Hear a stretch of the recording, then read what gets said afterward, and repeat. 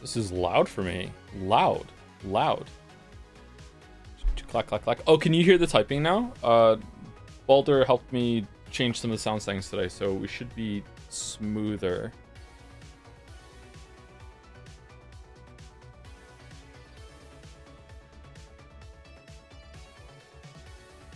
The music is so low, I can hear you breathing. Okay.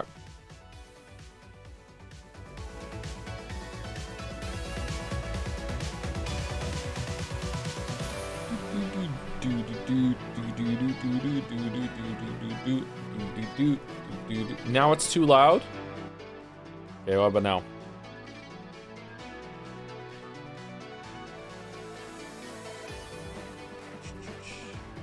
I love Umineko's days so much. Genuine thank you for streaming it. You're welcome.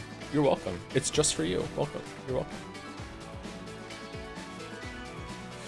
Could you also dual stream on YouTube so I can watch with shit internet at work? The Twitch player keeps collapsing until I keep it audio only. Yeah, we should dual stream on YouTube. I haven't looked into that yet.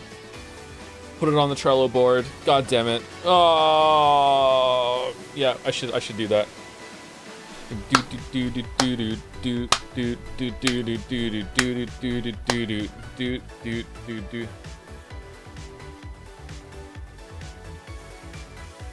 Joe stream Trello board, Joe stream Trello board, Joe stream Trello board, Joe stream Trello board. It's turning into the cello board.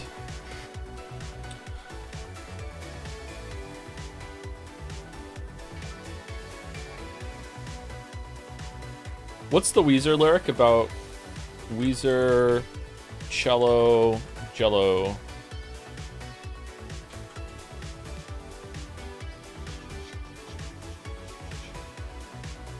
And the redhead said you shred the cello and I'm jello baby. There we go. There you go. Is Weezer boomer music now? It is now on the Trello board. Thank you, Mouse.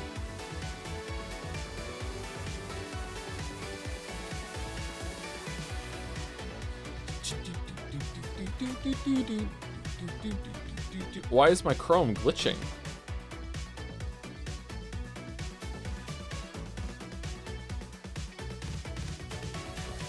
I watched your first 5 or so videos the last day. You've gotten so much better at making videos. It's crazy. Oh, thanks, Master Elliot. Yeah, you would think I'd gotten much worse considering Reddit's opinion of my videos as time has gone on. Apparently, I'm getting worse and worse with each one. Banger track, where from? Teef made this for a game project that we were working on at some point that ended up not going anywhere, and then we repurposed it and reused it for Jadsea 2023.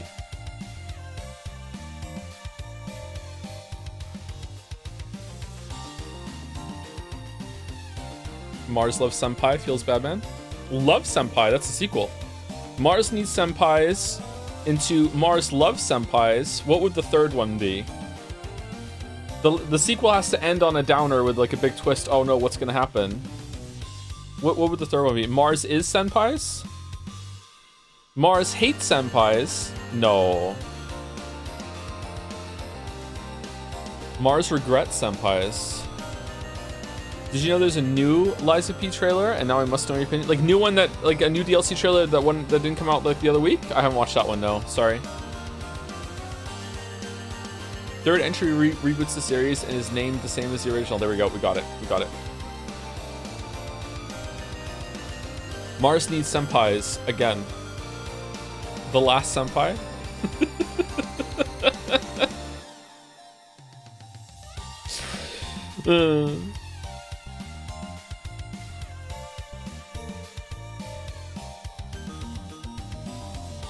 Any interest in Monster Hunter Wilds for your own time once it comes out?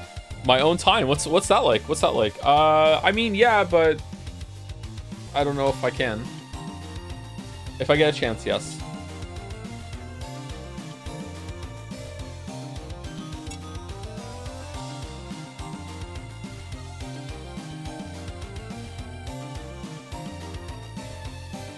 Mars when the senpais cry. Orange juice with pulp or no pulp? Irene and Isla have the wrong opinion. I'm sorry, I'm a centrist on this. I don't care. Sometimes pulp in the orange juice can be good. Sometimes no pulp is good. I feel like it tastes more natural and wholesome if there is pulp. It feels like you're actually drinking the juice of an orange instead of processed flavored water that is just like artificially orange. But like I'm like, if I had to come down a side, I probably would go with pulp. Like if I had to pick one for the rest of my life, I would go with pulp, but I'm okay with non-pulp.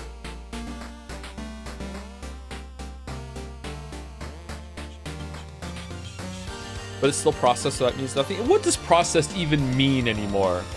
What does that even mean? We don't know.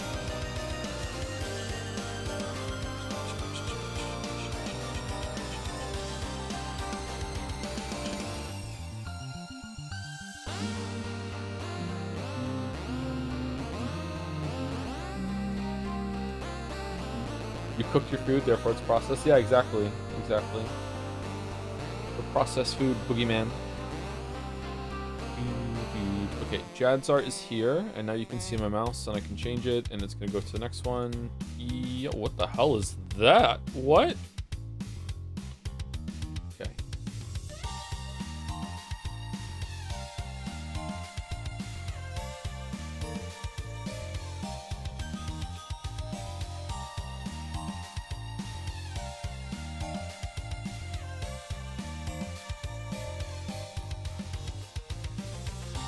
Banjo for spoilers? I'm sorry. Banjo? Live banjo reaction? Ding ding ding ding ding ding ding. Oh man.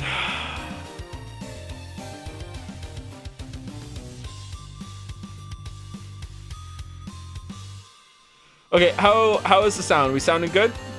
Because noise cancellation, noise suppression is off, and instead we're just using compressors and expanders. Are we good? Does it sound better or the same, or what?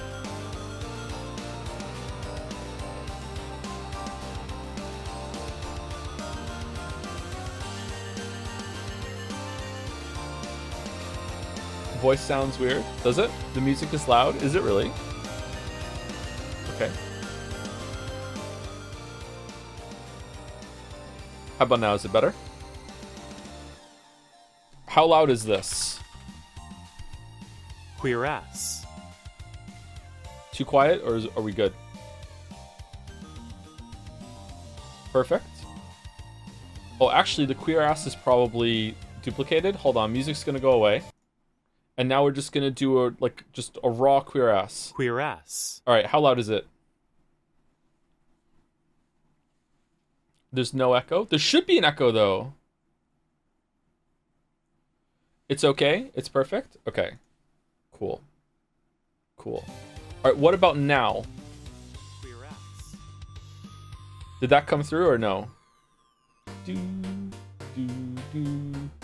Now it's too quiet. Okay. So we have to turn browser source on and audio capture off when it comes to playing any videos, if there are any in today's fan art. I don't know if there are or not.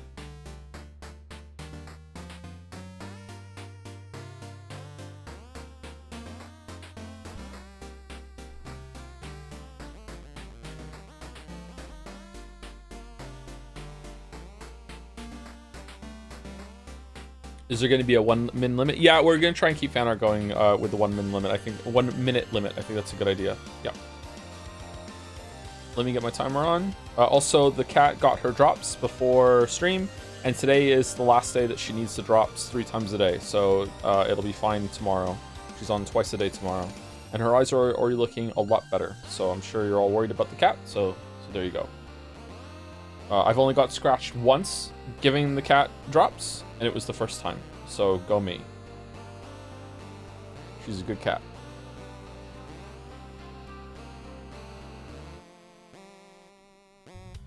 Do you like cottage cheese? 13 grams protein, by the way. I like cottage cheese. It's not my favorite kind of cheese. I prefer other cheese for like the flavor and everything, but I will eat cottage cheese in mixed with other food.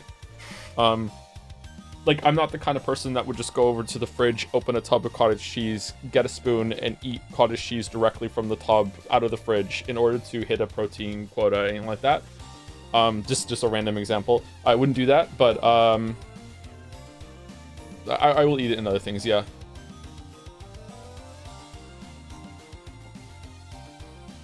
Cottage cheese is a pretty good cheap protein food. Same with Greek yogurt. We talk about that a lot, and also turkey. Sorry for chessboard thinking.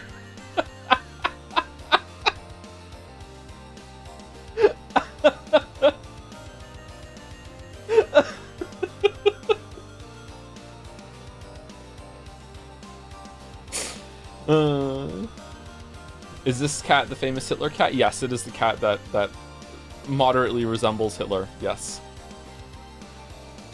Which we showed a picture of on stream one day, and it resulted in one of my favorite chat messages of all time from Annie for Prez, who said in chat after the picture appeared, "You really undersold how much this cat looks like Hitler."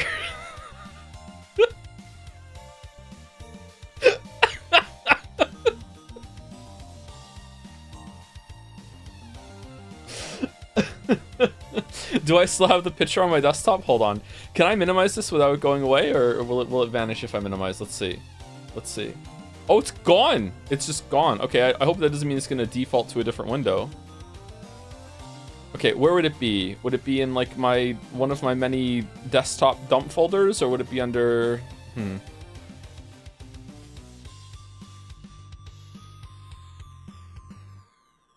Do. Tattoo ideas. Oh man, I haven't looked at that folder in a while.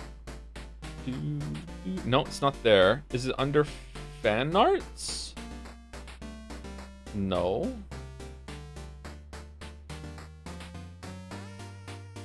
I'm not gonna find it. I'm not gonna find it.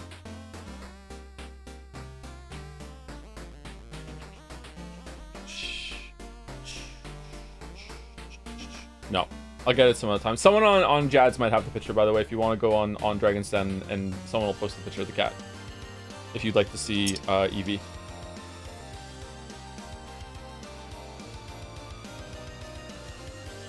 I legit thought that fan art was of Saul Goodman, not Krauss. I can see some resemblance to Saul Goodman, yeah. Still haven't watched any more Better Call Saul, by the way. Did watch another episode of Twin Peaks though yesterday, and let me tell you, it's just still happening. It's just still happening. All right. I'm sorry to say this. Okay. Twin Peaks episode 1. I was pretty into it. Okay. Twin Peaks episode 2. I feel like not a lot happened. Also, I'm angry that just in case I missed something, I googled, for no reason, Twin Peaks episode 2. And episode 3 is entitled episode 2. So it was synopsis of episode 2, which is actually episode 3, with a picture that I didn't understand, so I didn't read that at all. And then I had to go find the other one, and I don't know what the fuck that's going on. What the fuck's going on with that? Lamayo the cat. Did someone post a picture of the cat in Dragon's Den? Hold on. Yep, there's the cat. Yep. There's the cat. Hold on. If I open it in browser, you guys see it?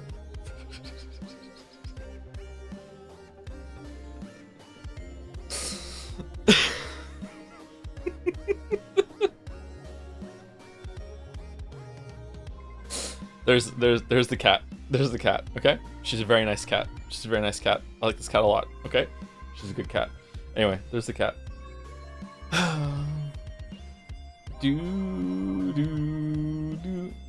Twin Peaks is pretty slow show, yeah. Yep. Okay, so first of all, hit number 1. Just more York Morgan, just with this coffee obsession. And then throughout the whole entire episode, the FBI agent is just... I thought that this was a unique thing to Deadly Premonition, but no, it's just Cooper. Like, this guy who's, like, just LARPing as an FBI agent, just having the time of his life pretending to be, like in a small town where everyone gives him authority and he gets to act out a role in his favorite movie or some shit. Like, it's so annoying how much Cooper... Like, I feel like I would really enjoy Cooper as a character if I hadn't already experienced him via, like, York through that lens. And then there was like this part where someone came over and said there was a fish in the percolator, and my brain went, oh, FK in the coffee, and just like fuck, is even that where it came from? He just loves his fucking coffee and shit like that too, man.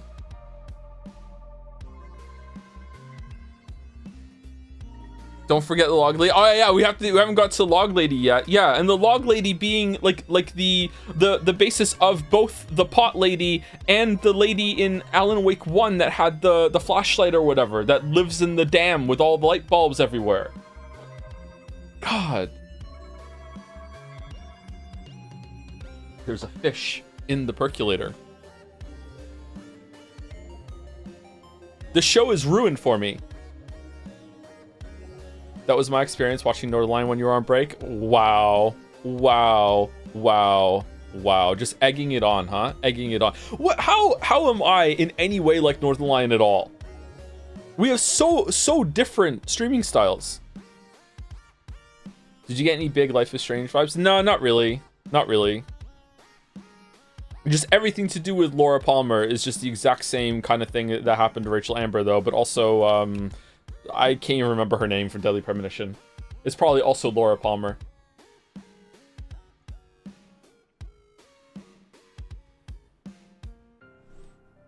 You act like a bald person? What does that mean? Both of you shave your heads? My head is not shaved right now. Man, I can believe why... I can understand why chat doesn't believe that I really did have that interaction with the vet last week, but I wish you guys did, because it's 1000% true. That really happened. But I get it. I get it. I get it. I get it. Did you see the Laura Palmer Funko Pop? I did not know. I did not know there was one. You should have streamed it. I should just stream IRL for the whole time. Wait, what interaction? The clerk at the vet that I went to last week is a Persona 3 fan. Give the receptionist a marble. Hey, if he's here, he can have one. When was this? Last week.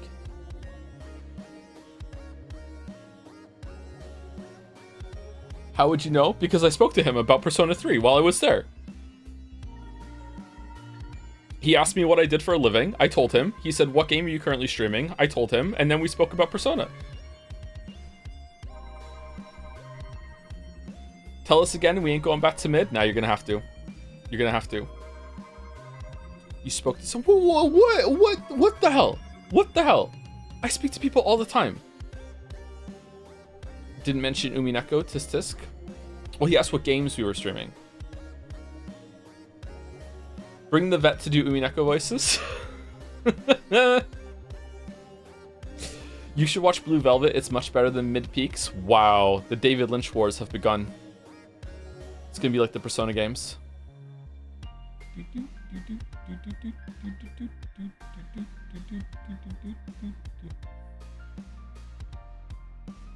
Okay, what was the weather during your visit then? What do you mean?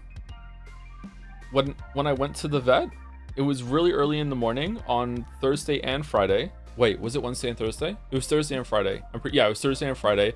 I took the cat on Thursday. I took both dogs on Friday.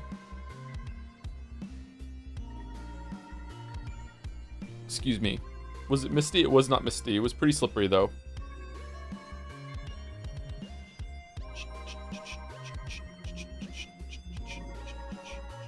Don't say it. They're going to triangulate your weather, your location based on weather. I think people could already do that by now, to be honest. That ship has sailed.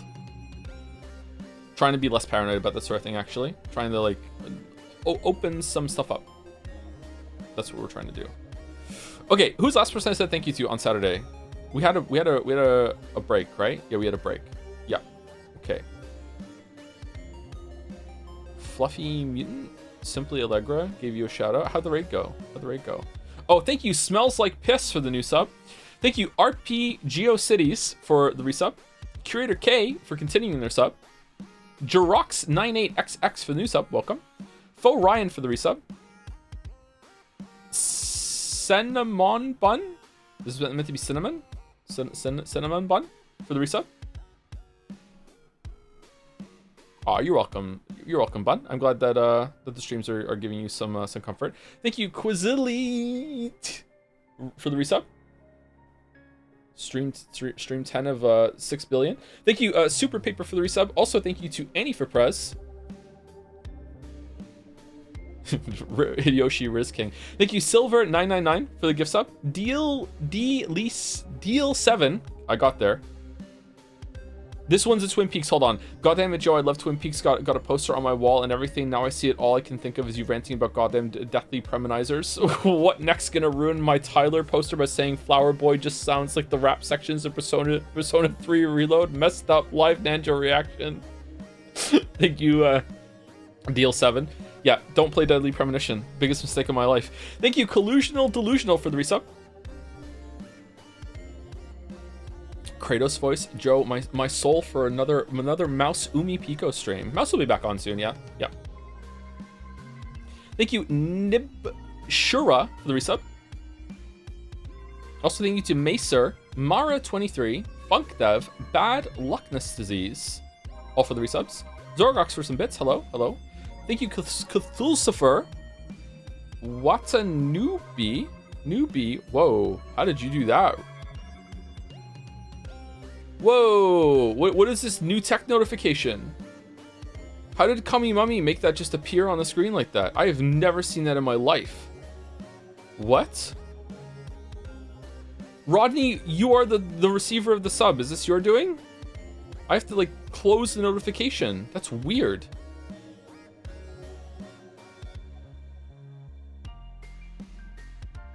Huh. Librarian? Why are people saying librarian? What? Yeah, when someone... Okay, maybe it's a different notification or something else? Okay, maybe I'm confused.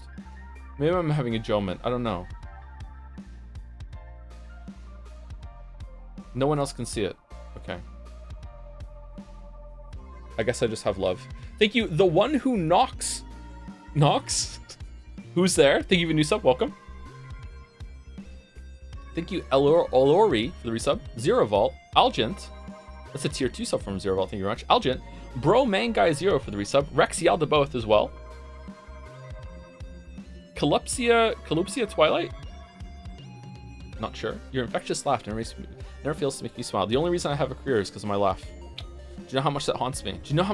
Thank you, Jonas N.Y. Baka for continuing their sub. Thank you, Looselek for the resub too. What's your favorite number? I hope it's not 238. My favorite number is 7 or 11, but never together. Never together.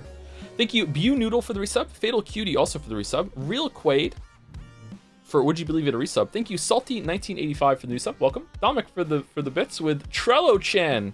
Do not chanify the Trello. Oh man. Thank you, Ro Tyler for the resub. UFO 50. We should stream a little UFO 50. Yeah. I already have Signalis set up for tomorrow, by the way. We're good to go. If you want to go into the spoiler chats on Discord and vote for what kind of version of the inventory that we're going to be using, even though I will probably just disregard the vote anyway, but you can go do that and make your voice heard. Thank you, Integrity744 for the resub. Also to Altion.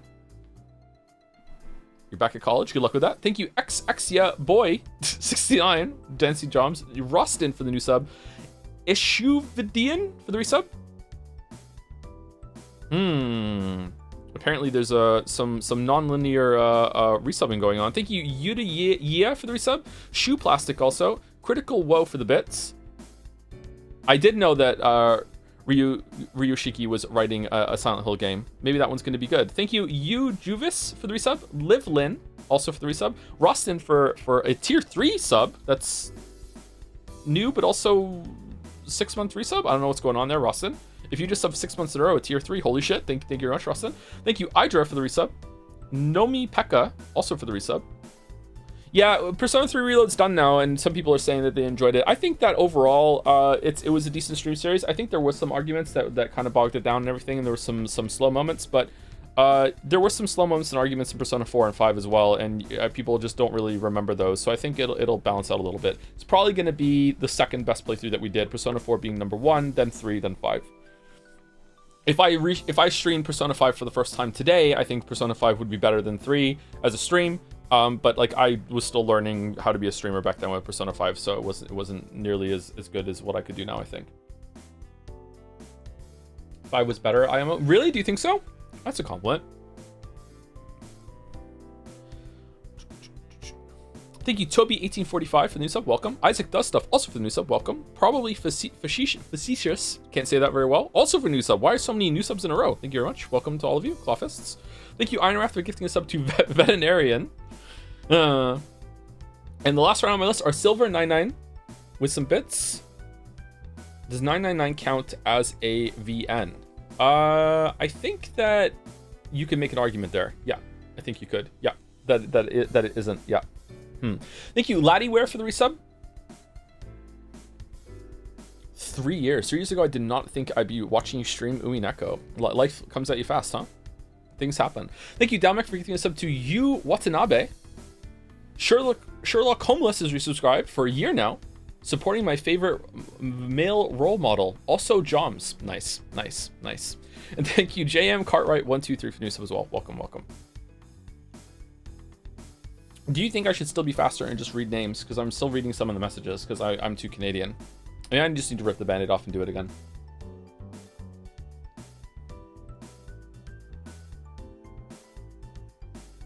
Librarian is here. Hello, Librarian. How's it going? Enjoy the sub to Rodney. Yeah, that's not in my list. Kami Mami, how did you do that? Do I have a setting turned on that wasn't turned on before? Thank you for giving a sub to Rodney, Kami Mami. Huh. Magic? It is kind of magic. How is Nikki? Infinity Nikki? We're not talking about Infinity Nikki.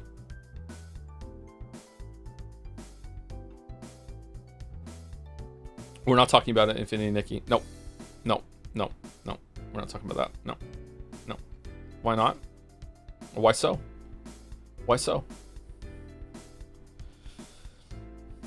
I'm playing it right now. Chad is saying Persona 3 Reload is a great vegetable stream. I can see great vegetables, yeah. I don't think it's gonna be cream. Some parts of it are cream, but some parts of every stream are cream, right?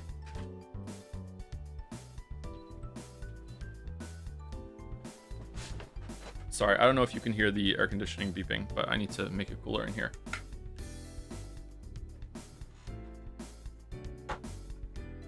Show us your fits. I only played it for an hour. And then it was Twin Peaks time. No, I gifted you the sub to Rodney. Oh, I got a sub to... That's why it was a different notification. Okay, all right. I have a sub to Rodney. Okay, Rodney streams.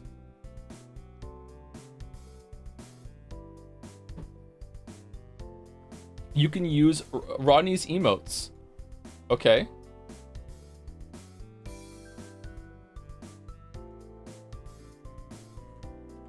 Hell yeah.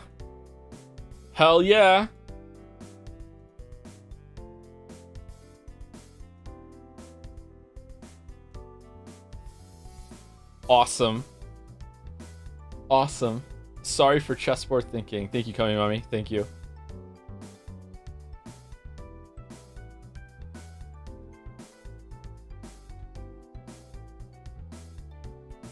What is the cliff sign for? I don't know. I was just informed that maybe there was a cliff today. Maybe. Did you like Nikki? I mean, it was a lot more like Dark Souls than I expected it to be.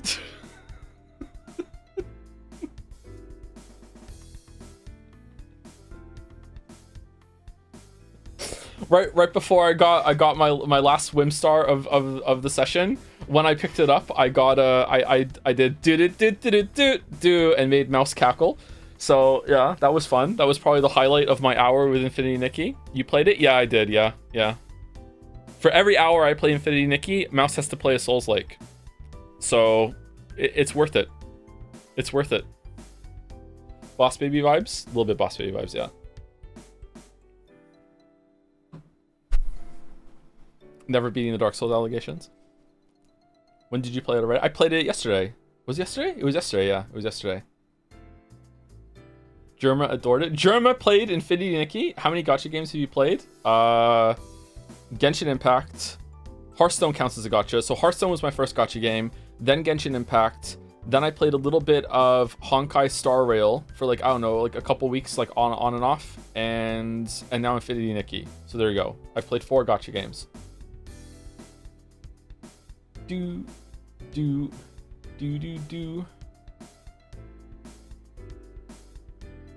Joe, I'm replaying Dark Souls 1 and realized that the Witch Beatrice in Dark Souls is a Umineko reference. Oh shit!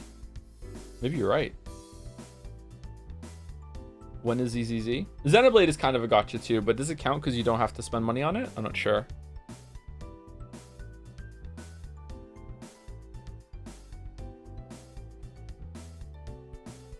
He played Mass Effect 3 multiplayer back in the day? I did not, no. I did not. I did not.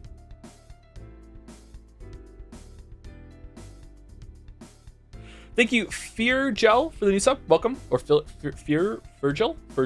Thank you, Jandern, for the resub. And Kalian Andaroth. Andaroth for the new sub. Welcome. Out send you some bits to say.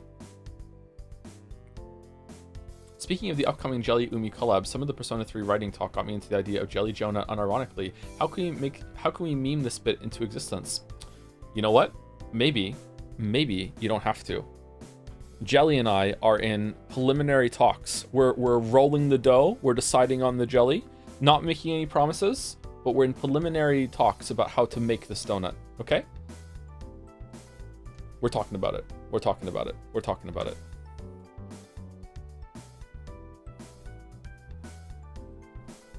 Joe the fan art, please. I'm talking with my chat. Oh, already need to pee. God damn it. Horner Smasher Pass? What's Horner?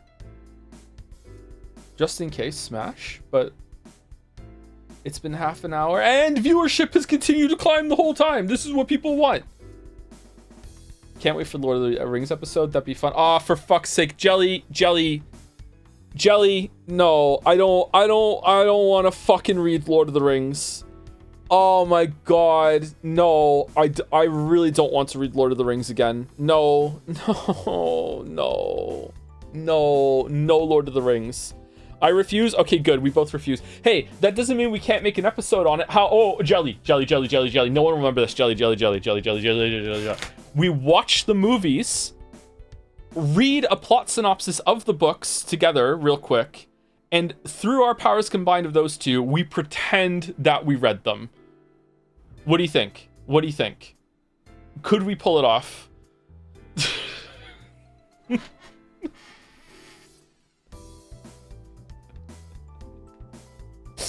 Okay, we're doing fan art.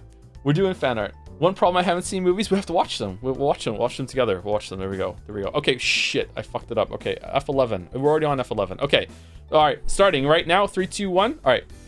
Courtesy of Adros, quick and dirty Kraus swaggering fan art inspired by today's stream. Due to immense demand, Umineko fan art has been cut in two. Also see a Chatter's Umineko stream timer at... Can I click on this? Is this safe? 1 second, I'm scared.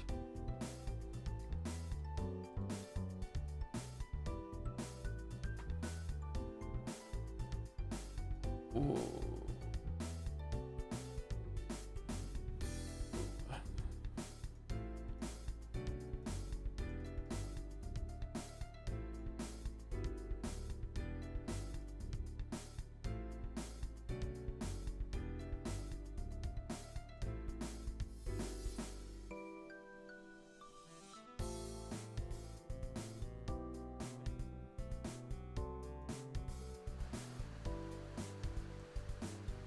Huh.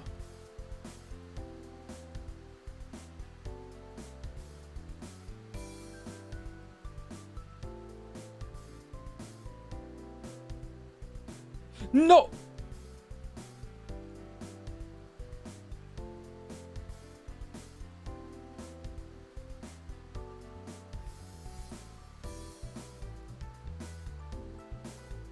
Okay, there we go. We did it. We did it. Copy countdown? Okay.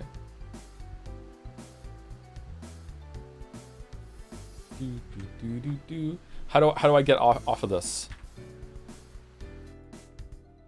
Okay. I've lost fan art. Oh no.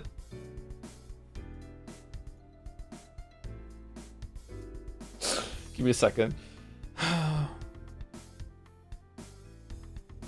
Fan art collapse. It's true.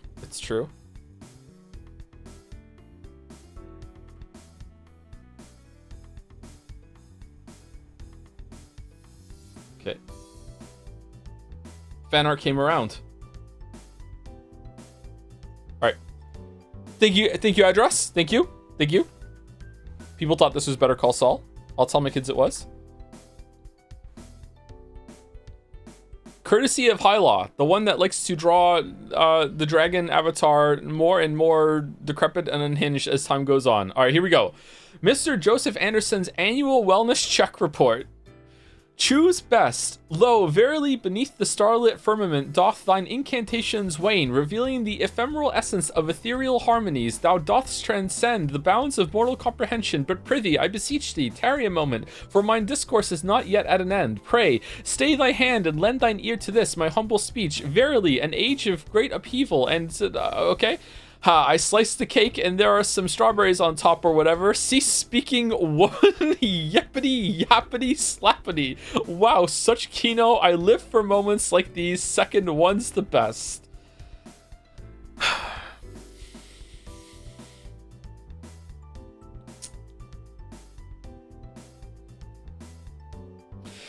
There's so much I want to say right now. Describe situation, object permanence. Okay? Oh. He just fucking vanished, teleported to another realm altogether. I can't believe this. There's no other explanation. Message from medical staff. Unbeknownst to us, the old man we hired for the demonstration was in fact a portal-wielding mage. Frustratingly, Joe is correct.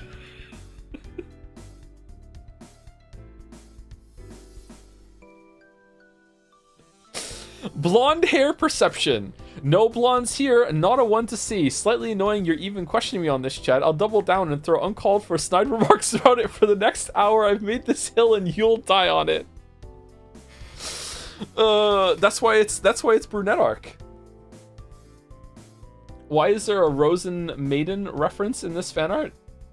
I have no idea what that is. The Beatrice portrait is not blonde, so true. So true. In fact, I would go one further and I would say these two right here are also not blonde.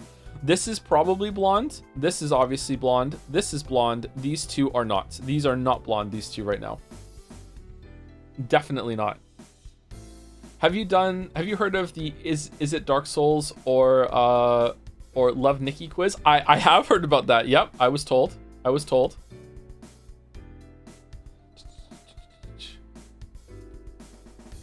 Do.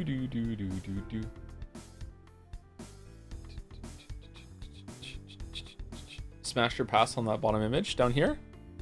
Definitely smash. Your Umineko voice acting has gotten so good that I almost thought Mouse was real last stream. Did you all enjoy the jump scare? It was all her idea, by the way. So props to Mouse. All right, lap. Here we go. Thank you, Hyla. Courtesy of Atros again. Cursed Nanjo Chan fan art. Please don't ban me. Oh no, what have you done? What are these in the hair?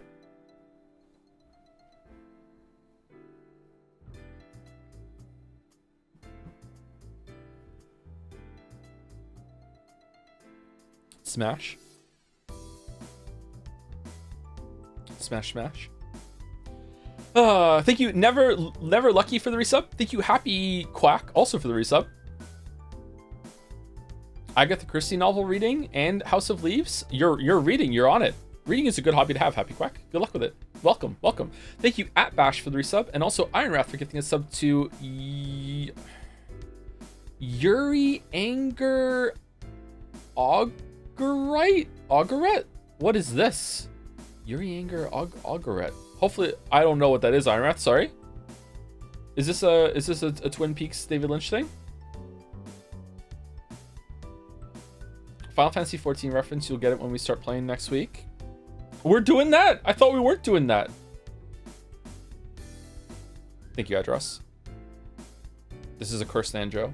Possibly the most cursed Nanjo of all.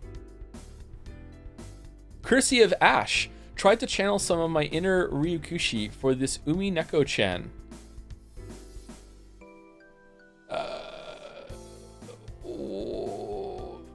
What? What is this hair? The fake witch broom, or maybe real witch? Not sure. It's topical. The one wing. What is the hair? Sea cat hair? What's sea cat?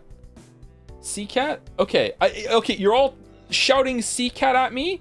Umi equals sea, Nekos equals cat. Oh, okay. So it's sea, Neko, sea cat. Okay, alright, I get it. I get it now. I get it. Alright, I get it.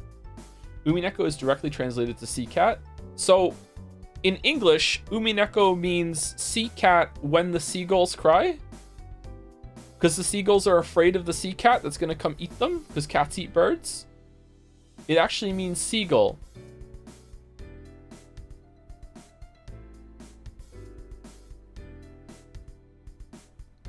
A seagull is a sea cat in it. Yes. Yes, this guy gets it. He solved the epitaph. My streamer is so smart. Seagull is a sea cat.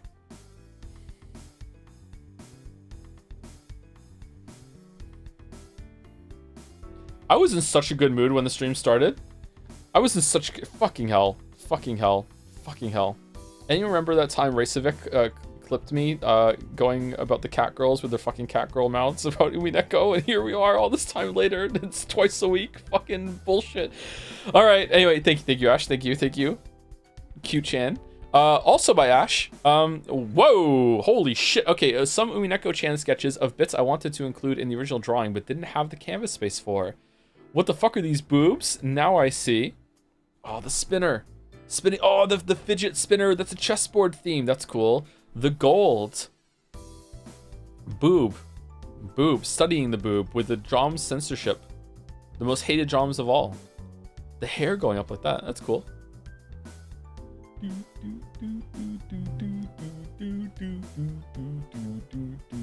Is there a chessboard themed fidget spinner? There probably is, right? I wonder if I would like having a fidget spinner. I like fidgeting with things.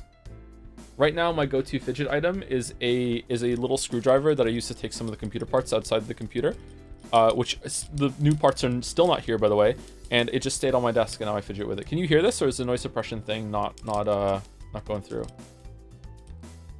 Big ADHD vibe. Stop diagnosing me with ADHD. Yeah, you can hear it. Okay. Stop diagnosing me. Thank you, Kotaben, for the resub. Thank you very much. 20 months. Infinity Cube is the best fidget toy by far. Is that one of those cubes where you can like, it's like a transformer, but it always goes back to a cube, and you could like spread it open, like and two cubes go off, and then you can flip it over up and down like that? Is that what it is? Yeah, because I had one of those, and I agree. There's probably one in the room here. I played with that so much that I broke it. Yep. What are these cubes? Thank you, Ash. Also by Ash. I filled the whole 2 pages of my sketchbook with Nanjo faces using emotes here as reference in practice for this piece. Live. Smiley. Oh man, look at all the different Nanjos. The Morbing Nanjo? Coggers Nanjo? Is that Sad Bike Chan Nanjo? Who's this one? You seeing this shit?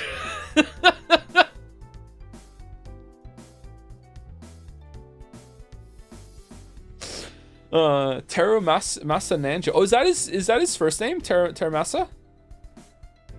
Teramasa? Make all these emotes, replace all emotes with Nanjo versions of them. As a treat? Yeah?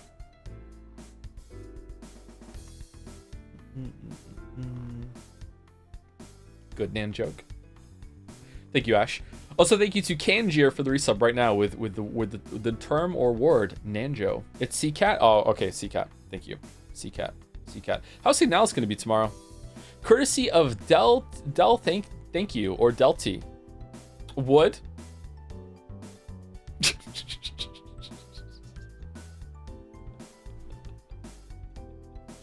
I mean, it's funny, but it also just isn't a joke. Like I really like Kyria, yeah.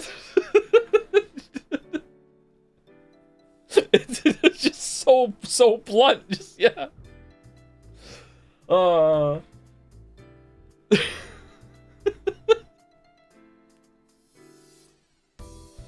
Look at this claw nail. Holy shit.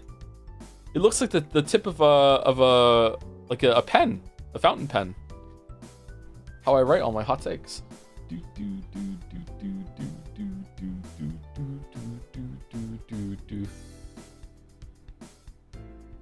Quick question: did you also not clip your nails for 20 years? Just asking, ha ha ha ha. Just asking, ha ha. No, I keep my nails fairly clipped.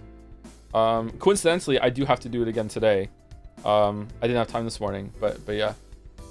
I used to bite my nails a lot and I stopped. It was a really bad habit. Also, I did cut my hair. I just did it myself. How far would you grow your nails for money? How much money is it? Most important one. How do you stop biting your nails? I mean, I could tell you like a gross reason, but it wouldn't be true. The real reason is because I just decided not to one day, and just by sheer willpower, I just decided to stop. But the biggest motivation that made me get to the willpower check is that I kept having problems with like are they called hangnails or cuticles? My like just loose skin from biting my nails. I would get cuticles that hang off, and I was getting like really bad. Do you know that photoshopped image of the person that had a cuticle and they tried to rip it off and it ended up like going like a zipper up their whole entire finger and peeling off like a huge like strip of skin? Has everyone seen that image? It's a very gross image. Maybe someone can post it on Dragon's Den. If that's fake, of course it's fake. Yeah. I did like that on my finger one day, just like obviously not that far, but like appreciably below the nail, and that was like, okay, I really need to stop biting my nails. And I did. I stopped. Now I'm good. Someone posted, the fuck you mean, criminal? I hope someone does. Wait, that's because of nail biting? Yeah. So if you bite your nails don't cut your nails as sharply as scissors or clippers will. You can still have this problem with clippers, don't get me wrong. But if you bite your nails, because it's not a clean cut, you'll have this little jagged edge in the corner of your nail that's still attached. And that's also attached to your cuticle for some people. And then if you like try and peel that off, the cuticle becomes like loosened at the same time, and you're gonna have a lot of problems on the side of your nails. Yeah. Wrap up the nail disco. Why are you all like, what? This is a PSA. If you have problems with your cuticles and stuff, stop biting your fucking nails. Use clippers instead. Also, moisturize your hands more. This is body horror to me. Oh, okay, I'm sorry. Moving on. More favoritism. Moving on. Courtesy of Lilac Siren with the fucking music change. Natsui breathes. Even oh, the signature there.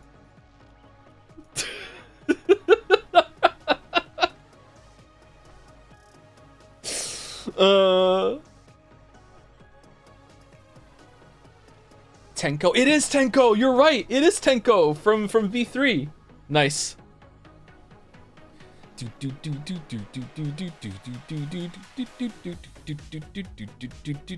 Oh, also, I've been informed that some people think that it's Metal Gear Solid V, not Metal Gear Solid 5. It's Metal Gear Solid 5, my weeps. It's Metal Gear Solid 5. We are not calling it Metal Gear Solid V, ever. It's Metal Gear Solid 5. If you guys want to insist that it's Metal Gear Solid 5, that's great, because then we don't have to stream it. So we'll just stop at 4, because we're only doing the mainline ones.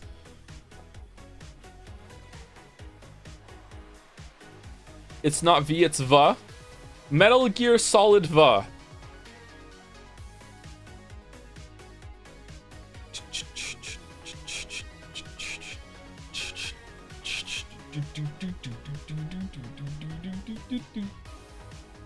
This music reminds me of the Art of Rally. Thank you, Lilac Siren. Good callback to Tenko. Good moment in the streams too. Courtesy of Bobbins. Oh, Bobbins. Oops, all Kinzo blind box figures from the amazing Umineko stream yesterday. Not sure if still need spoilers. Oops, all Kinzo.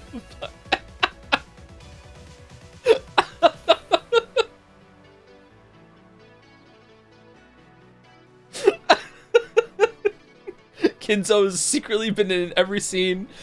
Cunning master of disguise. Oops, all Kinzo.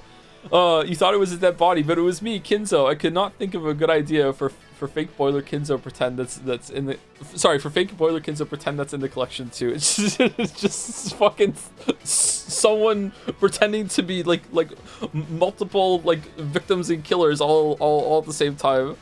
Oh man.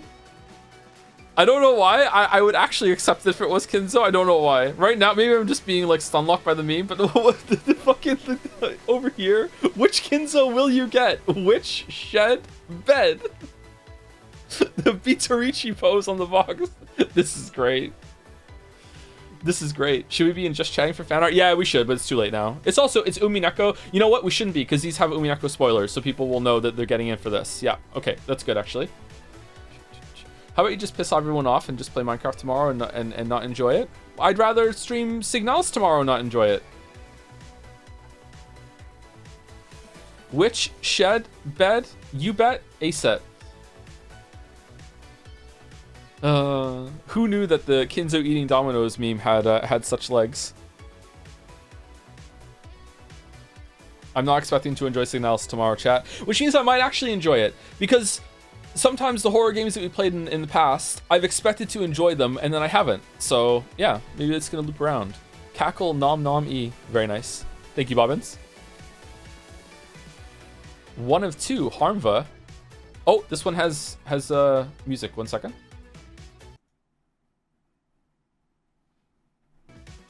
Okay, let me...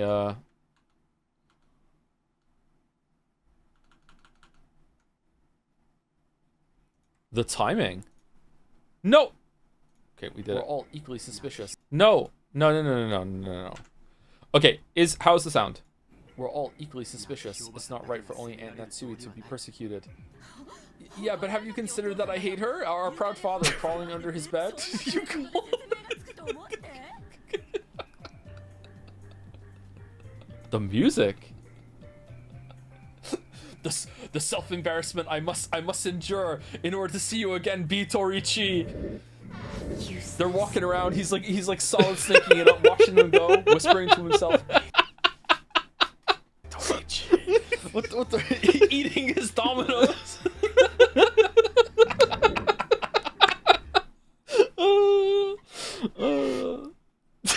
Let's go again. We're all equally suspicious. It's not right for only Aunt Natsui to be persecuted. Yeah, but have you considered that I hate her? Our proud father crawling under his bed? You call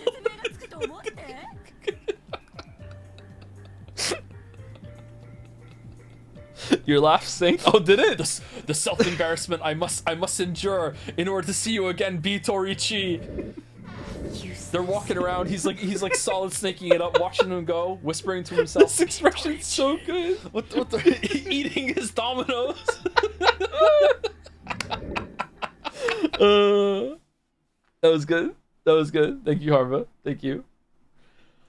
Oh man.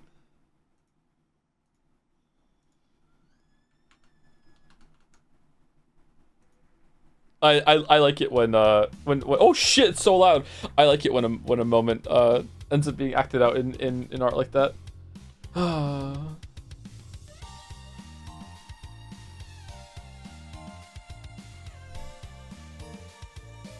Oh, there it is.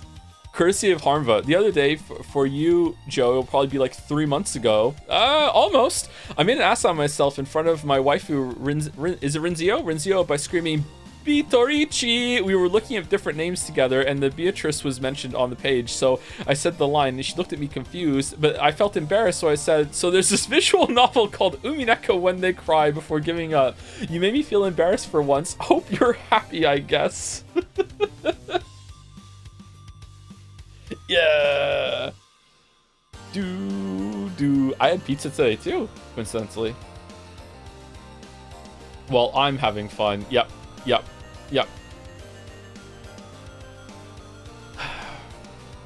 This song is a little bit louder than the others. Are we still okay for the sound?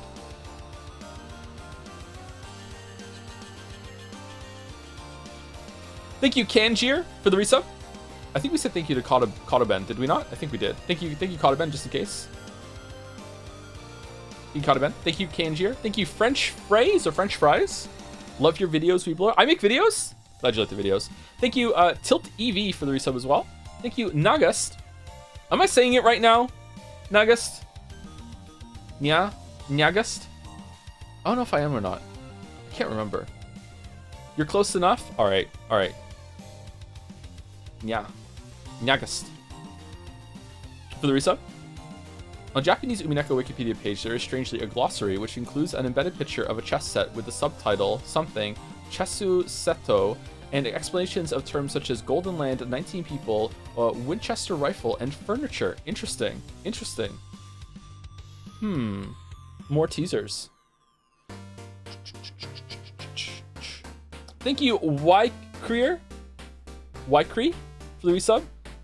Someone gave you a long ass tutorial and followed perfectly. It somehow fucked it up on the. Annie, we've had like 2 people on stream now who have like visibly, like audibly said how to pronounce it properly, a word in like to me live, and I still can't do it. I don't know. It takes me a while to just warm up to saying things right sometimes. I guess I don't know. Sorry. Can't believe how just showed up and owned I was by Greg just being able to perfectly pronounce that long ass word that I can't even remember now. And I was like, oh man, he just owned me. And then that really unique word just kept showing up for like fucking like 4 more times in the next 5 minutes, man. I'm like, oh god damn it, just the ownage just keeps happening over and over. The Game Awards music plays. Thank you, Ykreer. Loving the Umineko streams, even though I'm not a weeb. I wanted to drop a rec for the one visual novel I've ever read, The House of Fata Morgana. No, it isn't weeb art style. So the peak made waifu actually looks like an adult, so that makes it 10 times better than this cat girl shit. We looked it up and it looked weird to me. No, House of Fata Morgana. Thank you, Jellified OC, for fuck. Oh fuck, it's 75. I saw a 5. Holy shit, 75 gift subs. Thank you, Jellified OC. What the fuck?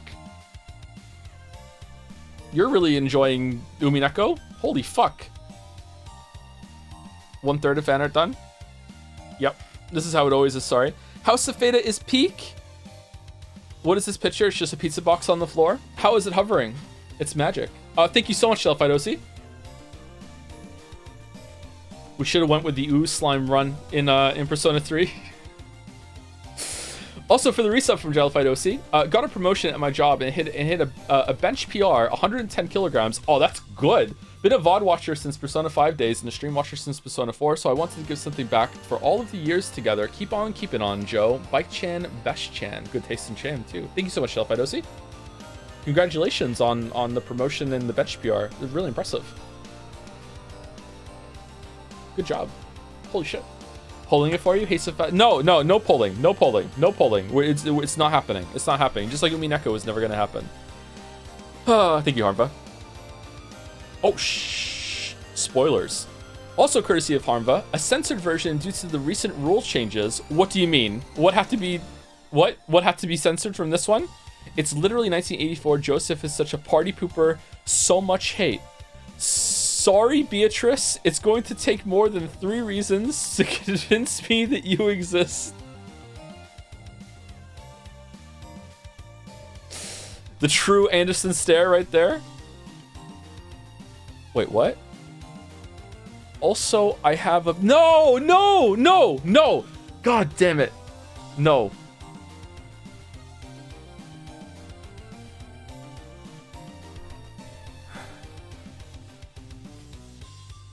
The light yellow text under exists was modified. If you pay close attention to the font, you'll be able to tell.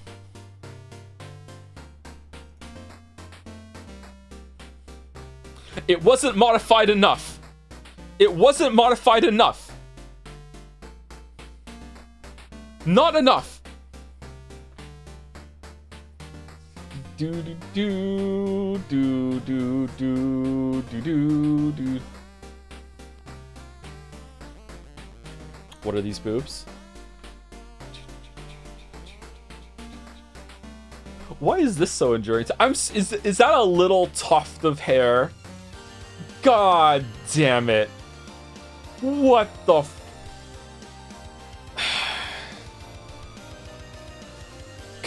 Thank you, Harmva. Thank you. Thank you.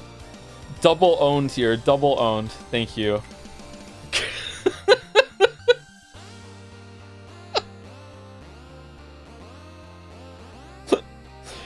Courtesy of Vixit. George Mitt Frog Shiromia.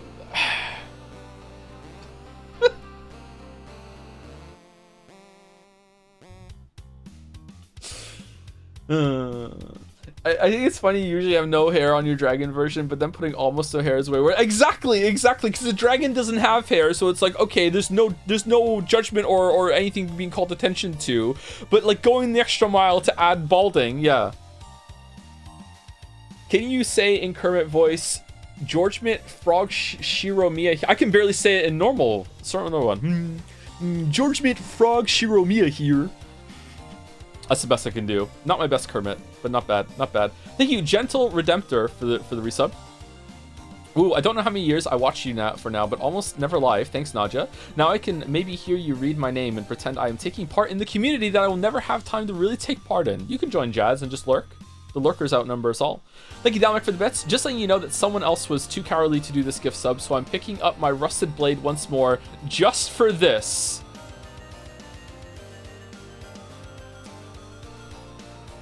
Gifted a sub to Sloppy Joe's Sloppy Show.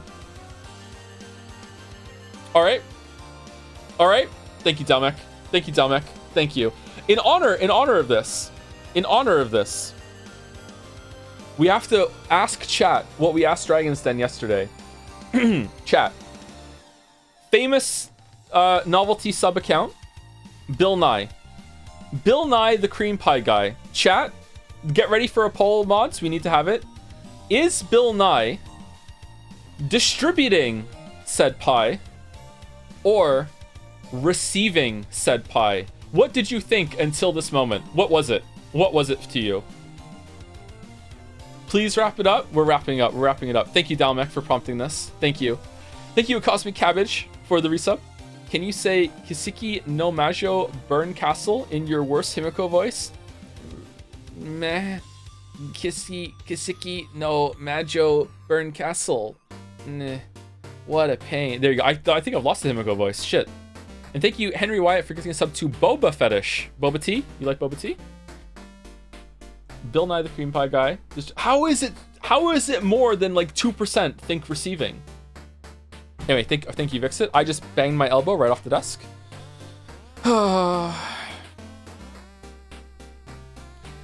Thank you, Krakonis. Okay, Weebs. Greg's gonna be on stream tomorrow. Whoa. I know we're all excited, but please be normal. The inside jokes will kill stream morale, and don't be a bunch of Oh, yes. Oh, yes, Eva, Daddy's home. Je m'appelle Battler. Kermit. Stun show with immaculate voice acting prowess. Yep. Ooh-oohs nervously. Ooh.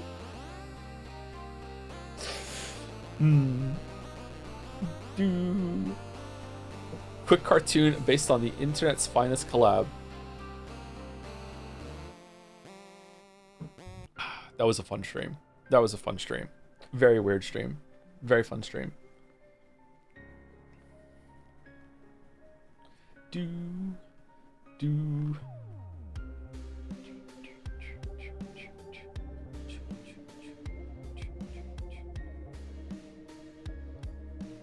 Is there a punchline to this a cursed poll joke? No, it was just genuine curiosity. Why is everyone calling the gnome a monkey? What is going on? We need to get the gnome on the soundboard. We need to get a soundboard first. Thank you, Krakonis. Courtesy of Julie Gordot. Hydrogen bomb versus coughing baby? Fast one here? I don't know this meme, sorry. What's hydrogen bomb versus coughing baby?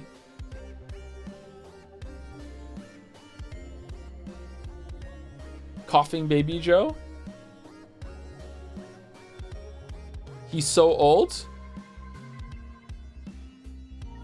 That's the joke? He does not know? I've said it before. Have I? I don't remember hydrogen bomb versus coughing baby. It's a meme. Joke. Who wins? Obviously the hydrogen bomb. Why is it even a contest? Hydrogen bomb. Coughing baby. Okay, here we go. A hydrogen bomb cough baby is a phrase used to highlight the extreme difference in scale between the immense destructive power of a hydrogen bomb and the relatively minor act of a baby coughing, essentially comparing a massive, potentially catastrophic event to a tiny, harmless action often used to emphasize the absurdity of a situation. All right. Key points about this comparison. Scale. A hydrogen bomb is a nuclear weapon capable of causing widespread devastation, while a baby's cough is a small, natural bodily function. Impact. A hydrogen bomb explosion would have devastating consequences, while a baby's cough is usually inconsequential. Figurative language. This phrase uses hyperbole to emphasize the vast difference between the two things being compared.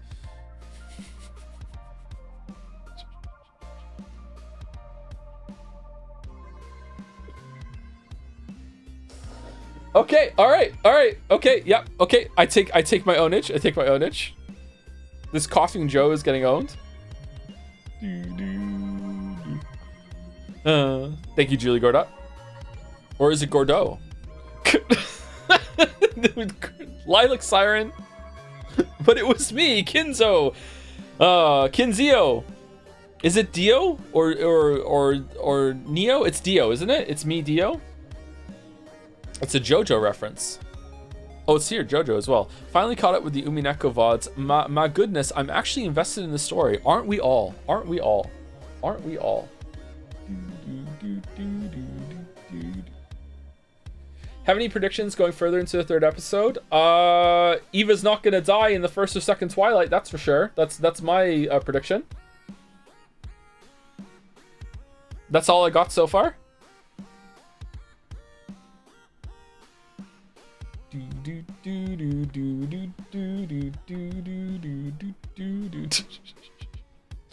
This is a funny image. Thank you, Sisidace, for the bits. I need to know your opinion on the matter. 100% serious. What is the percentage chance that Eva and Hideyoshi were actually banging or about to before their murder in episode 1? What do you mean? Actually, they were absolutely about to. Yeah, for sure.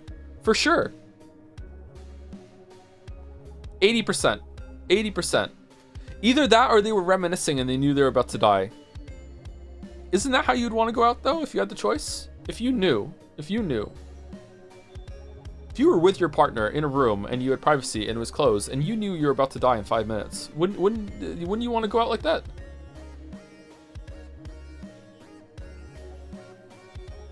But Hideyoshi was in the shower, so that would be post-bang. Maybe they got it over with, and they were like, oh, it didn't happen during that, because maybe Beatrice was being nice and let them finish, and then it was after, like, you know, while he's in the shower cleaning up, she's laying on the bed, then she's like, here we go, struck. She's very polite. Thank you, Monkai Satomi, for the resub. Congrats on becoming a rising star in the streaming community. Am I? Did you ever imagine it'd be Umineko that would become your big break? Oh, I see. Yes. Yep. Absolutely not. Sex attracts serial killers. I'm not going to die. Thank you, Lilac Siren. Oh, for fuck's sake. Courtesy of High Law. Yet another Hydrogen Greg versus Wither Joe to the pile. No one could possibly compete against his sultry Chiyo Kumasawa performance.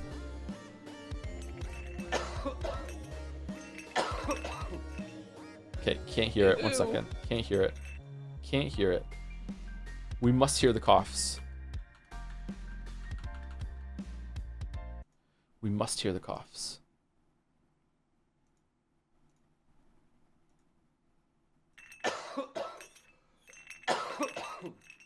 Ew.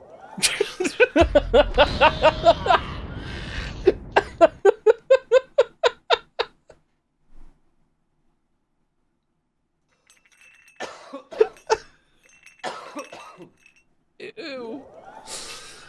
What are 2 tea bags?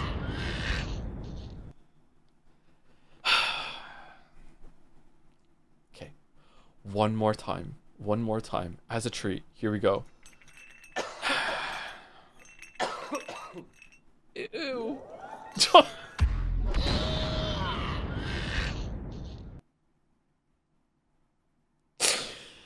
Oh, thank you, Hyla. Thank you. Oh, man.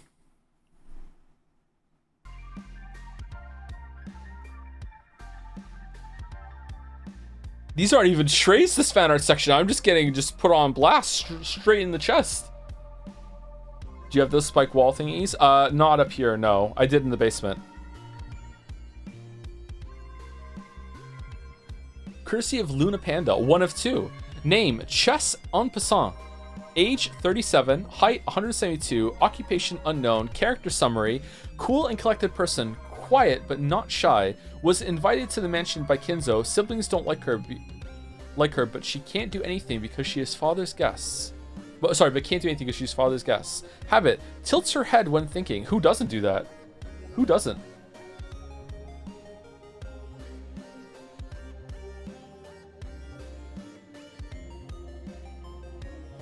This is a cool look, actually.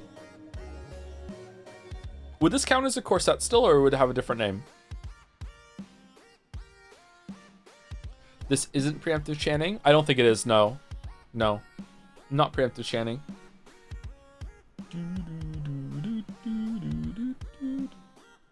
It's one of those wide evening wear belt thingies. Is it? Okay. A girdle? Oh, is that what they're called? Girdle instead of corset? I think we've had this conversation before and I never remember. What is part 2?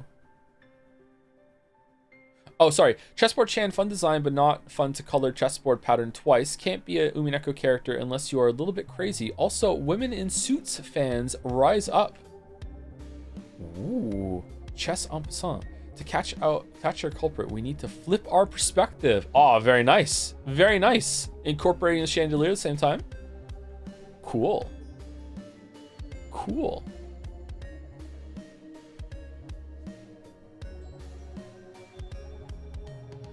Hey Joe, during the Noida stream, a user by the name of Ethereal Seth donated some bits to say, is pregnant Sonic still the fastest thing on Earth, or does he share his title with the inflation fetus? And you didn't answer his question, you coward. Thank you, Canty Ash, for the resub. Thank you very much. Incidentally, I just started JoJo recently, so this is timely. Very timely. Very timely. Hope you enjoy it. It's Weeb Star Wars. And thank you, Crymal, for the resub as well. Thank you very much, Crymal. Is JoJo Weeb Star Wars, or is it Weeb Avengers? You know what? I'm going Weeb Avengers. I'm changing it over to Weeb Avengers. Avarice vid. Oh, I saw the Avarice vid. I haven't watched it yet, though, but I saw it went up. Yep. It's Doctor Who. No. No. No.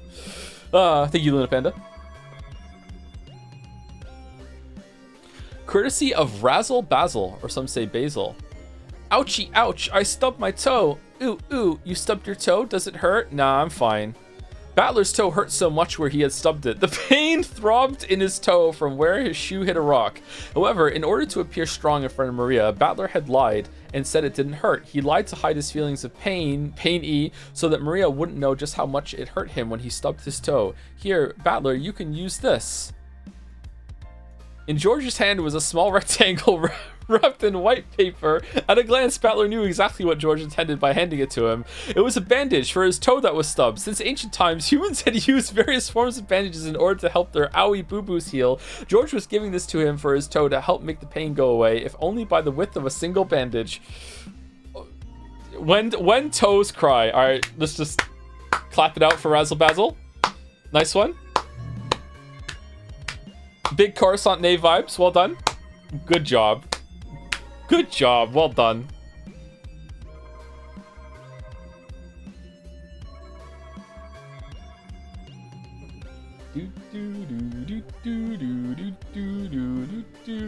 Damn.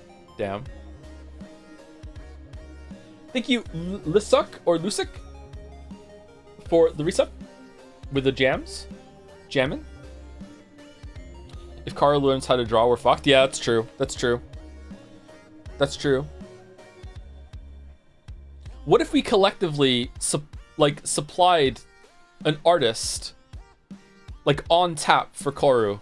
Huh. What would we create?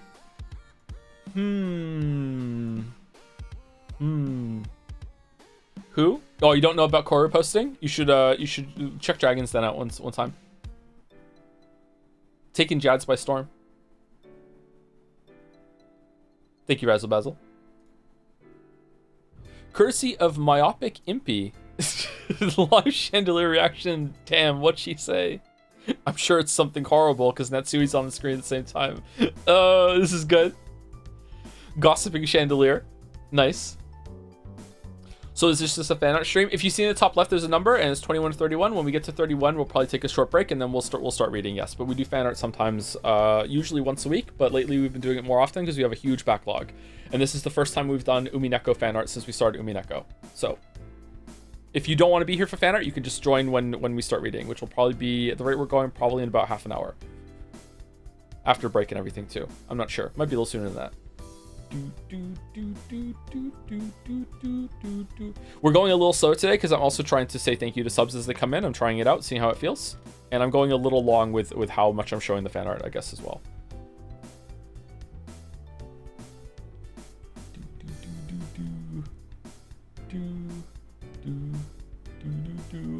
Is there a list somewhere of what anime manga he knows? Yes, it's none of them. It's a really easy list. Really easy list. If you had scrolled down on my website, you would have seen there's a timetable. Oh, is there? There's more than that? Oh, okay. Sorry. I'll check it out later. Thank you, Myopic MP. I like the sassy chandelier very much. Courtesy of Merrick Bentuzzi, Umineko. Oh, we had this one on before. Can we read this?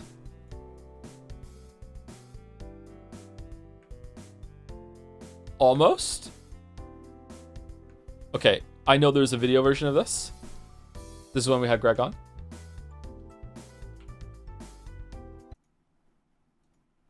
Okay, let's close it out. Nope. Okay, we're going to the video. Closed her eyes tightly.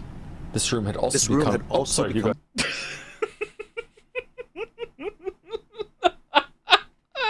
Every time. Closed her eyes tightly. This room had also become... Oh, sorry, you go.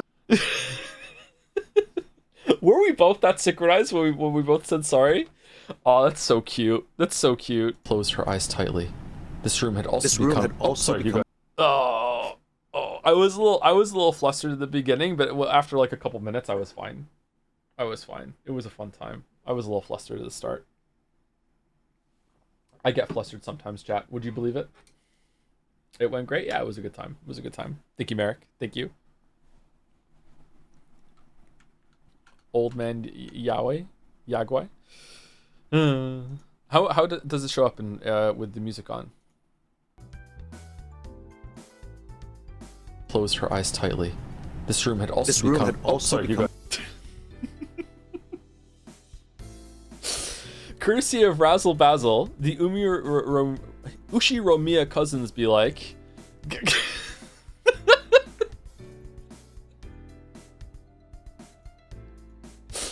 Aniki, should we be worried about her? No, this is perfectly normal for her age. Child care for smarty pants. Look at this face with the shrug. Shrug. Yeah, this is very on the money for what I felt like during that scene when she did that face. That was fucked up. Actually creeped me out a little bit. No, it's fine. Do.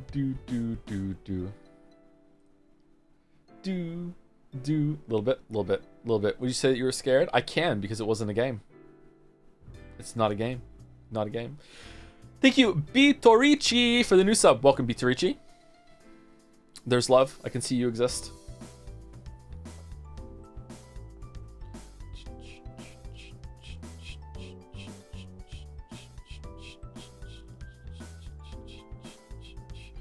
Please, Joseph Anderson, chat, I have a burning request. For the last couple of days, I got a bit stuck in my head, and I can't for the life of me remember what stream it was from. It goes, Chatter asks, what's the third word of the Witcher 3 video? And Joseph, after a brief pause, replies, 3. Please, it's one of my favorite Joseph moments, and I think it's from a Yakuza stream, but I can't remember for certain. I have no idea when I said that, sorry. One of the Astrobot streams? I don't think it was one of the Astrobot streams. I think it was a different stream season than the one we're on right now. Yeah. It was further back in time than that, sorry. I think I followed up by saying, like, good luck cracking that mystery, or could you solve that code or something like that? Yeah. Did you know that you can drag or use keyboard directional keys to move between images? I knew that you could use keyboard keys for the images. I do that, like I'm doing that now. That's how I usually move between them. But how can I? What do you mean I can drag with the keyboard keys? Oh, okay. And then I can go to the next one. Why would I ever want to use the keyboard when I can use the mouse, though? What is the fourth word, Joe? I mean, I've played the first minute of the video. You know what it is. That was legitimately the first minute of the video. Yeah. Thank you, Razzle Basil. Courtesy of Mr. Sunrise. Finally got to watch Greg stream Pure Cinema. Here's some doodles depicting my favorite voices from the stream. Kermit and Kermit. Oh, Punish Battler. Bebe Battler. Arnold Genji. Valley Girl Kyrie. And like SpongeBob Nanjo. Inside you, there are two Kermits. Kermit the Frog here. Do. Like, yeah, chessboard thinking. Joe saying, I wonder if we were too hasty in having a child. Greg will never leave my brain.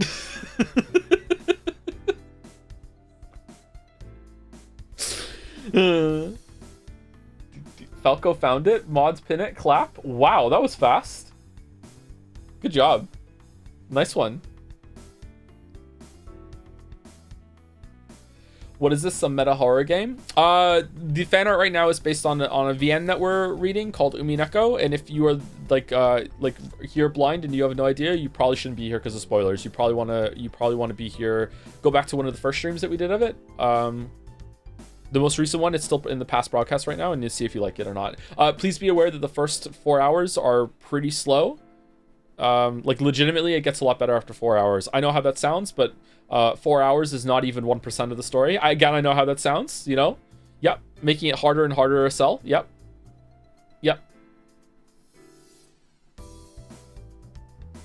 How the tables have turned. This is your daily reminder that you hated it. Still do, bud. Still too. First 4 hours were bad, except for one part where it was redeemed. Thank you, Mr. Sunrise. Oh, it's back! Live Blushy Nanjo reaction. Live Nanjo reaction to all the live Nanjo reactions. Also, Nanjo clears Chandelier. Fight me. Oh, what do we like better, chat? Nanjo or Chandelier? Is that different than what we like better, the live Chandelier reaction versus the live Nanjo reaction? You know what? I need to add the Nanjo reaction onto my hotkeys. Need to put it on the Trello.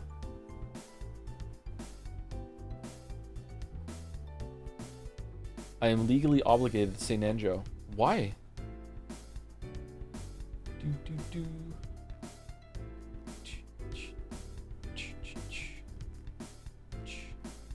Why are you pitching two peaks against each other? When two peaks fight, the result is always a cliff, right? Always. Maybe two cliffs? Hydrogen Chandelier versus Coffee Nanjo? Wow, this chatter is throwing down the gauntlet. Who the fuck is Nyx? Base chatter. Thank you, Tep. Thank you very much. Thank you, Tep. Courtesy of Shivabra, Umineko is taking over Persona 3. Thank you, Caps, for the idea. Who's this? Oh, Beatrice the Golden Witch.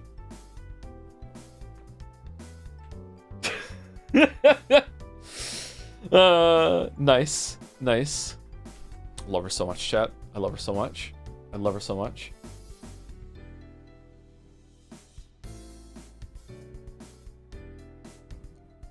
Has Beatrice won a character poll yet over Battler? Because it's between those two, right? I know other characters have their stands as well, but it's usually the mega ones that fight over the top spot are Beatrice and Battler, right? Has Beatrice ever won?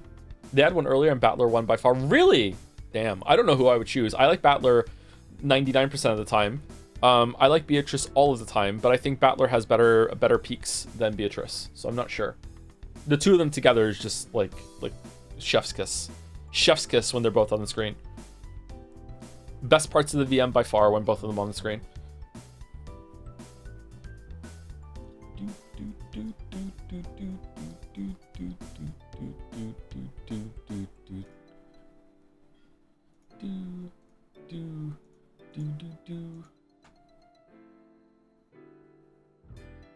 Yeah, I would sure like to see some of that today. Hey, we're almost at the end. We're almost at the end. What a slow start. Thank you, Shababra. Green is my favorite color, so I appreciate this even more. Boom. Nice. Courtesy of Vif, thought I'd share some Umineko Witch Sai and the airport scene with the Japanese dub in the background. Umineko is so much fun. Sai?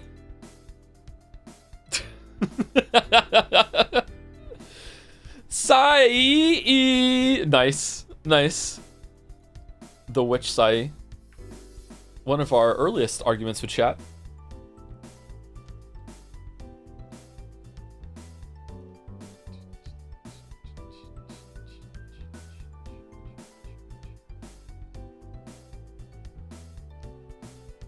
I forgot I did this. Hello. You forgot?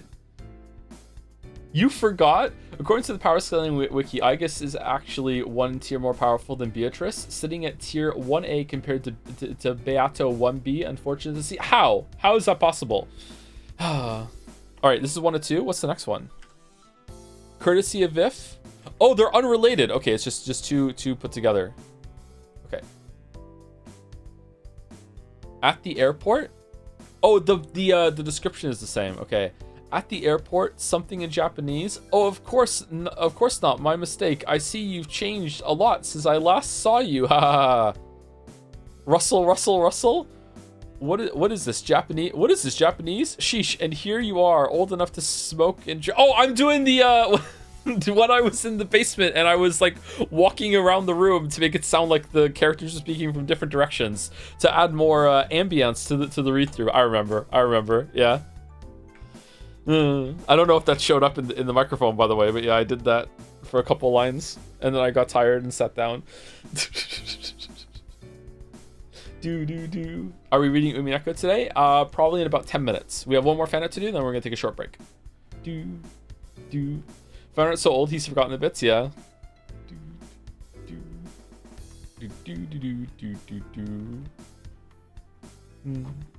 Thank you, Viv. Thank you.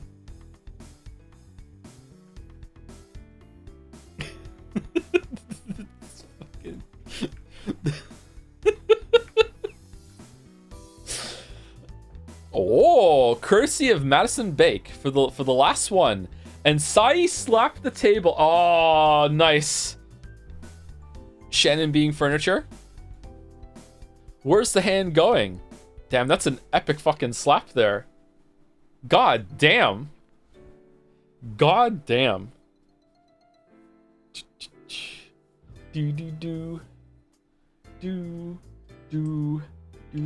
What would she say after this?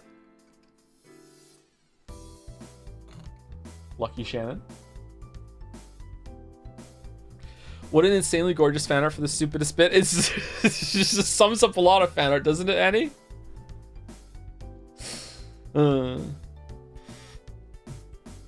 That's Natsui and she's not furniture. Is it Natsui? I thought it was Shannon. Is it Natsui's dress? Maybe it is Natsui's amulet there. Maybe it's an amalgamation of some characters. Fun fact, that is called the table pose in yoga. Oh, is it? I don't know much about yoga. The poll between Battler and Beatrice on Umiden got exactly 50-50. Wow, so people just want them both together then. Makes sense. Makes sense.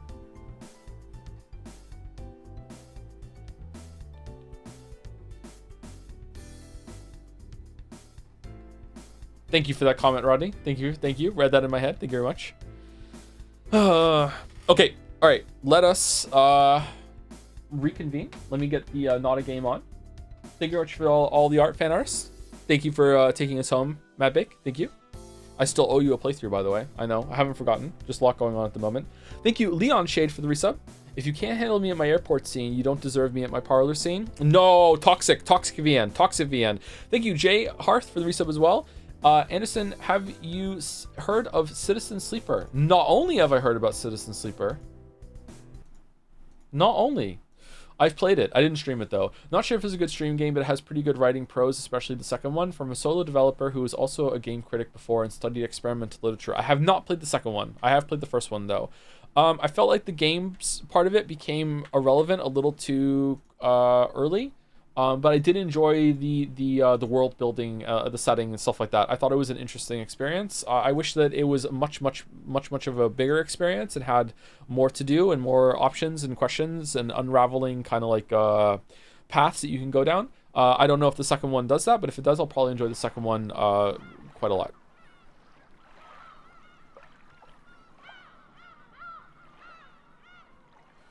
Does Joe just glance at chat for a fraction of a second and read the one thing he sees there? I know very few others so prone to getting one guide. Yeah, sometimes I do that. Sometimes I just look at chat and I will just read something out loud, yeah.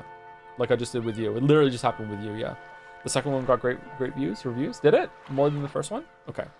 Is this where we were? I was doing some sound testing with Jelly earlier, so I'm a little confused. I think we were here, right? With Kinzo on the screen? In all seriousness, what books would you actually consider for a hypothetical Jelly Jonut? Been reading more recently, so it'd be nice to hear people I like talk about books. Like in real talk, if you guys want to suggest some, we will take suggestions and see. We already have one proposal, but I think it's not locked in. There was another one that came up in chat one time, and we thought maybe that one might be better, but we haven't like finalized what we're going to be doing with that just yet. Don't know when it's gonna happen, but we are in talks. But yeah, if you want to propose a book that, and if there's like an outlier that's like, yeah, a lot of people want that book, then that would be a good one to start with, right? You can DM me or Jelly, and we will collect them, sure, and we'll see if any front runners emerge. Yeah, that would be fun. Anyway, I'm gonna take a quick break, 5 minutes. I know it's a little early, but we'll take a break now, and then we'll take the next break like actually on time. So it's gonna be like at 4 hours. We'll take the next break as long as I can make it there. But yeah, so that's it. We're gonna start reading when I get back. If you've been sitting the whole time, get up, walk around, go use the bathroom, go get a drink. We did 90 minutes for fan art, considering that there were over 30 fan arts, and I lingered on some, and also did some chat at the beginning with chat, and also thanked subs and bits as they came in. I'm actually pretty happy with that time. It could be a little faster, obviously, but I'm pretty happy with that time. I should turn the music off. Here we go. Okay, I think we're good. Anyway, you're back.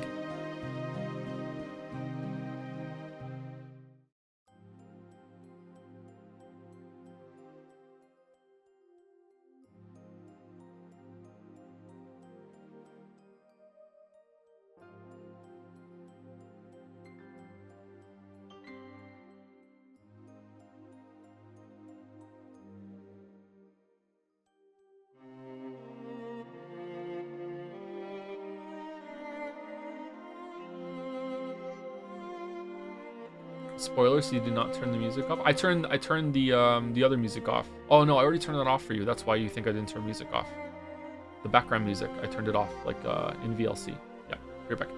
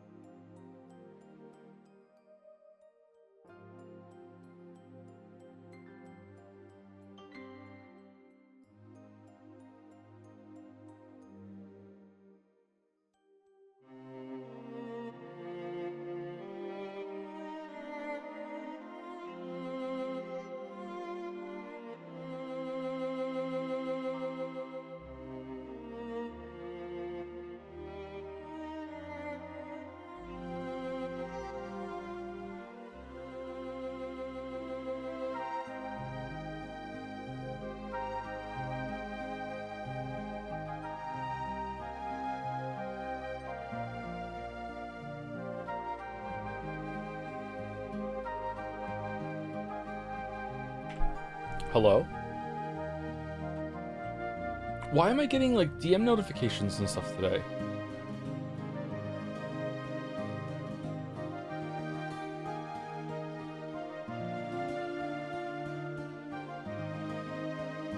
I've been banned from the Discord and was told to go to you to try and appeal it. I hope this is the right way to message you. I can't message you on the Discord. And then today, how about Brave New World? I'm just reading DMs from someone. Okay. Person who I am reading it out. What's your name on Discord? I will accept your friend request right now. The Pin Johnny? Terraflop is gifting 5 tier 1 subs to community. Thank you very much. Thank you very much. You're off DND and it hasn't reattached to Twitch streaming status, so you got notifications now. When did I turn that? When did I have that on? I don't remember that. Know the pin?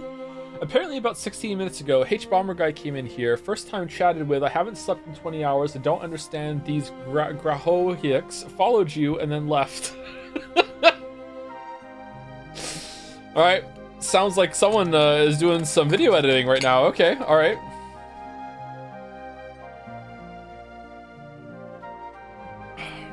All right. Hold on. Let me answer him. 1 second. Oh, I have a DM.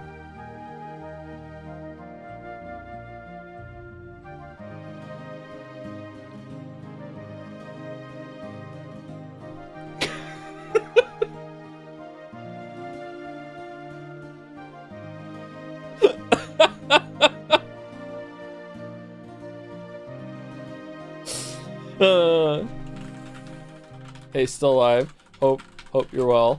It was fan art you came in for.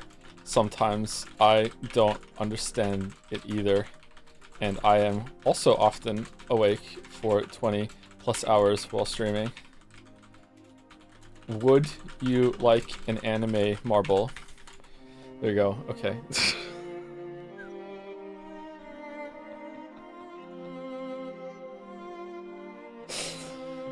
I'm so hard to get a hold of, chat. You have no idea. I'm so bad. I'm so bad. Do you have any idea how many like potential like friendships and collabs and everything I've just probably missed opportunities all over the place because I'm so hard to get a hold of. Ask him to read for an Umineko. Let's get a marble first before we hit with. Did you want to come and read like my unhinged VN /stream /hobby /pet project live show? Okay, all right. Put it on the Trello.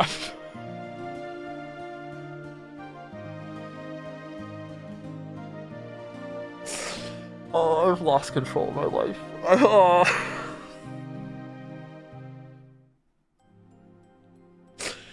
I've lost control of my life.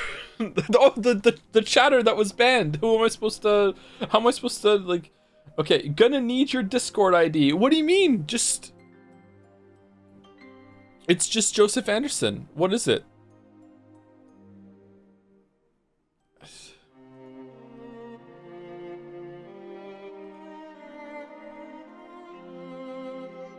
Do an unban request. His name is Devrim6. Is it? Wrong, it's Joseph_Anderson_ with a trailing underscore. Yeah, if that's what the idea is, and that's what it is. Yeah.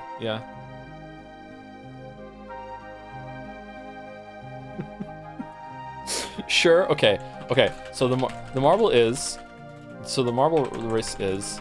Chat wants me to watch an anime for them and maybe with them on stream if it's legally allowed to be streamed, or we'll do a synced up watch along with a black screen. So when the race happens, every marble tied to an anime will be in a contest, and the winner via elimination races will be the anime we watch. So which anime would you like to get a marble for? chat is very excited right now.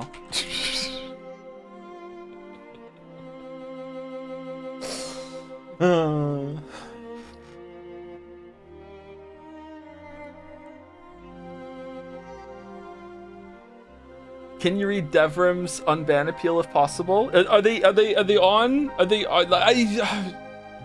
Umineko, I don't know if we're doing Umineko. I don't know what's going on at this point. Okay, I don't know what's going on at this point. All right, just infinitely. H Bomber guy instantly just comes back with all lowercase Inferno Cop. So, Inferno Cop is now in the Marvel race.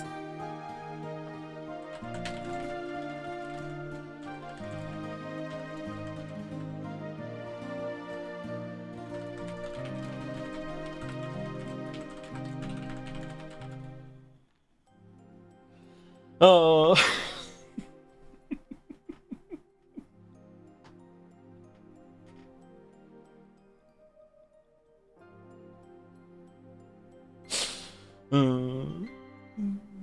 I opened the stream right as it happened. Okay, cool. All right. How's it going? I hope you're well. Hope you're well. Now.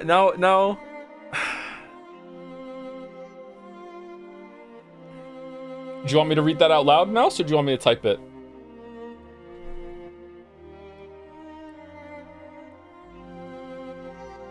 Type? Okay.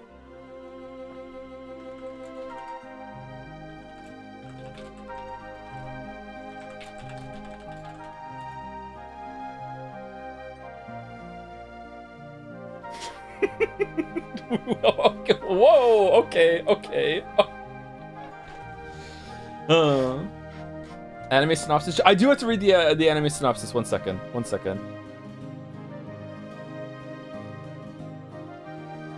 Okay, Inferno Cop. My anime list.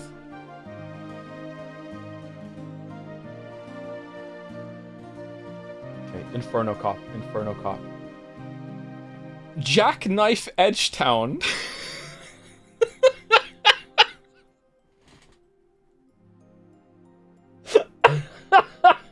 Jackknife Edgetown. It's already great. Jackknife Edgetown is as edgy as it sounds, and it's up to Inferno Cop to stop that edge from tearing his city apart. He's both law and outlaw, dispensing ungodly justice to evildoers like a candy machine. Lowlifes, gangsters, and even hellspawn all infest Inferno Cop's hunting ground. But that's the good news. The bad news, prior to the story, his family was brutally murdered by Southern Cross. Oh no, a shady organization that made the worst mistake imaginable by doing so. Now, Inferno Cop's limiters have been...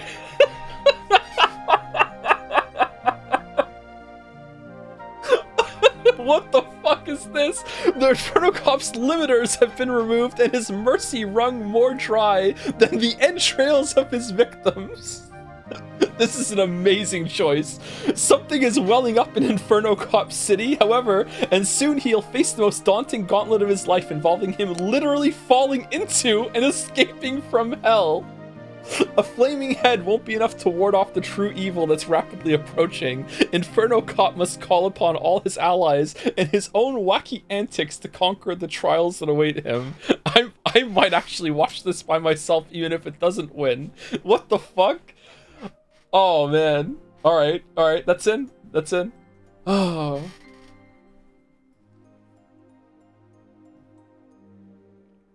It's 40 mins max. Oh, it just keeps getting better and better.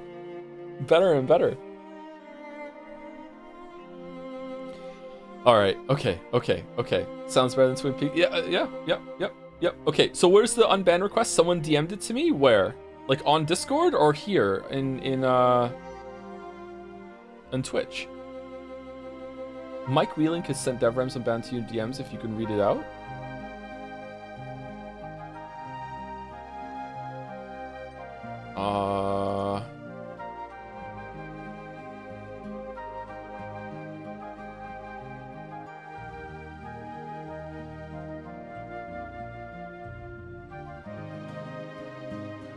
I was gonna go grill a bunch of meat after the stream. It's gonna be dark by the time we finish it. I'm sorry. Yeah, we should read. Okay, I'm sorry. We're gonna read. Here we go. We're locking in. We're gonna read. They've been fun distractions, but we're gonna read. Here we go. We're doing it. We're reading.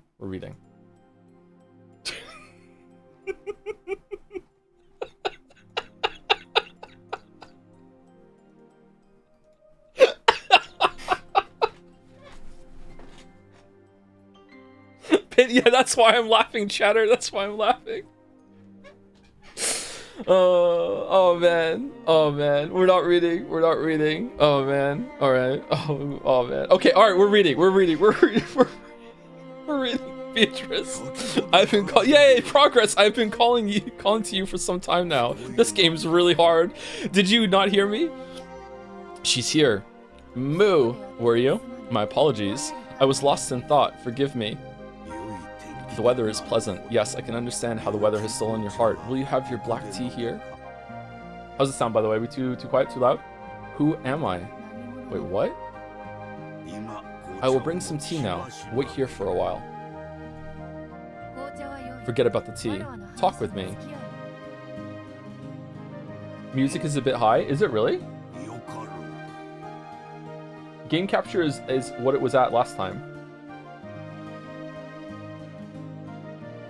It's not. It's fine. Voices are low. Very well. Kinzo would use the excuse of getting black tea to try and interrupt the conversation for the time being. Okay. Voices are on with jelly mode. I don't think they are. No, we didn't fuss with the voices, but I fussed with my audio, so maybe we need to change it a little bit. Where is it? It's down here. Options. So you want music and voices are a bit low actually. So let's voice up one and music up one, or just like the voices and music the same. Okay, let's go with this and see how it is. But his attempt had been very transparent. I sat in a garden chair and beckoned Kinzo to do the same. Kinzo sat down heavily, exaggerating his age. For a while, we sat and appreciated the silence. Is music too loud? Music down, if anything. Okay, we can turn the music down. Okay, so music down. Do you want music and voices to be the same or no?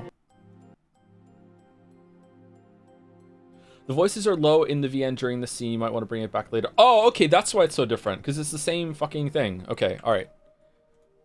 Until today, no one has answered this question. For some reason, everyone averts their gaze and evades me. I have known you for a long time. I think of you as my best friend, even as a father. That is why I want so much for you to tell me. You should know who I am.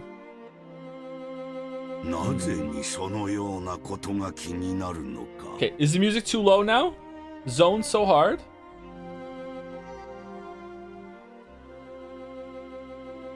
Now voices are so loud? Are they? It's fine. Voices loud. Okay, how about 10 and 10? 10 and 10. There's an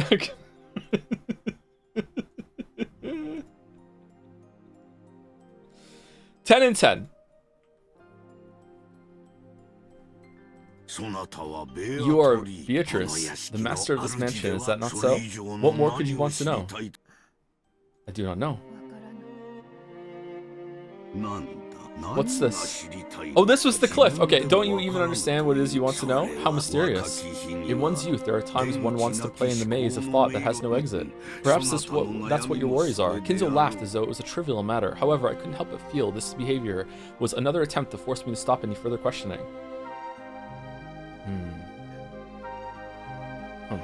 So you won't tell me after all? There's nothing to tell. You are Beatrice. Isn't that more than enough? No, that's not it. What I wish to know is not my name. I want to know who I am. Who am I? What am I? How long have I been here, and how long will I have to continue my days here? Okay, what is this? So I really should bring some black tea. Don't you think it a waste of all this fine weather?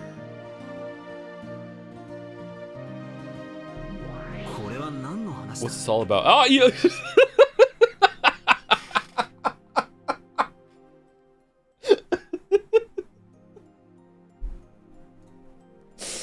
Okay, I'm turning the voices down to 5. And the music stays at 10. And that's it. I'm never changing it ever again. It's staying at that forever. There we go. Done forever. It looks like it's probably the story of your past, right? Something like that. To think I would go this far back. Looks like you had some pretty deep worries even then, wondering who you were. That is to be expected. At the time, I wasn't able to understand who I was, or why I was alive. Well, in puberty, everyone's captured by those philosophical worries at least once. Yeah, it's true, wondering what meaning there is in their life. Doesn't this just prove you had a charming period like that at one point? I've been in that mansion since the time of my birth, and I lived only inside the mansion. Of course, I went out into the garden, but the area around the mansion was surrounded by a very tall fence. I was unable to leave through it, and I was told severely that I mustn't leave. I could walk freely throughout the mansion and the garden, but outside of that, not once was my desire to take just one step outside of my own accord granted. What the fuck? What do you mean by that? Are you trying to say that as far back as you can remember, you were always a bird in a cage? That's what I thought at the time. After all, as soon as I became aware I was living like that, I didn't even think to question it.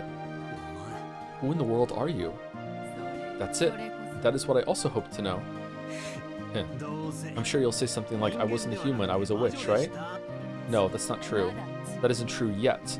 Or should I say, that was once... What? That was once the case. I was constructed by Kinzo, a human built by a human. Or no, perhaps I should call it a cage made of flesh. What the hell? This is getting weird. But you're meant to be like a 1,000-year-old witch. So did he like capture you in some alchemy body? Like, obviously that didn't happen because magic doesn't exist, right, bro? Right, bro. But like, that's the read that we're supposed to have on this. In the same way that you can capture like a demon or something.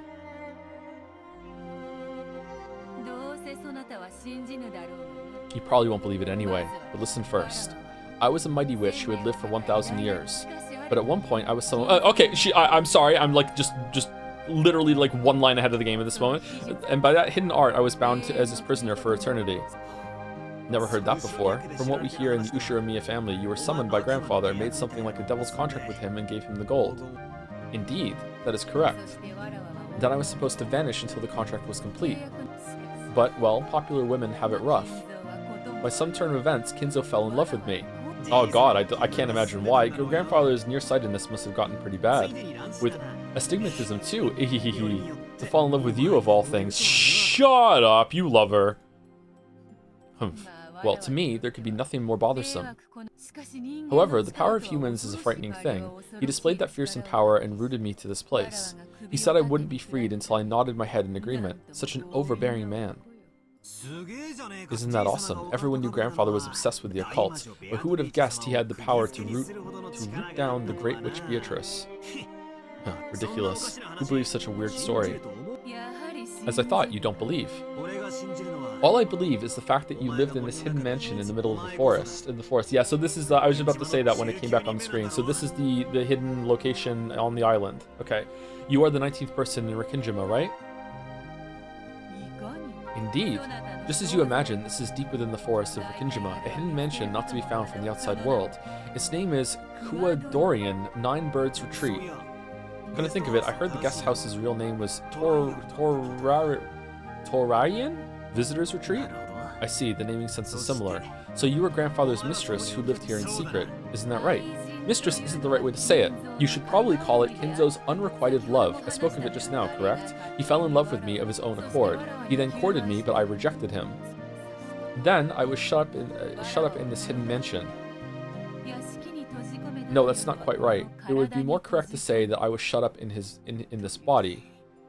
Oh, so it was Beatrice's memory earlier, not Maria. It was Beatrice as a child, or I don't know, when she broke the vase, and then another witch named that was also named Beatrice came along and fixed it for her. And I am currently passing this off as like a revelation that I've come to myself, even though chat spoiled the ever-living fuck out of me on it by making me go back and point it out to me that it was someone else. And we're just gonna move on. I've got no idea what you said there at the end. You will just make fun of it and refuse to listen, right? After all, you say you don't believe in witches or magic. It's fine, chat. It's fine. It's fine. It's fine. It's fine. If you have no ears to hear what I tell you, saying it would be the pinnacle of foolishness.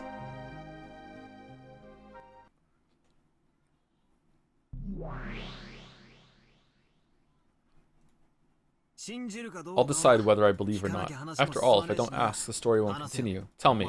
Let's hear the story from your past.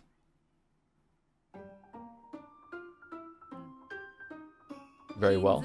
I refused Kinzo when he courted me, but he was not a man to lose heart at something like that. He wanted to make me nod my head in agreement no matter what. He shut me up in this mansion and spent an eternity trying to win my heart. Talk about overbearing. Guess no one likes obstinate men, huh? Cackle, cackle. Regardless of whether I responded to his courting or not, having a man so desperate for me was, well, as a woman, it wasn't so unpleasant. However, I never accepted his proposal. I tried to find some way to break through his guard, but that barrier was firm and I couldn't crack it. And then?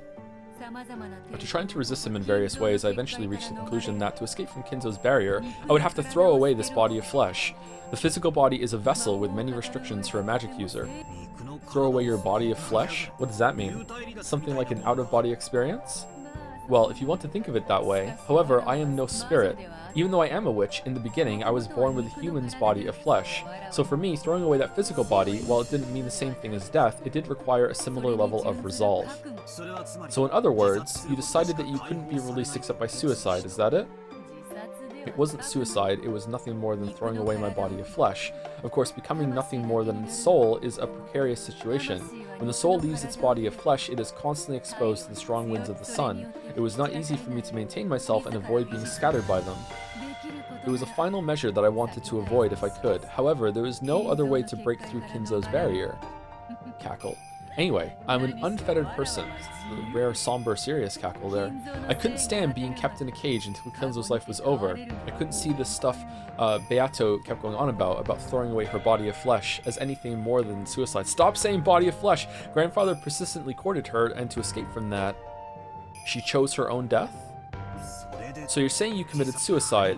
What are you talking about? Isn't that you sitting carefree there in the garden chair? That's right. That is the new cage I was given by Kinzo. Cage? You mean this mansion? No, I mean my body relaxing in the garden chair over there. Even though I was so desperate to escape that, I became naught but a soul. Kinzo still had no intention of letting me go. Oh, he was a fearsome person. Normally, when the object of one's unrequited love shows that she is willing to die, it should be enough to bring that person to their senses, even if their love has lasted 100 years. Perhaps that's why he even managed to become a sorcerer of sorts. Cackle. Don't try to confuse me with that incomprehensible witch girl talk. What exactly are you trying to say? Why is she showing us this? That Kinzo didn't let me escape even after I became a soul. Human emotions are terrifying. To think he would be able to exhibit such power. Tying down a dead soul is not something that can be accomplished easily, not even for a magician who specializes in such matters. Because I knew this, Kinzo's fearful magical power shocked me for the first time. Then Kinzo seized my soul and brought me back. However, a cage to hold a seized soul cannot be made from iron or lead. Only one thing remained. What? You aren't going to say it was a magical cage or something, are you? Wrong. It's that body of flesh over there, just like yours or mine. Only a cage made of flesh and blood can tie a soul down to this world. Kinzo shut my soul up in a cage of flesh built to be exactly like me. So to sum it up, it's like this. Grandfather obstinately courted you, you started to hate it, and you committed suicide, but you weren't clever enough to finish the job? Damn, you really took a roundabout way to say something like that. No, that's wrong. Yeah, that's wrong. Dude, pay attention! That's wrong. My soul was shut up in the seed of a homunculus, and I was born out of a test tube. Huh? But that's crazy. That isn't even possible, right? 1980s Japan, Kinzo accomplished even the miracle of creating life, and simply to shut my soul up in a cage. That he would show such magical power simply because of his own love. A thoroughly terrifying person. It's already gotten pretty ridiculous. Say whatever you want. I won't believe in anything. Just do what you like. Moo. What's with this unpleasant attitude? In the beginning, I showed a little interest, thinking that there might be some huge hint hidden here, but the more I ask, the weirder the story starts to get. I get the feeling that even though this is supposed to be a game about denying witches, I'm suddenly being forced to just swallow this story about witches. Sorry, but I don't feel like listening to this anymore. Just keep rambling on to yourself as much as you want. I'll be over here picking at my earwax or something. Humph. When I started acting cold, Beato seemed unusually discouraged. Of course, her expression was still shameless, but in that really easy-to-understand expression of hers, I had the feeling I was able to catch a glimpse of loneliness at my failure to find the story of her past interesting. Yeah, I feel like she was trying to have a moment here, Battler. For some reason, the subtle reaction made her seem pitiful, so even though I kept my careless attitude, I decided to cover for her slightly. Damn it. Even though she's an irritating witch, I'm still weak against her because her chromosomes are XX. Yeah, she's killed my whole family a couple times, but she is pretty hot. Well, I've gotten absolutely no desire to believe you, but keep going. Let's have a bit of story instead of a tea snack. So you treat the story of my past like a little more than a snack? Do you expect me to just casually tell you when you insult me like that? After I made fun of her, Beato reacted a little sensitively. It looked like, even though making fun of people was her specialty, she was horrible at being made fun of by others. Just then, my black teacup suddenly made a sound, surprising me. Milady's soul was seized and breathed into a cage of new life. In other words, Milady received life as a human once more. Before I realized it, the demon butler had taken my cup and was adding more black tea to it. Ronove. Enough of that. This person just said it was too ridiculous to be worth listening to. Well, he's too ridiculous to be worth talking to.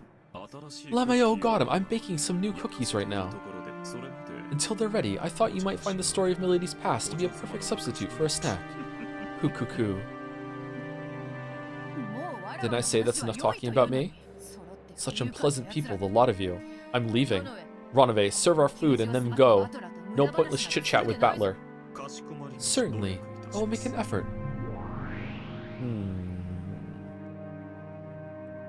This is different. Beato's short temper, peculiar to women, which I really didn't understand, took hold of her, and she turned her body into gold butterflies, scattered and disappeared, just like a woman would. After that, only Ronove and the scent of the black tea were left. I mean, I feel like she was pretty patient there, actually. I feel kind of bad, like I pissed her off or something. As long as you're aware of it yourself, I need say nothing more. Wait a sec. Weren't you the one who struck the finishing blow? Cuckoo. My, what could you mean by that? How would you like some sugar and milk? Almond milk, please. Just milk will be fine. And some tea snacks would be nice too. Well, it will be a bit longer before the cookies are ready. Didn't you say we've already gotten something to use in place of a snack? Certainly. If you will listen quietly, I will continue the story.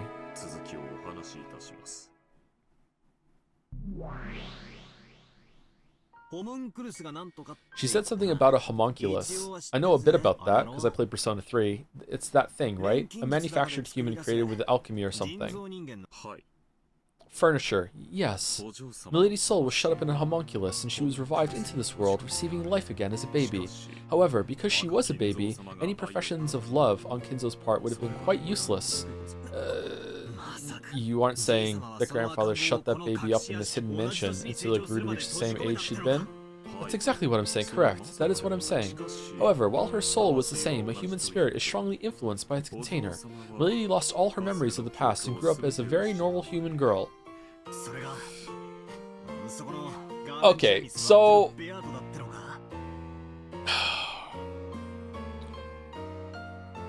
Kinzo found a girl in the orphanage and raised her in a brainwashed state to be a replacement to his dead mistress, Beatrice, if they have the same name or not. Was it...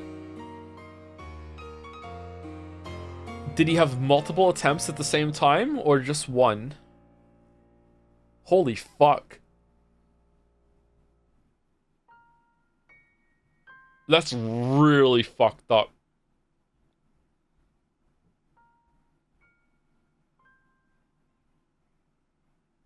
I mean, I guess it could just be test tube magic.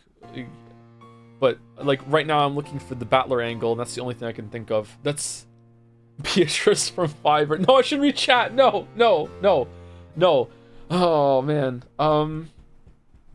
What the fuck? Is any of this reliable? And you're saying that Beato is sitting... That's the Beato sitting in the garden chair. Yes, that is correct. It grew to be completely identical. However, it did not possess her power as a witch. Milady was completely human. Beato, who was sitting in the garden chair looking up at the sky, voiced that same question again. She asked who she was. That also is in line with there actually being a physical version of Beatrice in episode 2 before the revival was meant to happen. So that Beatrice that Kinzo brainwashed into that is still alive, or is that only in episode 2? How different are the episodes? Oh man, there's so many questions. Oh, there's so many questions. What the fuck? What the fuck? What the fuck?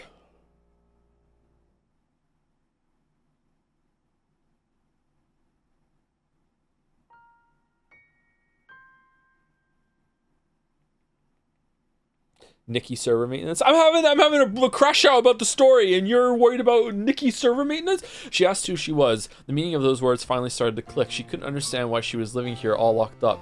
Grandfather had seized Beatrice's soul, shut it up in a body of flesh, and then shut up that up in the hidden mansion, and then shut up the mansion in the forest on the island, and then shut up the island with a typhoon. However, since she had lived here since the time of her birth, she couldn't even understand who she was or why she lived shut up in there.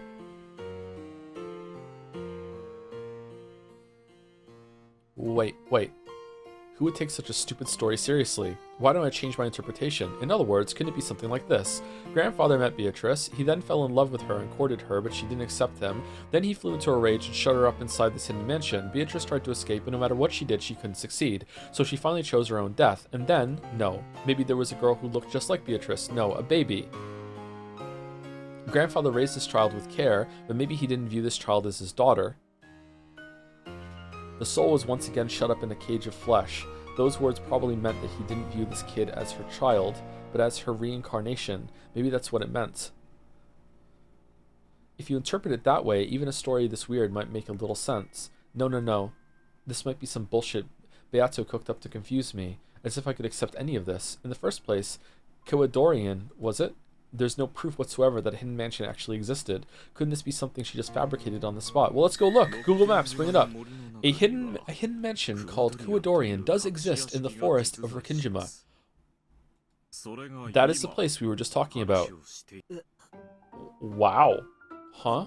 Red? Ronave used the red to say that Koadorian actually existed. Did that mean the same thing as the red Beato used? Yes, it does, I say in red. I may not look it, but I am a demon. Please keep this a secret from milady, yes? Sure. Beato, who knew I would try to trip her up, had grown extremely cautious when using red. To think that Ronave could also use the red. However, it was the red of a crafty man. I didn't know how far I could accept it, but anyway, I might be able to get some kind of hint out of it. What if it's just like a little model of a mansion that's in one of Kinzo's secret rooms? Technically it exists. So that Beato relaxing in the garden of Koadorian and that conversation she had with grandfather were the truth? Yes, it is the truth. Not in red. In the past, the pair actually had a conversation like that in this place. Like that is doing a lot of heavy lifting. Like a Souls-like. Thanks a lot. Some more red. Ask for some more red. You said she was born from a homunculus, but does that kind of unscientific magical thing actually exist? I am unable to answer that question. After all, doing so would cause a stalemate. A stalemate? What does that mean?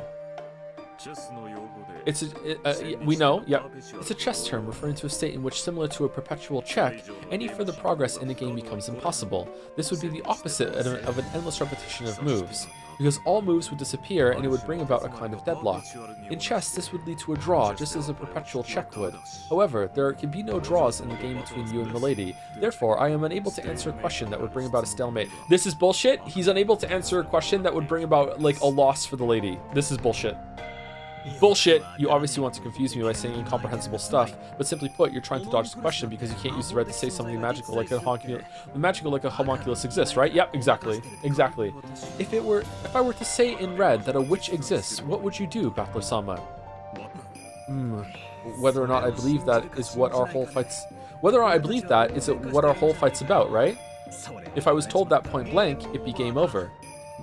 If I said, a witch exists in red, you would have no room for argument. However, since the reason would never have been made clear to you, Battler-sama, you probably wouldn't accept it. However, after being told that in red, you would have no room for argument and would not have been shown any proof. In this situation, even though you wouldn't be able to admit defeat, you would have no way to make a counter-argument and it would become a deadlock. Even though checkmate would not have been reached, there would be no existing moves left. Since you would not be able to play your next hand, it would never become Milady's turn, and the game would stop there for all eternity. As a result, Milady would be unable to force you to submit. That would be a deadlock situation. In order to avoid that, I am unable to answer questions of this nature in red. So to say it quickly, you're saying point-blank questions are prohibited. Well, that's true, I guess. If I were told a which exists, I'd have to give up from the start. I am pleased that you understand. I believe we might be able to work together if you ask your questions in a different form.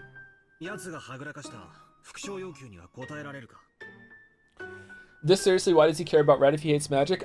Because it's a story convention in order to... I understand that for some people it might be hard to accept, and this is usually something that I might have trouble accepting, but in order to cut down on the tedium of, hey, let's spend fucking like 10 minutes of the story checking every single window and checking every single door and walking around and checking everyone's alibi and where were you and where were you and where were you. It needs to have this ability to cut through all that, especially when the story is so long and it's different episodes, in order to be like, no, there's a word of God that the story can have. This is 100% reliable. Bang, gavels down. You can take this as a given for the sake of having a mystery to solve. Okay? That's why it exists. So I'm fine with Battler accepting it. I think maybe they'll do this later. I'd be impressed if they pull it off in a way that if they start lying with the red or the red becomes unreliable and it's like, holy shit, if that happens, then okay, cool. I would see how that goes and I might be entertained by that. But I think it's necessary for the type of story that this is. Yeah, there has to be rules. That's one of them. But isn't it at times intentionally phrased to leave holes in it by its wording? Yeah, it's a part of the game too. Yeah, you have to be smart with what's being said. It's not always like completely like honest and straightforward, and that's fun, right?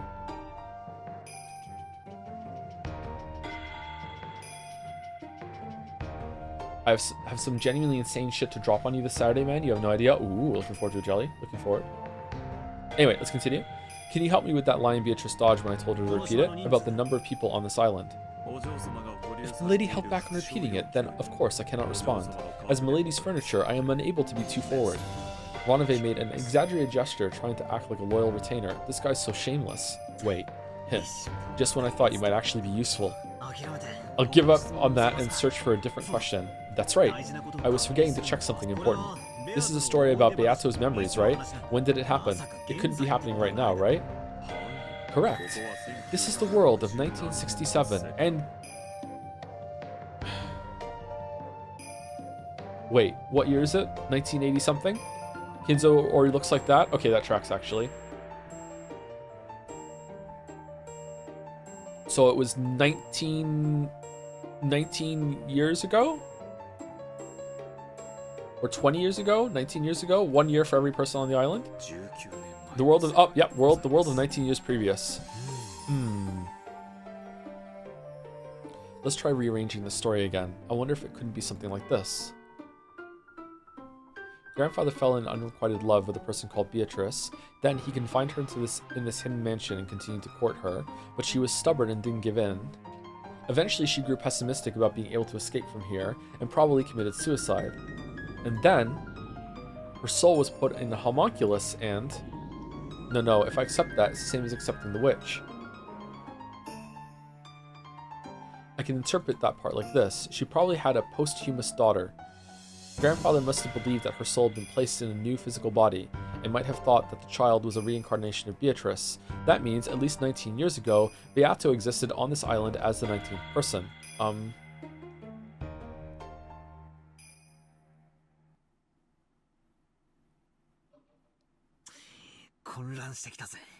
starting to get confused. How old is Rosa?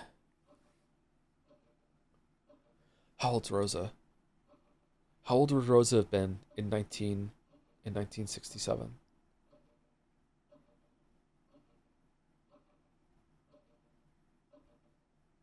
How old was Rosa when she saw that Beatrice die? And how did she die? I'm starting to get confused. Either way, we can't do more than speculate. The only thing we can say for sure in red is that in 1967, in a hidden mansion on Rakinjima, Beatrice existed as a human. That's all. That is correct. In 1967, in a hidden mansion on Rakinjima, Beatrice Sama existed as a human. Oh, thank you. That really helps. Congratulations. The weirdest red statement ever. Congratulations. With this, you have made clear the existence of the piece known as the 19th person. A 19th human for you to blame, just as you longed for. A sacrificial sheep upon which you can shift the blame of any crime. How amusing that it happens to be Milady. Coo coo coo coo.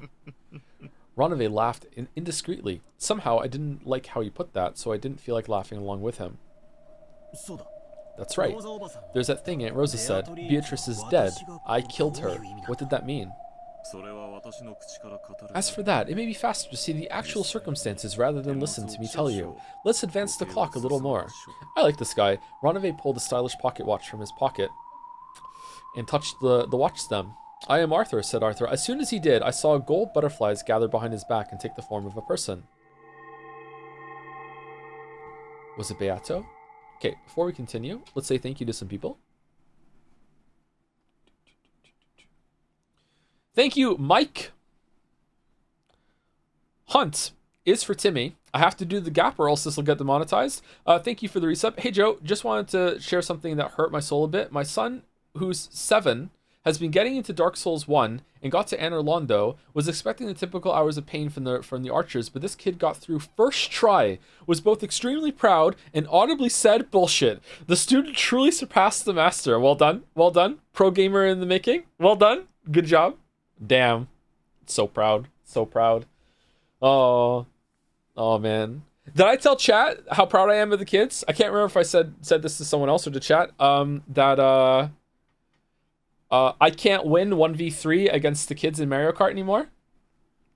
They've learned to work together to pool their shells and power-ups in order to, like, they banded together to make sure they don't care. Before they were fighting over who would win, but now it's just we don't care who's in first as long as it's not daddy. So they just I'm just eating shells the whole race.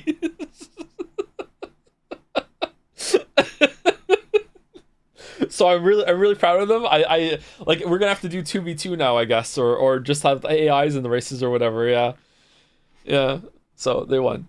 They win. Thank you, Alex Grim QW for the resub. Ison Gray also for the resub. Thank you, Terraflop, for the 5 gift subs again. Thank you, Sissid Ace, for the bits.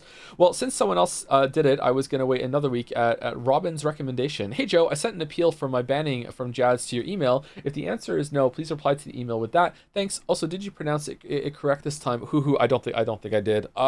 Email is hard for me to check. I don't check my email a lot. Can you friend me on Discord if you still can? And we can check there. I have Uber Super Sloth in DMs again, too. The ban requests, they're coming in. I probably will see the email eventually, though. I should be better about checking that, actually. Thank you, Dr. Pepper Cherry Zero Sugar, for the ad, for the resub. Thank you, Sponge Spy Radical, for the resubs also. Can someone give me a quick plot summary? There's no way. I've sent a Discord? Okay, thank you. Thank you, Finnick, for the gift sub. Thank you, Finnick. Hive Switch for the resub. Powick for the gift sub to Ronave. Iron Wrath for the gift sub to Yusuke, because Ronave is Yusuke for this playthrough suddenly. And thank you, John the Show, for the new sub too. Welcome. You said you'll read unban requests when you get to 10 bans. Do we have 10 bans? Because if so, we'll do it at the beginning of next stream, I guess. No, we're not going to do Signalis. Do that for Signalis. Maybe second Signalis stream we'll read unbans. Was it Beato? I quickly realized that it was someone else. It was her. That oldest sister of the 7 Stakes who loved tormenting me more than her 3 meals a day. If I don't consider myself lucky to see that sexy ass, I won't be able to keep up with their torture game. Ronave-sama, so you're still here. This is an urgent call from Beatrice-sama. My, what kind of urgent business could it be? It seems my chat with Battler-sama has run a tad long. Well then, Battler-sama, if you'll excuse me. Please continue to enjoy your game with Milady. My curfew approaches. Yeah, I'll enjoy it as best I can. Because my conversations go a lot more smoothly when they're with you as opposed to her. And you're more gracious with the red too. Come and talk again anytime you like. Battler-sama, despite how I look, I am Milady's furniture. I can do nothing that Milady does not desire. What I said in red was something that normally should have come from Milady's mouth. I did nothing more than announce the red truth in Milady's place as she sulked. Ooh, so she really was sulking then. Seeing me and Ronave incomprehensibly sitting it off. That's Snake Knee Chen cocked her head curiously. Ranabe-sama, we are keeping Beatrice-sama waiting. Let us hurry. Yes, I shall go immediately. Well, Bella-sama, I will see you later. It appears that we have finally started getting along. As I thought, I have the feeling we'll manage to become good friends. Sure, if you mean partners at gossiping behind Beato's back. Ranabe-sama! Yes, if you'll excuse me. Maybe she didn't like seeing him act so friendly with me, or maybe she really had been told to hurry. When the Snake-ni-chan let out a thunderous cry, Ranabe laughed frivolously and disappeared as if running away.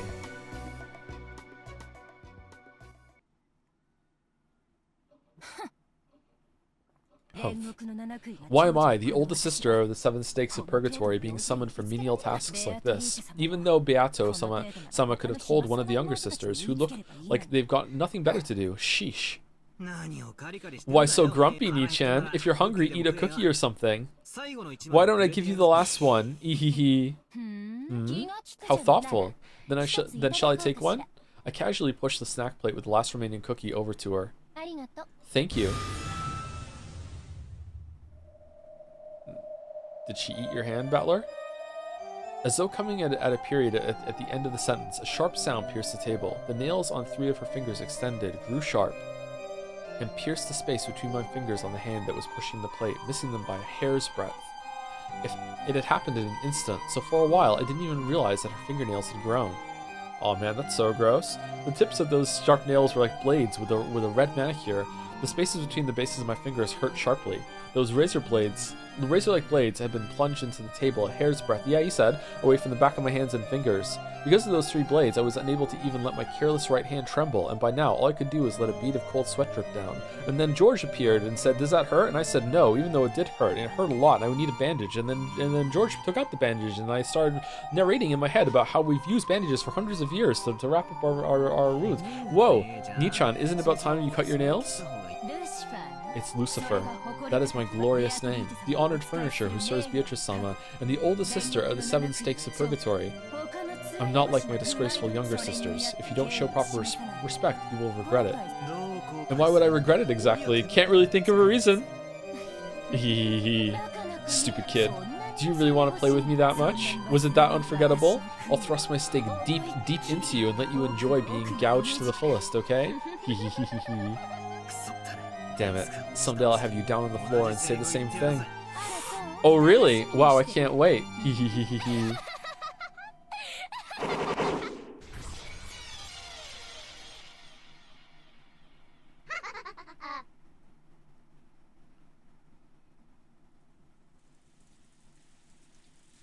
Thank you, Eden0 for gifting out a gift sub, and Ocean Nuke for the resub as well. Thank you very much. Gifting out a gift sub. I'm starting to talk like Umineko. Rosa eventually regained her calm. The men wanted to hurry her into talking faster, but Kyrie intervened. If something like that really happened, then it would have been a terrible experience that Rosa wouldn't want to remember. After taking several deep breaths with her hand over her chest, it seemed that she had more or less resolved herself to talk.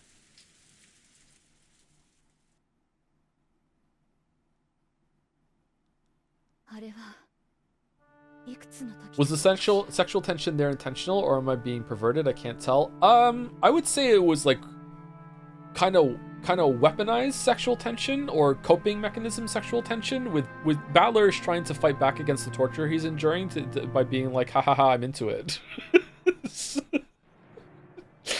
I don't think he is. I think his resolve is just so high that he's able to like that's the way he's like dealing with it, I think, or yeah. Or like being able to persevere through it. How old was I then, I wonder? Middle school, probably, though I don't remember well. Anyway, I think I was about that age, which means maybe about 20 years ago. Back then, my grades weren't very good, and Mother was always angry at me. I tried to do my best in my own way, but I couldn't match up to Mother's expectations at all. Mother was always very strict with Rosa. I sympathized with her at the time. You say that even though you were always talking behind her back. Would you give it a rest, Eva? And then? Where did you meet Beatrice, Rosa-san? Hideyoshi-san, you mustn't rush her now. It's okay, Rosa-san. Tell us at your own pace.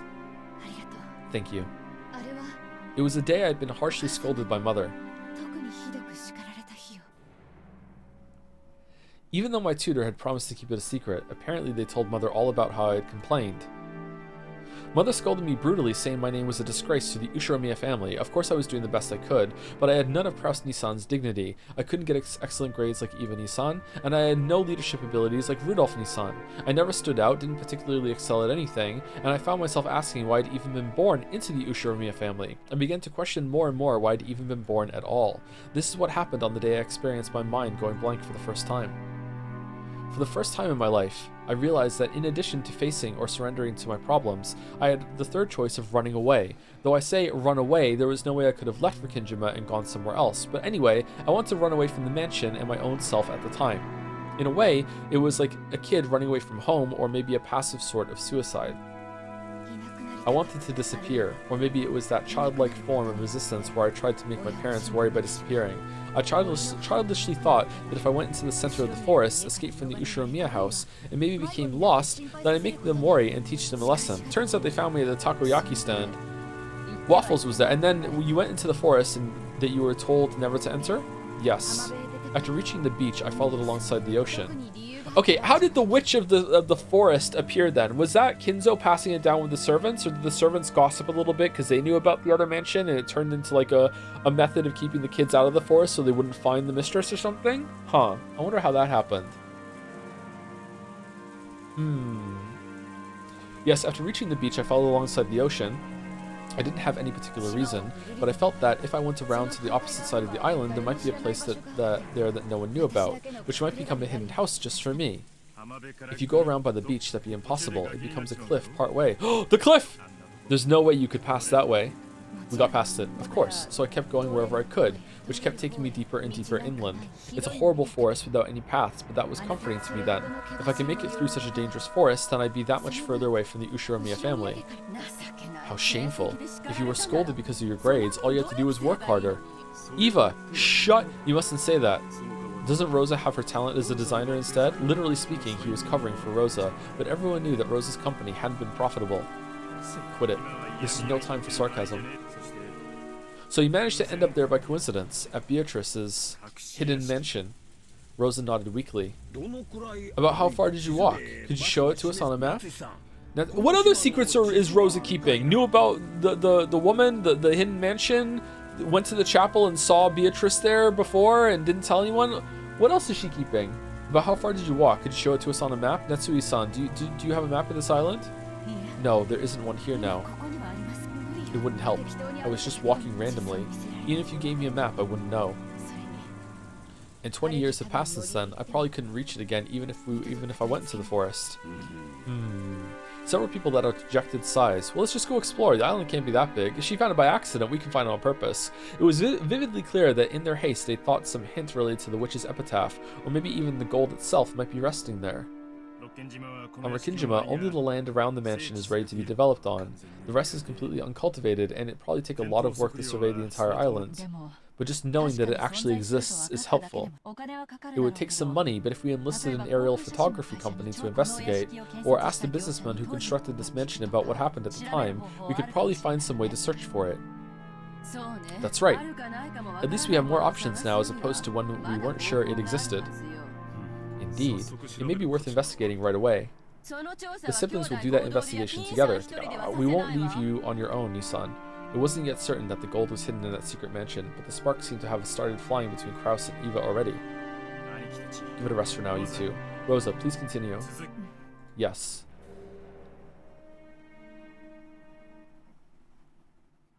Bro, you can just search on foot. Can you? The typhoon is here, so they can't do it right now. But yeah, after it passes, yes.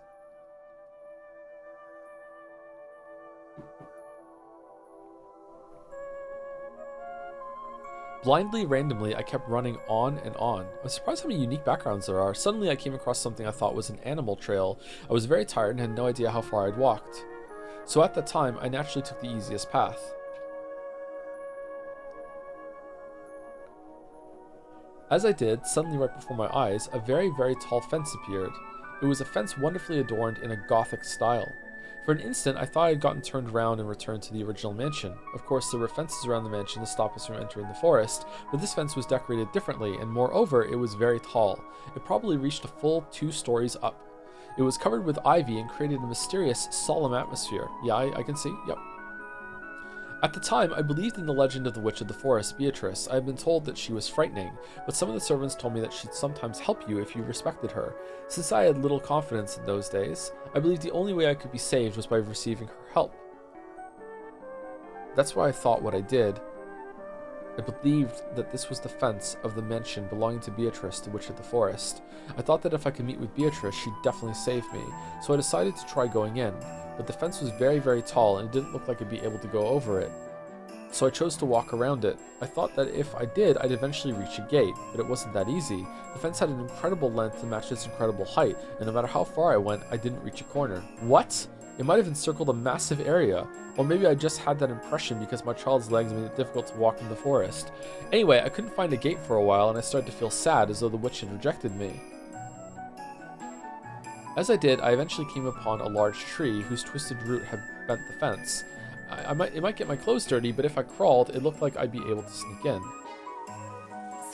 And then you found the hidden mansion? I don't know if it was the hidden mansion we've been talking about. Still, at the very least, it wasn't a place that we know of.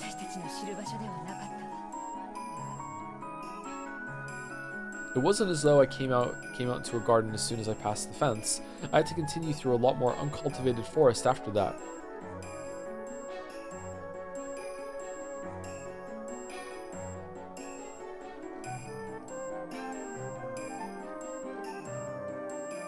As I did, the forest suddenly opened up, and what appeared there was an unbelievably fantastical scene. To think that on Rikkinjima, where I thought only we lived, there could be such a wonderful mansion hidden away. A beautiful flower garden spanned the front of the mansion. It was a flower garden of a completely different design from the rose garden we know so well, and it was very lovely. Of course, the mansion was also wonderful. It was a couple sizes smaller than ours, but it was still elegant and adorable at the same time. Then I saw her figure. I saw her sitting in a garden chair positioned to give a view of the flower garden, wearing an elegant dress. It was that black dress embroidered in gold that we would later know from that portrait. I hadn't seen an elegant dress like that except in fairy tales and on the stage of musicals. For a person to be wearing it as her normal clothes, that in itself seemed quite fantastical. That mysterious scene was enough to make me lose my sense of reality. If someone had told me then that it was a dream, I might have nodded obediently and waited to wake up in my bed. So, if this Beatrice also died or killed herself, did Kinzo just immediately get someone else and restart the thing? Like another baby? My mind keeps going back to the orphanage and why he would like support that. I had forgotten to hide myself in my shock, so she eventually spotted me. At first, her expression was quite listless, but when she noticed me, her eyes opened very wide. It was only natural, considering that a guest she didn't know had suddenly appeared. I lowered my head automatically, planning to greet her and apologize for entering without permission.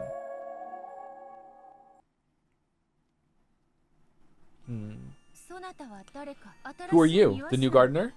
Those were the first words she said to me. I grew slightly calmer, because I realized that we could talk to each other, because I hadn't been turned into a frog just by meeting her eyes like a terrifying witch in a fairy tale. I'm sorry. I shouldn't have entered the garden without permission. Who are you? Name yourself. I am Ushiromiya Rosa. Ushiromiya? Oh. One of Kinzo's family, huh? Ah, yes. I'm Kinzo's daughter. Good afternoon. I was a little surprised. After all, father was a great man, feared by everyone, and yet she had spoken of him without using honorifics. So I was immediately terrified of her. After all, if she could refer to my fearsome father that way, she must be a witch with incredible power. It tracks. After staring at me curiously, she beckoned me to come over. Frightened as I was, I obeyed. After all, I thought she might really turn me into a frog. The closer I got, the stronger that fear became. After all, as I keep saying over and over, that woman and her dress and the flower garden and the mansion, that whole picture was so fantastical and beautiful that it seemed separate from reality. It probably wouldn't have surprised me at all to learn that she really was a witch. And I really was lucky. She hadn't turned me into a frog. As I awkwardly stood there, stock still, she motioned to an open chair and urged me to sit down. Oh, unique art. Have a seat. Welcoming and speaking to those who visit this garden for the first time is my sole pleasure. Of course, I have no pleasures other than that. As she said this, she let an unhappy smile show for just an instant. Because I was full of a strange mix of tension and excitement, I rudely asked her a question all of a sudden. Are you the witch of the forest? Beatrice? Indeed, I am Beatrice.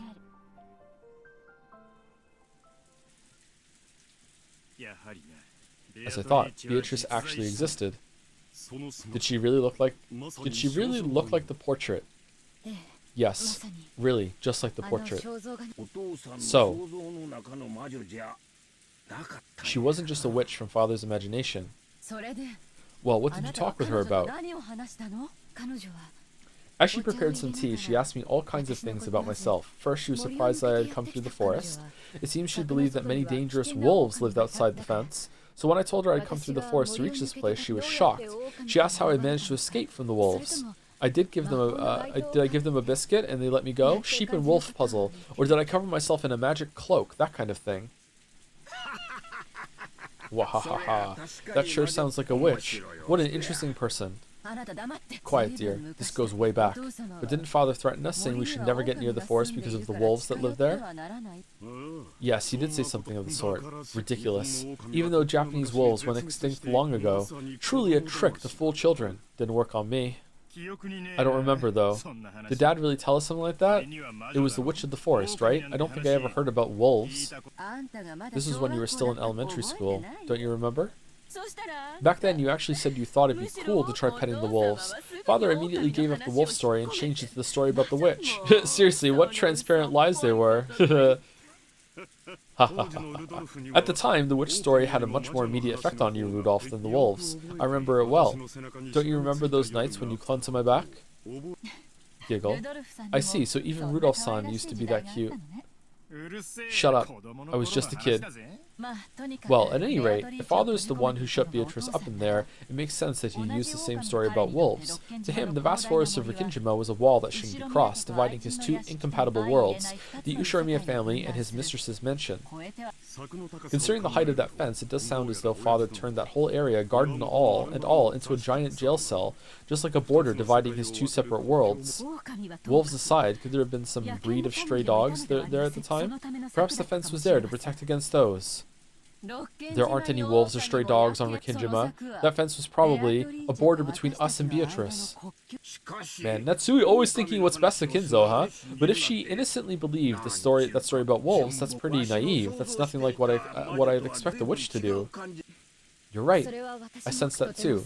She was very pompous, just like my image of a witch, but she was somehow very childish. She was, how should I put it, too straightforward. She gave me the impression that she didn't know anything about the world. It was as though she'd come from some fairy tale land. She really was a strange person. What happened after that? Did you end up talking about Dad at all? Yes. Once every few days, usually on an arranged day, but sometimes suddenly, father would casually appear and they'd drink together or else take a walk together or something. She said she just happened to be alone on the day I visited. I see. An obvious mistress, you might say. My. I don't know how much younger she was, but good for father. What the fuck, dude? We can be sure this was no indecent relationship. Idiot. There's no way a lover's meeting between a man and a woman wouldn't have some sensuality. What happened next? What did you talk about after that? Sorry to interrupt, ladies. I must go upstairs and immediately high-five my father. Knock, knock. Domino's Pizza. Okay. Yeah. Sorry, Dad. I'm sorry to trick you, but up top. Nice one. Nice, bro. What the fuck, crap? I'd already introduced myself, so I asked about her. When I did, the atmosphere quickly grew depressing. How should I put it? She seemed to grow listless and lonely. It was that same expression I saw on her face in the beginning. Well, she was his hidden mistress after all. If she just walked around wherever she liked, Mom might have found her. I'll bet she was practically under house arrest. Even though she had beautiful clothes, a beautiful mansion, and a garden, she must have felt pretty cramped. I'll bet she had it rough. And then? She was definitely worried about something. I remember feeling really sad myself when I realized it wasn't something I could do anything about by talking to her. She seemed to forget I was even there. She gazed vaguely off into the distance and was silent for a long time. I thought I must have said something wrong, but it didn't seem to be the type of atmosphere where I could apologize, so I remained silent too for a long time until she remembered I was there.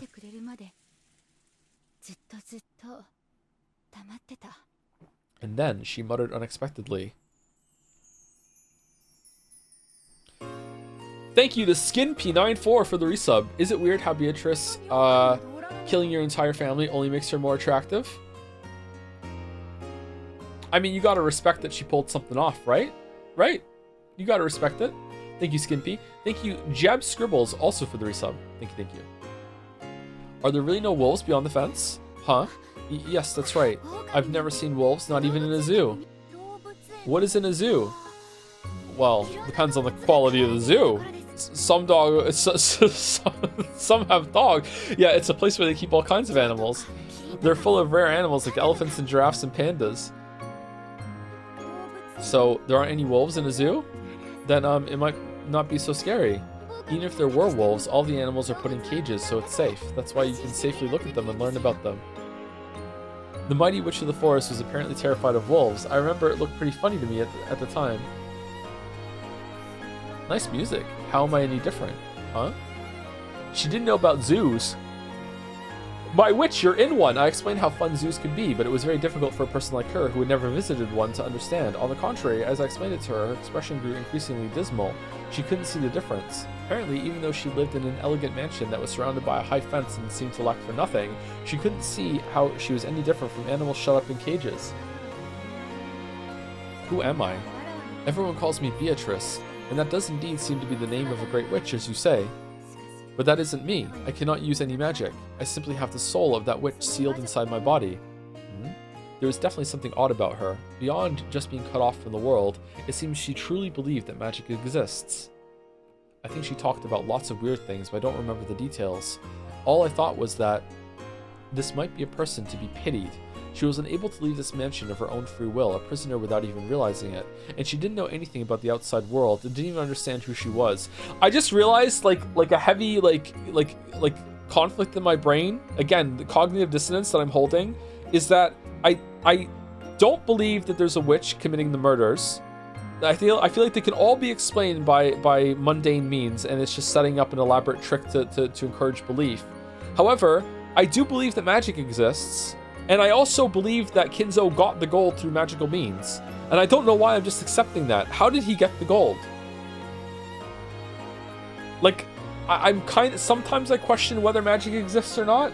But I don't think I've ever questioned in my head, like seriously, that the gold didn't come from a magical source. How did he get the gold?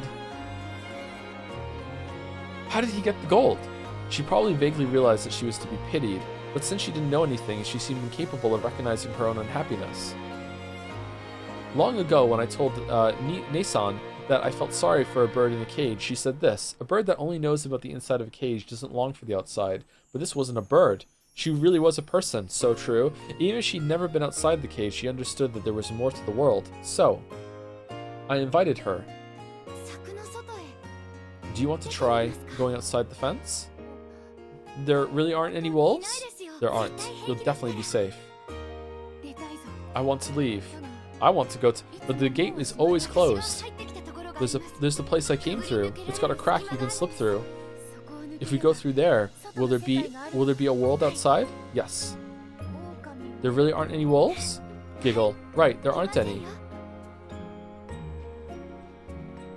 There's wolf. I'd only planned on inviting her to go on a short walk, but she kept looking over her shoulder at the mansion as though she was seriously worrying over the decision. Then I learned what she was preparing herself for. I have had enough of this place. I want to go outside, and I want to know who I am, what's happening in this world, and why I was born. Beatrice-sama. I didn't know what her life had been like before then. It was probably something she couldn't express easily. If it was harsh, she just had to say she wanted to escape. If it was sweet, she just had to say she'd stay. For example, maybe it was like how a hot fireplace on a winter day makes the air get thicker and thicker, giving you a headache. Even though you know you shouldn't keep things the way they are, you still need courage to open the window and be tormented by the cold wind. Or when, like, you've soaped up and you run out of hot water in your shower, and you know that you can't leave the shower without, like, rinsing yourself off, so you have to have this, like moment of, like, building willpower and resolve to dunk yourself under the cold shower to get all the soap off. Fucking terrible, man. Fucking terrible. Fucking terrible. So she was starting to realize that she couldn't stay there forever. She was starting to realize that she had to go outside someday. But since she didn't know about the outside world, she must have needed courage to take that unspeakable first step outside. And despite that, she had made her decision. She'd voiced her decision to go outside. It's a decision she was probably making for the first time in her life. I hesitated for a moment. Father had decided that she should live here. She was like Father's beloved bird in a cage. If I just let her escape, Father might scold me harshly.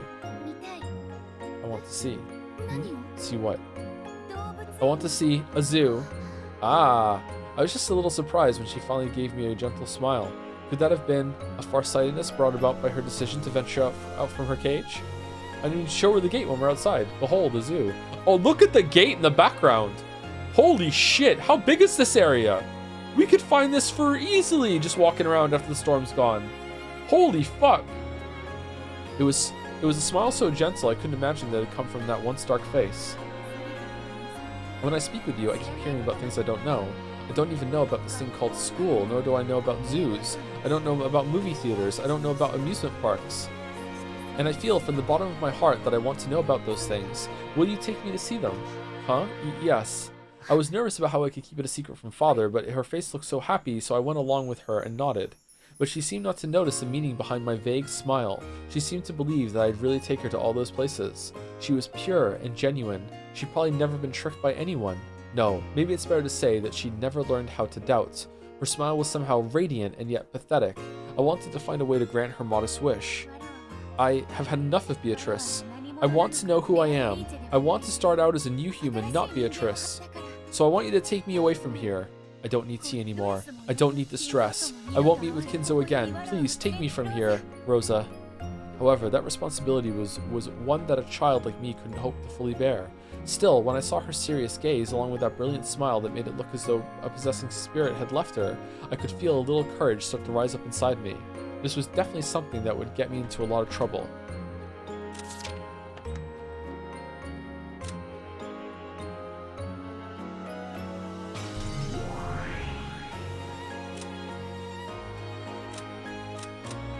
Okay, this Beatrice doesn't have a character thing. Doesn't look like. Wonder if he knew about this. Probably.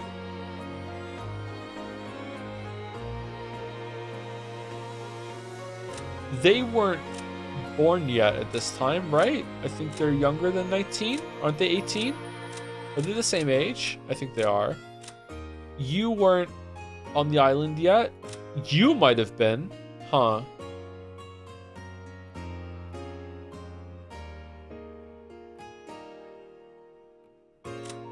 Nanjo might know? Attending physician Nanjo.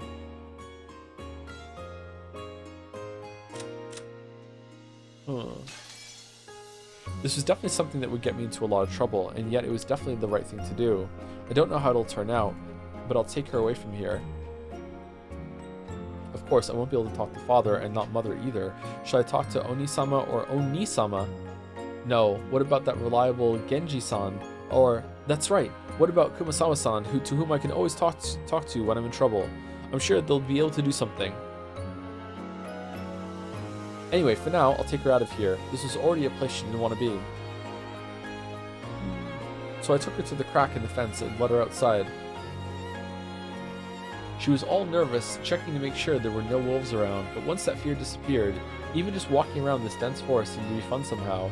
Every time she found something, she'd ask me about it, and they were all really trivial things. What's that flower? What's that leaf? And that sound, and that smell. It really was like the inside of that fence had been her entire world. So now that she traveled beyond the limits of her world, it's strange. When I first saw her, I really thought she was the witch herself, relaxing inside the witch's mansion. But now it was different, or actually the complete opposite. She'd left a world she'd believed to be finite, and was overjoyed at the realization that the world was endless, something she'd never thought of before. It really annoyed me, so I killed her. So everything she saw was new. It was almost as though she was the one who had been thrown into a fairy tale. If she was Alice, then I felt almost like a rabbit holding a watch. Yeah, it is kind of like that, isn't it? To her, it was probably a really fun walk, filled to the brim with excitement. But I was actually at a loss of what to do. After all, I walked randomly to get there. Of course I didn't know the way back to our mansion.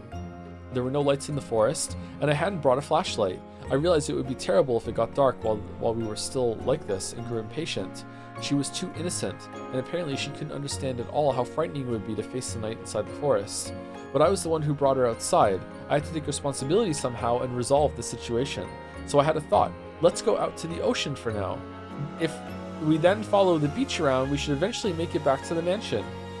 However, that was much more of a problem than I'd imagined. I didn't have a map or a compass. There was no way I could walk in a straight line through an uncultivated forest, and I immediately lost my sense of direction. I already had no clue which trail I had come by and was completely lost. I think someone's gonna fall off a cliff. At this rate, night would definitely fall before I had a clue where to walk. But there was no time to cry. That was for the seagulls. After all, that woman following behind me was so innocent and having so much fun. So I definitely had to lead the way through this forest for the sake of her smile as well. Gritting my teeth so she didn't see me looking troubled, I pushed my way through the woods, advancing down a path that wasn't a path. It's not a path. Then, after going through various troubles, I fortunately managed to reach the ocean. At that time, I still didn't even have a clue where I was on the island. But for the time being, I was just a little reassured, realizing that if I just went around this way, I would surely be able to return to the mansion. However, though I had reached the ocean, we were at the top of a rock cliff. The beach was far below us. I was tired from walking around the forest so long, so I figured that an open area, even a rocky beach, would probably be much easier to walk in. So I suggested that we go down that rocky cliff somehow. It looked pretty dangerous, but I figured there was no other way. However, Beatrice agreed to my plan without any doubts. Even though she was probably older than me, she meekly obeyed, almost as though she were some kind of chick who thought I was her mother. I searched to see if there was some part of the cliff I'd be able to get down. Then I found a place where the cliff had fallen over and made a slope. It looked a little dangerous, but if I went down using both hands and both legs like I was crawling, I thought it'd probably be okay. Let's go down here. It'll be dangerous if we aren't careful, but if we go down to the beach and walk along it, I don't think we'll have to worry about being lost anymore. Indeed, if that's what you're doing, I'll go too. Even getting lost is fun for me. Quite amusing. She really had no sense of danger. There was probably no doubt she'd lived a life without discomfort. Even though she knew it would get dark when night fell, she couldn't imagine how dangerous the inside of the forest could be without a light.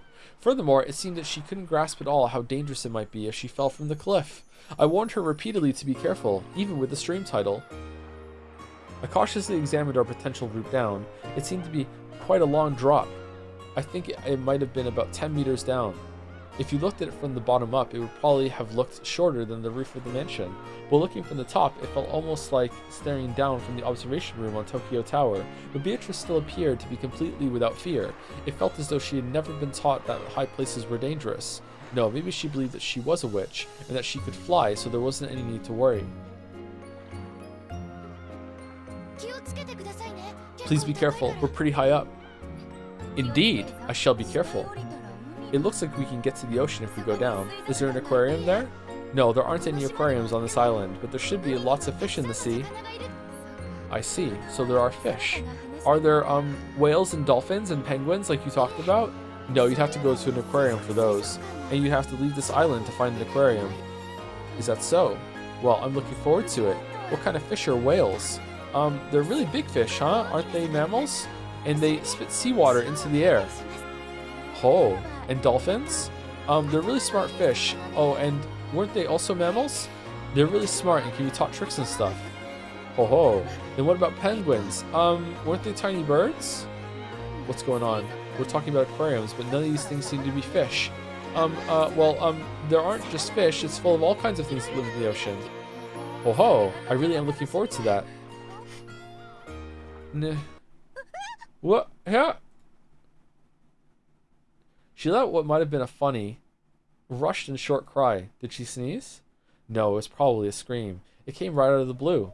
The ocean? Her body separated from the cliff and silently fell. I immediately wanted to say something to her. I wanted to say, didn't I tell you to be more careful? It was the thought of a child. It was how a child immediately gets mad when something bad happens, trying to find an excuse to show it wasn't their fault. Of course, I said it out loud. Are you okay? Didn't I warn you over and over? Uh-oh.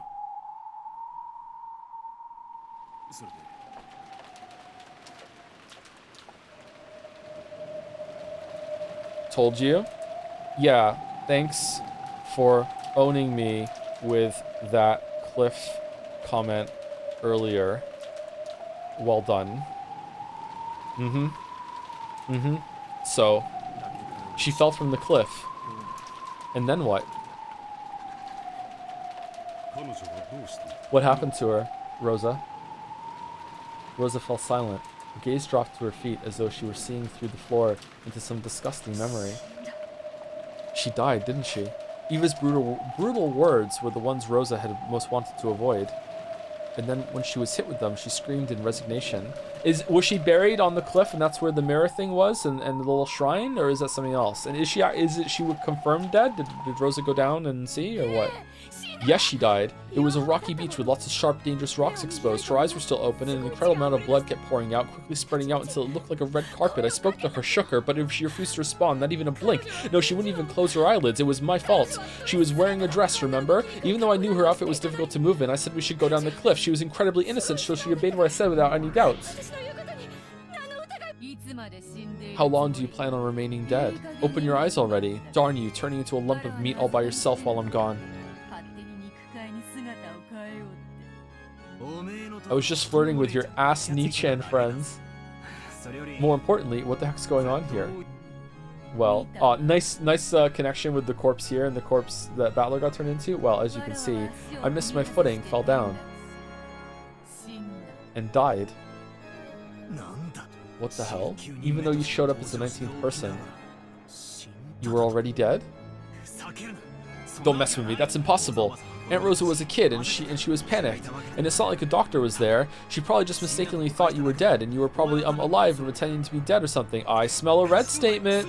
Isn't that right? It can't be true. She's got to be alive. Otherwise, how can she be here?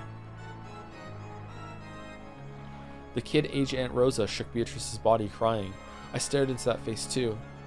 But her eyes were still open and it really was a corpse. I wanted to dodge the issue by saying something vague like she must be playing dead, but no matter how I looked at it, it didn't look fake at all. It really did look like she was dead. Beatrice had fallen upside down from a cliff of that height, and her head had smashed against the pointed tip of those sharp rocks. Yeah, you probably would die after landing on those rocks from that height. But I couldn't accept it. Where's George with the band-aid? No matter how dead she looked, she had to be alive. Then she went on to become this damn irritating witch that makes all the inconsistencies fit. Grandfather must have kept her confined constantly in a hidden mansion. Then to take revenge for that, she committed several atrocious murders. Aunt Rosa probably just mistakenly thought she was dead, but she was actually alive, and as soon as Aunt Rosa left, would miraculously breathe again. Then she somehow lived on until today and opened the curtain on her revenge drama. Otherwise, the facts don't fit together. I won't let you trick me so easily. Can you repeat it in red? That she's certainly dead. She has to be alive, right? It's obvious. How does that look alive to you? It's definitely dead. My theory that the 19th person was grandfather's mistress, a human Beatrice, had been defeated. I had planned to strike back from a defensive position, but...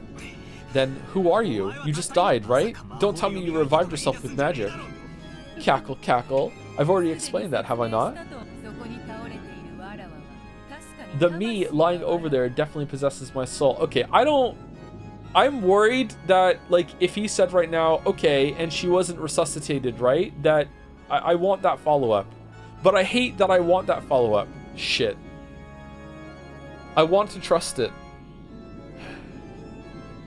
The me lying over there definitely possesses my soul, but that body's nothing more than a cage of flesh tying me to the physical world. This is how that cage of flesh was broken. Do you understand what that means? Okay, if it is just a person that Kinzo found, what a tragic fucking life, man. God damn, that sucks for her. I don't have a clue anymore. Keep having fun with your witch girl tricks. I'll listen to that in place of a snack. What the? It's empty. Hey, can I get some more black tea? Cackle, cackle. Ranove, our guest would like some tea. When Beato clapped her hands, Ranove appeared. Butlers sure are convenient. A refill, you say? Certainly. How much shall I pour you? Well, I've got more than enough snacks. Half will be fine. Even so, filling it to the brim is the English custom. Even though just enough to wet my throat would have been fine, he filled it to the top. Suddenly, I'm Yusuke. I don't know why. I turned back my back to Beato, sipping it in silence. What horrible fucked up thing is in this tea, do you think? Hey, open your eyes. Beatrice. Rosa shook me. No, shook the corpse that had once been me. I watched over her from a short distance away. Oh, we're Beatrice. Ah, so I fell from there and died. For a while, I believed that was true. I saw Rosa spend a long time beside my corpse, then watched her as she ran away. Eventually, I realized that I was a different individual from that corpse. That's right. I am me. So I finally managed to escape from Kinzo's bonds. Eventually, I felt the memory returning, the fact that I was an endless witch who had lived for 1,000 years. Then I remembered that I had been summoned by Kinzo and that I had been imprisoned by him for a long time. While being imprisoned in a cage of flesh, I completely lost my memory as a witch. However, thanks to Rosa, if you could say that, thanks to my accidental death, I had now finally regained myself. Rosa, you probably regret bringing about my death. Okay, what was Rosa's reaction when she met Beatrice in episode 2? Was it recognition? She had a different outfit on. How reliable is the face on the sprites to looking like... Also a long time ago. Would she remember? Probably. What did she say?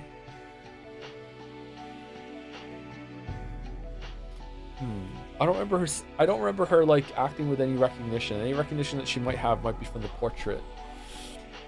Rosa, you probably regret bringing about my death, but I should be thanking you. Cackle, cackle. I couldn't see Rosa anymore. Did she go to call a doctor, or was she so terrified that she ran away? It no longer matters. That soulless shell no longer has any value, and yet I'm so frail now. Even this glorious midday sun is agony to me.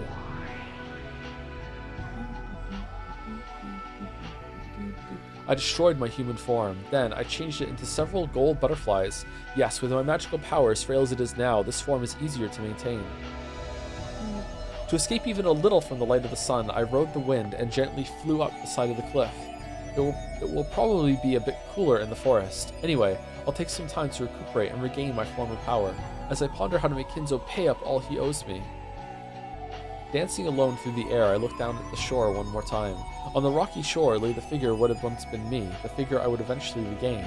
To regain the form of that physical body I had thrown away, it would probably take more than 100, 200 days. And it might require 1,000 days, or perhaps even more. Or perhaps 19 years, exactly. However, I am the Endless Witch, the Golden Witch who has lived for 1,000 years. Waiting any countable number of days would be no problem. Cackle, cackle. Oh, Kinzo, regret that you are not here now. No longer will you be able to capture me. Cackle, cackle.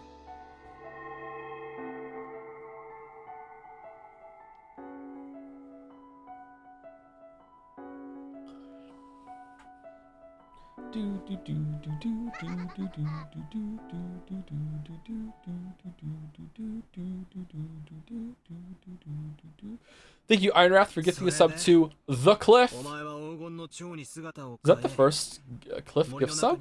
There must have been a Cliff before. Aha.wav, nice. Thank you, the Sigia for the resub. Beatrice found the Cliff. Beatrice playing 13 Sentinels. Thank you, Twisted Scarlet 60, also for the resub. Thank you. And then you changed into gold butterflies, hid in the forest, and waited for your magical power to be restored. Is that what you're saying? That is correct. I take this form to sneer at you, but most of the time it is easier magically for me to keep my form as gold butterflies. Hey, feel free to take a load off and stick to whatever's easiest. I wouldn't mind not having to hear your irritating laugh. Whoa! Cackle, cackle. When I turned into butterflies and slipped into the forest, it was already no longer possible for Kinzo to find me. However, Kinzo was not dismayed. Still, he was not immediately able to prepare a way to catch me. So he first moved to prevent me from leaving this island, and to keep me from regaining my power. My. At any rate, Kinzo's spitefulness was unimaginable. It was pretty tough to be loved by someone like that. Cackle, cackle. He found a way to keep you from leaving after you turned into butterflies? What, did he put a bug net around the entire forest? In a way, indeed. A magical one, didn't you know? On the sea in front of the harbor is a reef upon which sits a small shrine of Eastern magic. Ah, that. It was gone by this year, though. It was a small shrine built long ago by a Shinjinja, right? Shinjinja? From the very beginning, Rokkinjima has been an island enveloped by distortion. It attracts things of magical power and other related creatures. Milady herself is one of them. How about some more tea? Cackle cackle, please. They brought harms into humans and probably left several eerie legends in their wake. That small shrine was built in ancient times by an Eastern magician who heard of them. A long time passed and that power was lost. By repairing it, Kinzo restored this island's barrier and once again bound me to the island.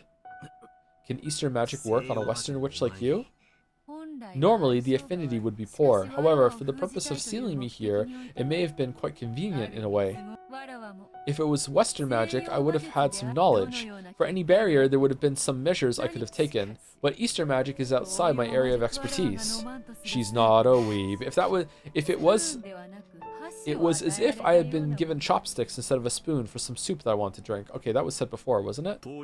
In a space dominated by Eastern magic, Western magic loses much of its power. Even if she were given 1,000 days to regain her strength, she would have to wait many, many more. So you're saying it took you 20 years to regain your power, and now you've revived, as we can all see?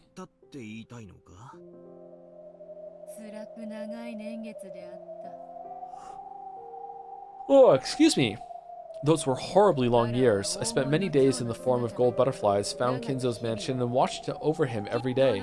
And also I went to Natsui and banged her head with my pipe just for fun. I lived through those days with no means to enjoy myself except to ponder how I would get back at him.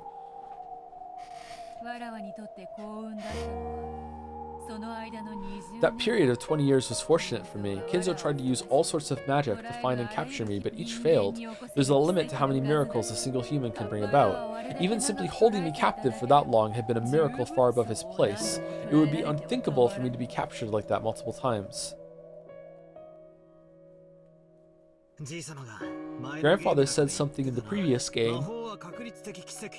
It was something like, magic lies in the miracle of probability.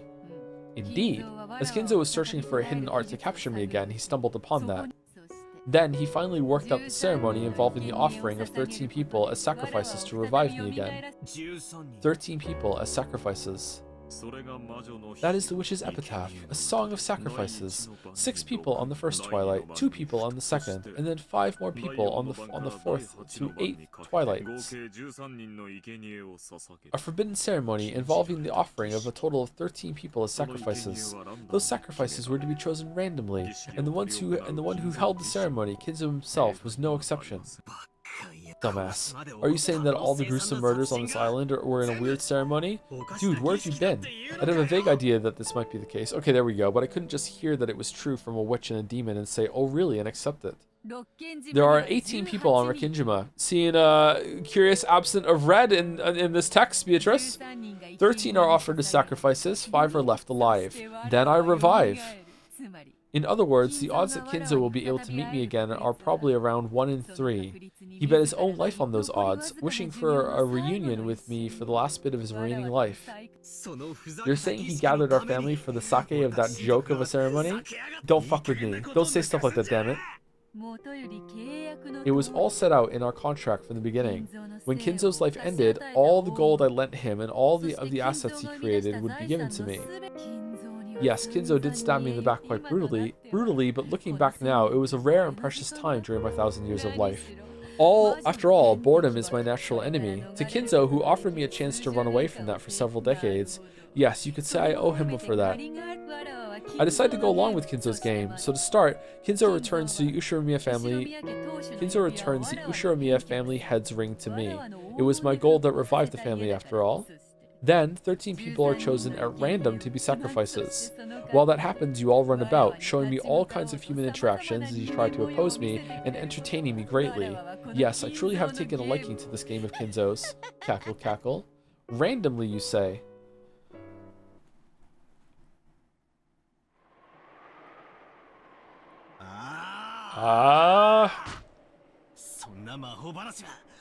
I definitely won't believe in that kind of magic story. Then who are you? You fell off a cliff and died, right? Your soul slipped out, became butterflies, and went to the forest.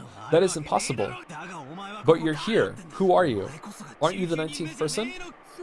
That is true. I am the 19th person. Cackle, cackle. But it's useless, right? It's all useless.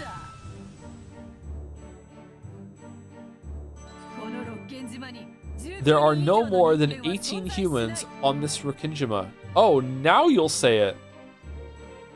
What? What did you say? So you're saying that the X in the 18 plus X doesn't exist? Are you saying the piece I took, the X doesn't exist? Ooh, what you said. That is what this means. My condolences. Still, you do move fast, milady, and I thought you'd let him flounder about before spinning everything around at the end. Well then, Battler-sama, would some more tea be agreeable?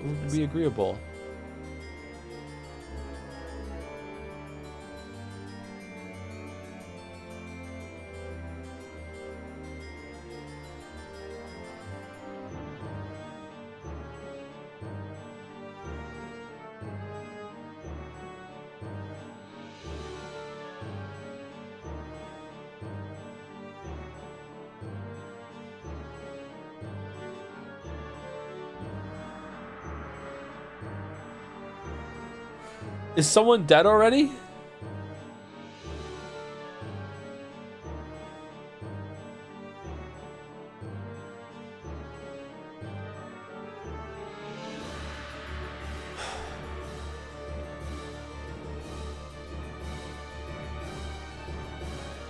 When is this taking place?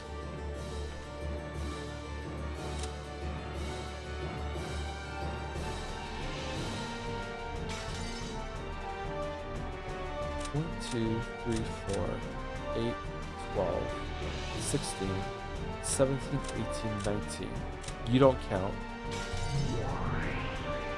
You don't count.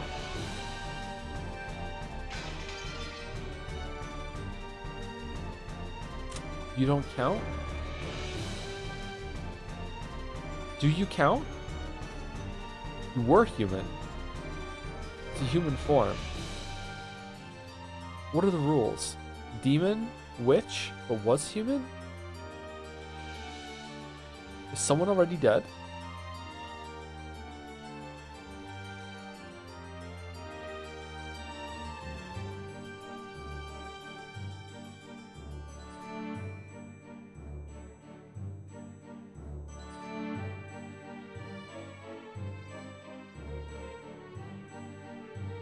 Okay, sorry, I'm not getting anything. Well then, Battler-sama, would some more tea be agreeable? I don't need it, damn it. I don't believe it. The culprit can't be one of the 18. Then what are you, and why are you here? If the 19th person doesn't exist, then are you saying you're one of the 18 in disguise? Cackle, cackle. Perhaps you are castling, though reluctantly. Yeah, do you count? Wait, what the fuck? What do you mean, she counts?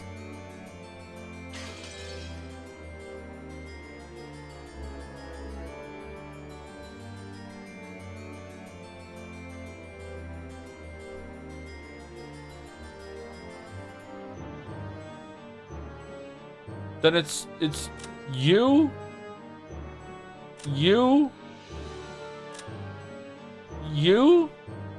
Who else has blue eyes? No, yes, no, no. Oh, sorry, yes, no, no. You're talking to yourself, bro. Okay, all right. No, no.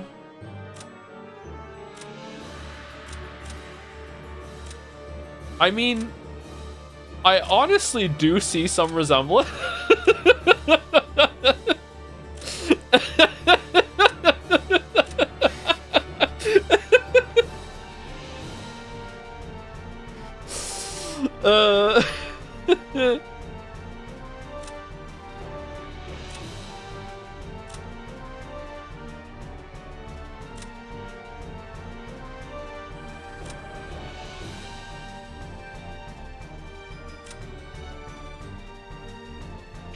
Okay, what's going on?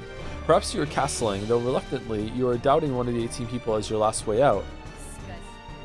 However, it will be difficult for me from here on out. If you choose to stop caring about propriety, you could prepare a culprit freely amid 18 people, making you reach checkmate by evading those 18 pieces.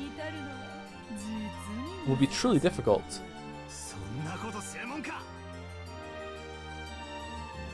Okay, I didn't read that very well, sorry, but it makes sense. As if I do that, I won't suspect any of the 18.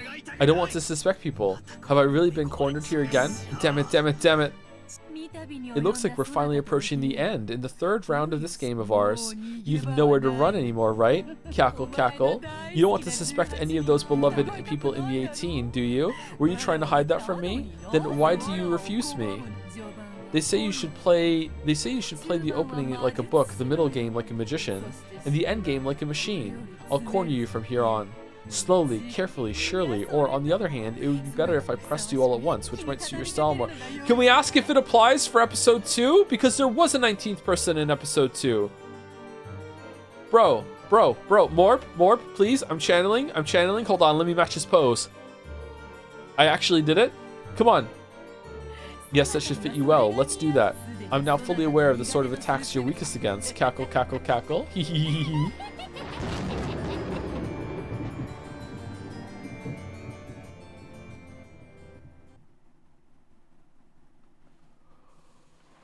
I'm hungry. Oh no. Why am I so hungry lately? Past week I've been just ravenously fucking hungry. Thank you, Immortal Flames Afros, for gifting a sub to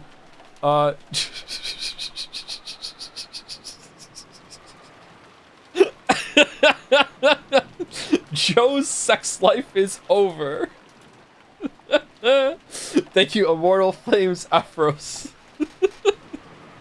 Just direct hits all streams today. Holy shit.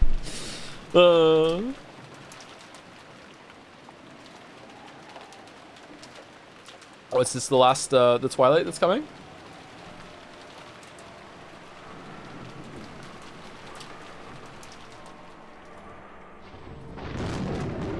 Yep, here we go. Here we go.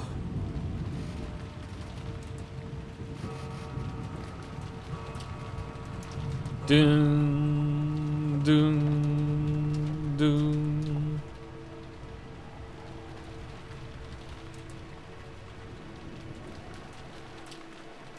Yeah, definitely Twilight time. Okay. There's no way Ava's dying. I think Hideyoshi is.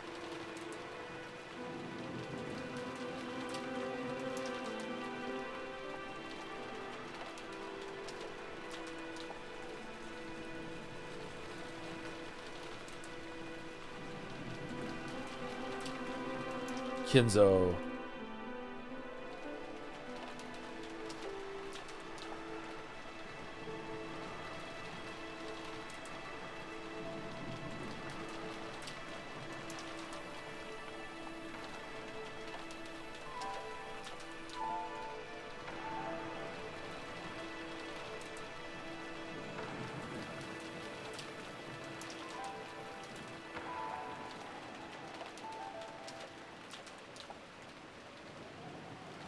Zero, zero, zero. Now we can begin. Achievement unlocked. Interesting. Interesting. Is Mouse still here? Mouse, if we take break now, when I come back, will I be able to get to the endpoint today in like an hour and a half or 2 hours?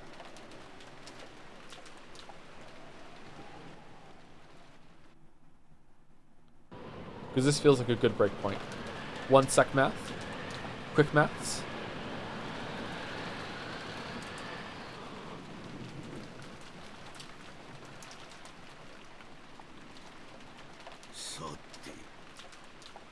Do you regret it all not sticking with the original art? Oh, yeah, absolutely not. No. Nope. Nope. Yes, about 2 hours left of reading. Okay, so let's take break here then. And for no reason, let me save it. However, before I take break,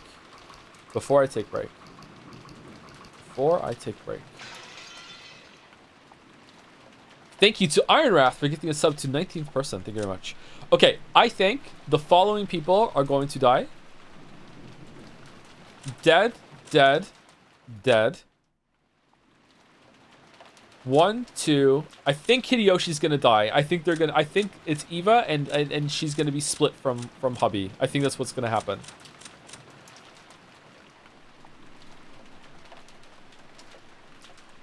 Yeah. So I think dead, dead, dead. Oh, Rudolph hasn't been around for a while. Definitely dead. All right, so these 4 are dead. Lock these in. Kraus, Natsui, Hideyoshi, Rosa. Either Shannon or Cannon. For some reason, I'm lumping them together. I think... No. It's Cannon. Cannon because Hideyoshi's going to die this Twilight, and now we need a couple to break up. So it's... Oh, wait. Does Cannon Jessica count?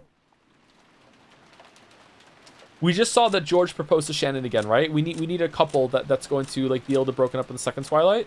So I think it's going to be these 2 for the second Twilight because Hideyoshi's going to die this time.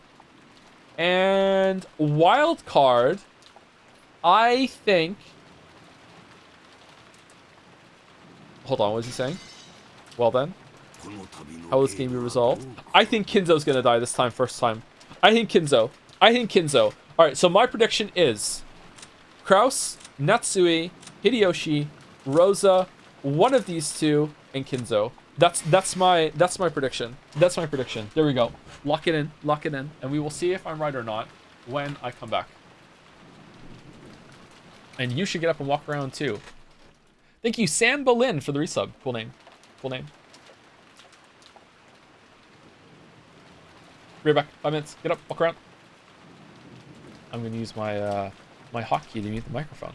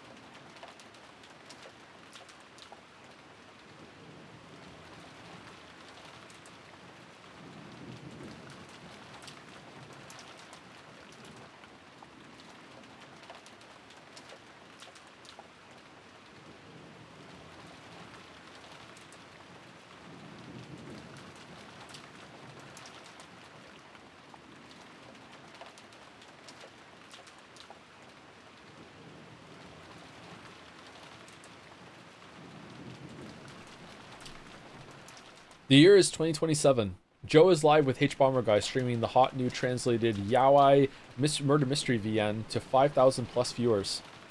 He still has not watched a single episode of Marvel anime. I would stream the hell out of a newly translated Yaoi Murder Mystery VN. I wouldn't give a shit. I would do that for sure. I would do that for sure.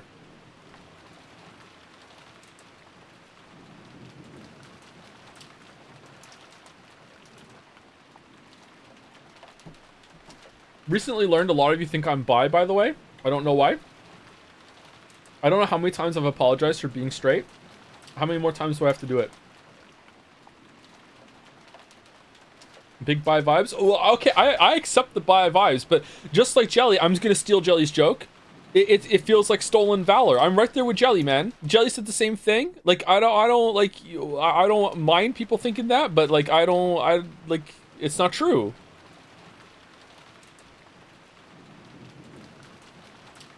Living on Easy Street over here, yeah.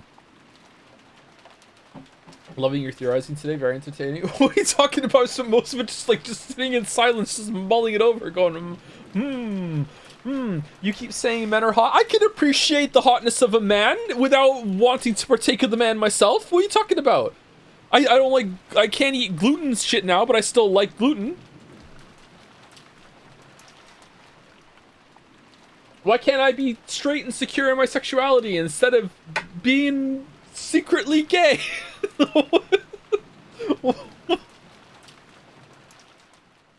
Why is that the only option?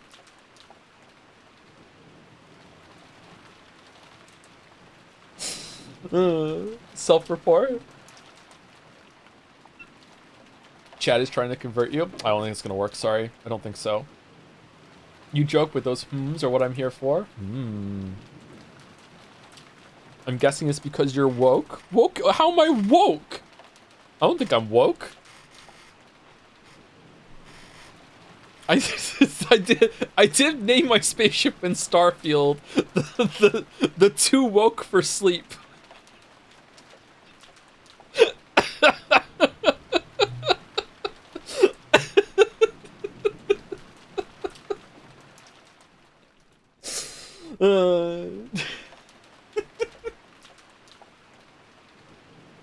The trans ship, it was a trans ship, that's true. And a trans pro tag, yeah. That was a really fun playthrough. I'm sad that playthrough wasn't more popular because I had a lot of time. I had a lot of fun streaming Starfield with all the shenanigans that happened. Unfortunately, I feel like spending the first stream and a half walking around a barren planet to map it out because I was in video creation mode instead of streamer mode, killed all momentum that those streams had, unfortunately. Yeah. Made a crazy highlight video though, yeah.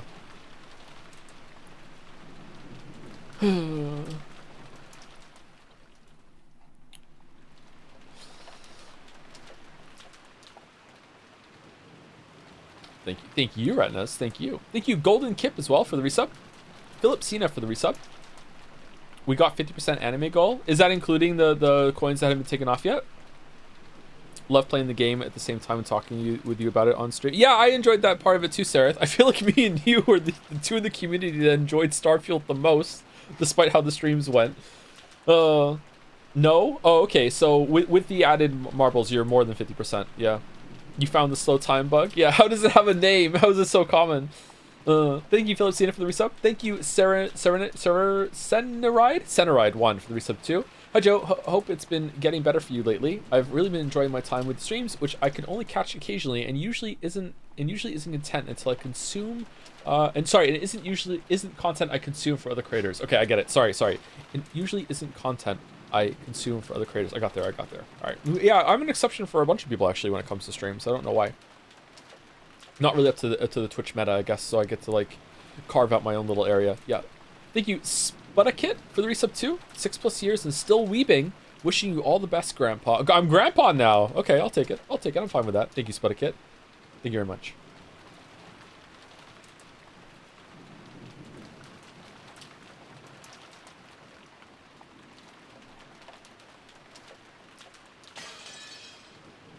Here we go. As a picture of Yusuke on the screen, 99.8% straight male. That doesn't... Okay, at what point does that turn into bi? Right? It's gotta be, like, what? Come on. Like, 0.2%? I don't think I can make that claim. I agree with Jelly more and more every day. 99? 1%? That's it. You're not 100% straight. That means you're bi. No one is 100% straight. There's no one on the planet that doesn't have some sort of exception. There's no one on the planet. It doesn't exist. I'm Maria right now. It doesn't exist. I'm opposite Maria. Opposite Maria.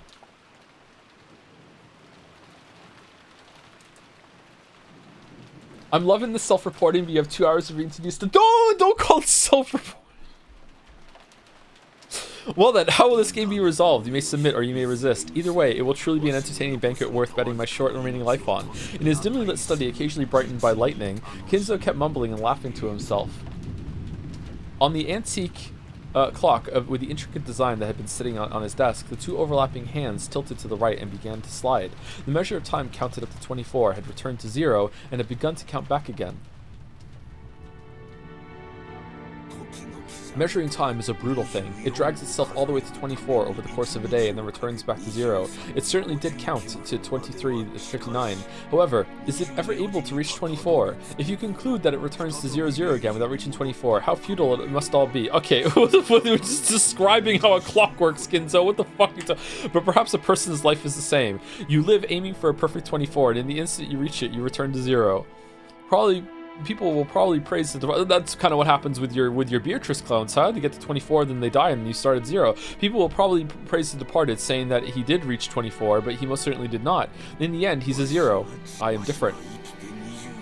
I will live and reach 24. That itself is the golden land. For that is where Beatrice dwells. Kinzo had been fumbling around with some tarot cards for some time. It looked as though he was trying to divine his own luck with a contest, doing it over every time he didn't like the results. The most forbidden action in tarot reading is trying to predict the same thing twice.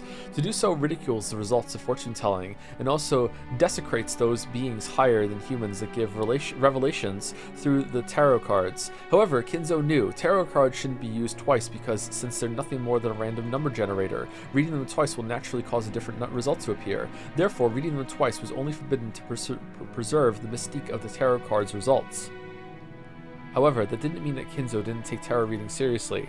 Kinzo's interpretation of tarot reading was done in a completely different way. That was to repeat the reading over and over without giving up in the slightest until he reached the result most favorable to him. The mark he set for this most favorable result would vary, but when he demanded the most favorable result in a strictly literal sense, it was the same as a simple roulette of luck where he seeked an arithmetic miracle. Arithmetic?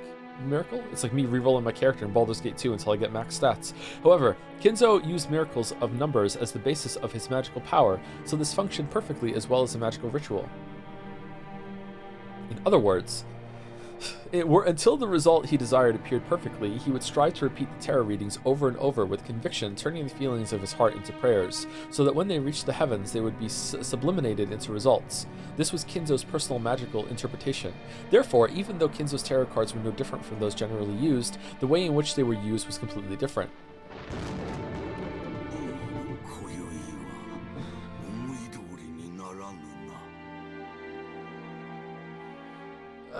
Tonight will not go as I thought. Kinzo stopped his hands for a second. He seemed not to be getting the results. I took the chandelier off, right? Yeah, he seemed not to be getting the results he wanted. On the contrary, bad cards that shouldn't show up so often appeared repeatedly and continued to interfere with the miracle Kinzo wished for. Humph. Is that how it is? Kinzo seemed to have received some revelation that was different from normal, but judging by the unlucky cards scattered across his desk, it was difficult to imagine. Almost said something else. It was difficult to imagine that the omen had been a good one. For a while, Kinzo closed his eyes tightly, pondering something. Then, as the thunder roared, he made up his mind about something, took the telephone receiver, and dialed. "It is I, Kinzo," said Kinzo. "Is Genji there? An urgent matter has come up."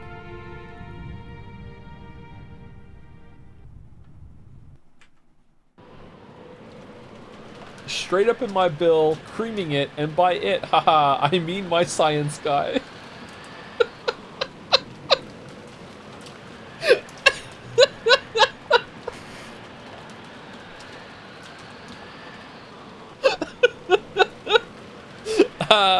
In front of the entrance hall, Shannon's once burning face had been cooled off by the frigid air. She had thought that George's proposal would surely come sooner or later. It wasn't as though she hadn't prepared herself mentally, and she had answered by nodding. Had she been reckless because of her youth? Should she have thought about her future more seriously? I wonder if my immediate reply made him think I'm a cheap girl. If I'd at least waited until tomorrow morning, would that at least have shown that I was taking this seriously? Now that she'd already received the ring from George, Shannon kept fidgeting in embarrassment. I should have done this, I should have done that. As she did, she heard the sounds of footsteps splashing through puddles. Shannon immediately chased away the emotions welling up inside her. Genji-sama? And Canon-kun too. I'm sorry, I have to go back soon. She grew stiff, thinking she'd surely be scolded for spending too much time in her secret lover's meeting with George. Shannon. The master told us to come to the study, saying it was urgent. Let us hurry. Huh? Yes, certainly. What in the world? He said he had a premonition of misfortune. How convenient for him, considering he's the one who started the ceremony. We will enter from the back so that Goda doesn't notice us. Hide your footsteps. His name is similar to the other guy's name. Yes. Nason? Nason, take care. You're so noisy. Canon was especially good at hiding his footsteps, just like a cat. He was able to suddenly be there without anyone noticing and leave the same way. For example, even though he stepped in puddles, the sound he made was far smaller than that of the rain hitting them. Genji also had abilities of that kind. Or rather, those servants called furniture were supposed to be like that.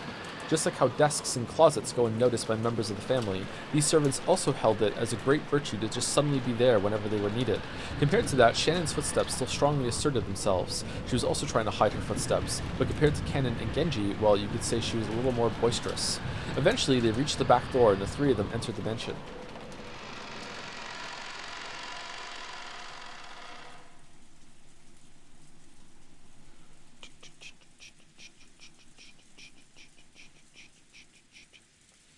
Sisade is supposed to say, 1 on the Kinsey scale is enough to be bi IMO, but I definitely feel like there's a double standard where it's easier to remain mono-gay with one exception, or whatever, than it is to do as straight in the community. Not spending 500 bits on gay, straight, bi discourse lol based. Okay, alright. I've heard of the Kinsey scale before. Thank you, Con5654, for another 10 gift subs. Thank you, Con. That's a lot of gift subs so far. Holy shit. Immediately, they thought they felt something. It was different from the sense of smell, and it seemed to hit the depths of their noses. This hard-to-describe sensation, which you might call a sixth sense, allowed them to perceive that something was different than usual. Genji-sama. Indeed, let us hurry. That sensation made it feel as though a tense something was pressing in around them. Realizing that, the three of them dashed up the stairs, heading for Kinzo's study while still hiding their footsteps. When they dashed up the stairs, that smell of sweet poison particular to Kinzo's study reached their noses. What is it, Genji-sama? The barrier is dead. Huh? Ah. After hearing Kanon's words, she looked at the door to the study. A scorpion pattern was engraved on the doorknob, a powerful ward against magic. The final barrier, which protected Kinzo himself, it had been broken. Of course, there was no change to the doorknob that the eye could see. However, those who could understand things people couldn't perceive were able to recognize that a dramatic change had occurred. Master, it is Genji! Please open the door! Genji called in this way after knocking several times, but there was no answer from the study. Shannon, guard our backs. Canon, search inside the room. Yes.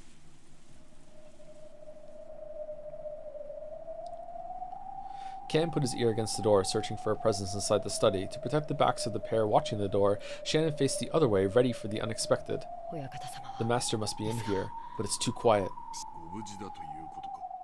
Do you mean to say he's safe? No, it's too quiet. Could it possibly be? Master, excuse us about the door. Genji pulled a gold key out of his pocket. It was the only key to the study that existed, other than the one Kinzo held. He stuck it in the keyhole and turned it heavily. At first glance, that seemed to prove that it was a sturdy lock. However, now that the barrier had been destroyed, this door might as well have been left open from the viewpoint of anyone with magical power. The heavy sound just now meant that the door had now been opened, even for humans. Excuse me. Okay, so everything in this scene is bullshit. Alright, cool. As Genji respectfully bowed his head, and Cannon's sense of tension grew tighter, and Shannon trembled. They entered the study. They immediately discovered Kinzo's figure. He was sitting on the reception sofa, so his back faced them. Genji noticed the person sitting across from him and again bowed deeply. Cannon also noticed that person, but he didn't bow his head. He stood in front of Shannon and spread out his arms, blocking the way to her. So without even seeing that person's face, Shannon already had a good idea who it was. So, you have come, Beatrice-sama.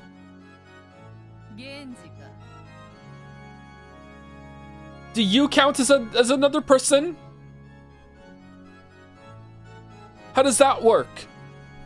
Do you just possess someone when you come in? And that's why it's just like, oh, we're all seeing Beatrice-sama, but it's really the body of Nanjo, who was poisoned by his green fucking bullshit to pretend that he's Beatrice for a little while. Like, what is it? How does that work?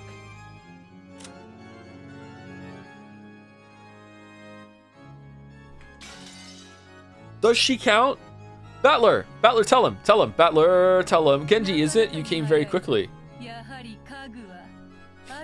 Yes, it is always best when furniture answers to the master's call quickly, unlike this person. So, Ranove-sama has come as well.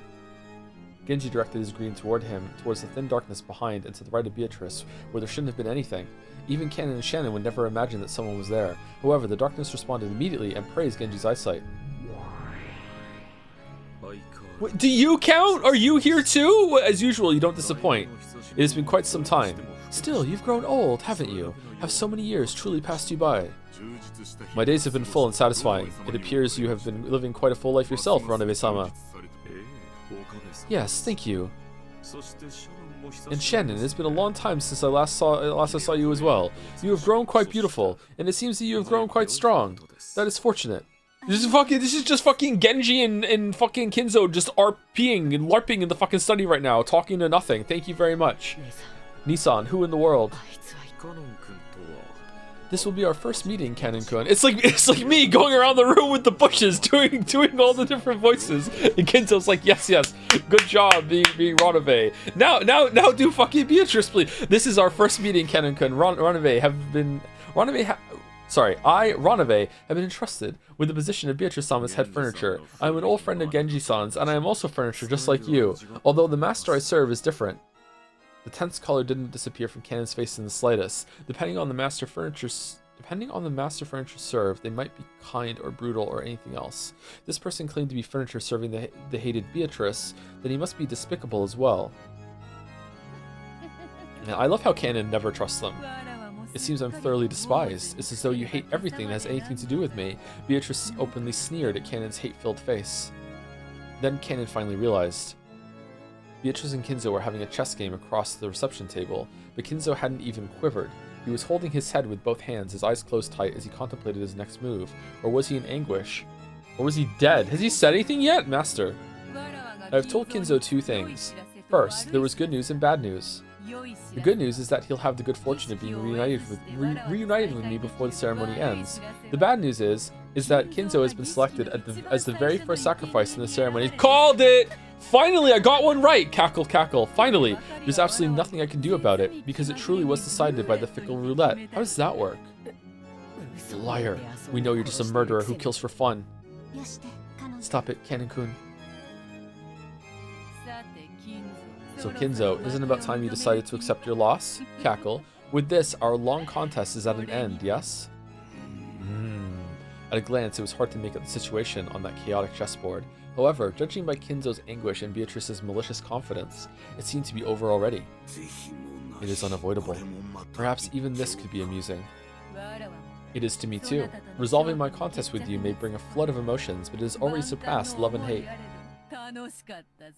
It was fun. These past few decades certainly weren't boring. Beatrice advanced her queen and made her final move, and that decided it. Checkmate. This is my final tribute to you, without any reservations. Sleep.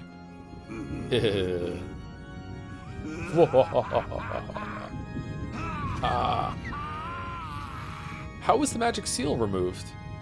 Can you do that? Yes, you can. Okay. Kinzo suddenly stood up and laughed like an opera singer facing a full crowd and spreading his arms, as though he had succeeded in a century-long plan. Whoa! That laugh spat crimson. Crimson flames poured out from inside him, spitting even out of his... Is he saying this? Or he said this? And even out of his mouth, his ears, and all at once his body was wrapped in hellfire. But Kinzo kept laughing. The more he laughed, the more the hellfire spewed from his entire body and began to char him. Those flames became a brilliant light, which dazzlingly shone through the various magical tools throughout the room, making their distorted shadows dance across the walls. Those shadows looked like the dead in hell, watching over Kinzo in ecstasy as he burned. And, for one who had made a contract with the witch, it was an extremely fitting end, in accordance with those terms. After laughing and howling in the roaring flames for us some time, Kinzo flopped to the ground as though he was a puppet whose strings had been cut. Those incredible blazing flames disappeared as though he'd been completely burnt up, and afterwards nothing remained but a festering and burnt corpse that one could hardly bear to look at. How many toes? Count the toes. Horrible. Humph. You should talk, as if you didn't think that was a fitting way for him to die. Why have you shown yourself? Do you have some business with us? Stop it, Canon-kun. You mustn't provoke Beatrice-sama. It would seem you have them absolutely terrified. Poo-coo-coo-coo. I imagine I'll never get along with Canon. Hey, it's not as though I dislike you particularly, Beatrice grinned. Canon violently averted his gaze, obviously unhappy. His reaction was so different from what he wanted to do that it made the witch and her butler laugh. Canon, you stand in the presence of Beatrice-sama. Carefully consider your manner of speech. Oh, I care not, Genji. Let him say what he pleases. I am gracious. How are you gracious? I am always gracious to those who are about to die. Cackle, cackle. Canon was taken aback by that creepy laughter. Beatrice wasn't here just to take Kinzo's life. The first twilight required 6 sacrifices. Kinzo alone wasn't nearly enough, and they just casually walked in here. Cackle, cackle, cackle. Fear not, Canon. It isn't as though you'll be selected as sacrifices just because you came here. After all, you were called here because you'd been selected already. What? Their instincts were good enough to spot her meaning instantly. 6 sacrifices were required for the first twilight. After Kinzo, how many more would you need to add up to 6? Hold on, I can get there. In this mansion, the number 5 instantly made them think of the number of servants here. Oh, I'm wrong! Is that what you desire? Indeed. Thank me, furniture. Tonight, your days of suffering will finally end. You ought to thank me for coming here to tell you this. Certainly, if that is your desire. Genji-sama. Genji had agreed to the witch's heartless announcement with his usual demeanor without raising an eyebrow. Now that the master is dead, Beatrice-sama is our master. Responding to her demands shall be our final duty. Kennen, you have done well serving until today. That hard work is now over. As I expected of you, Genji.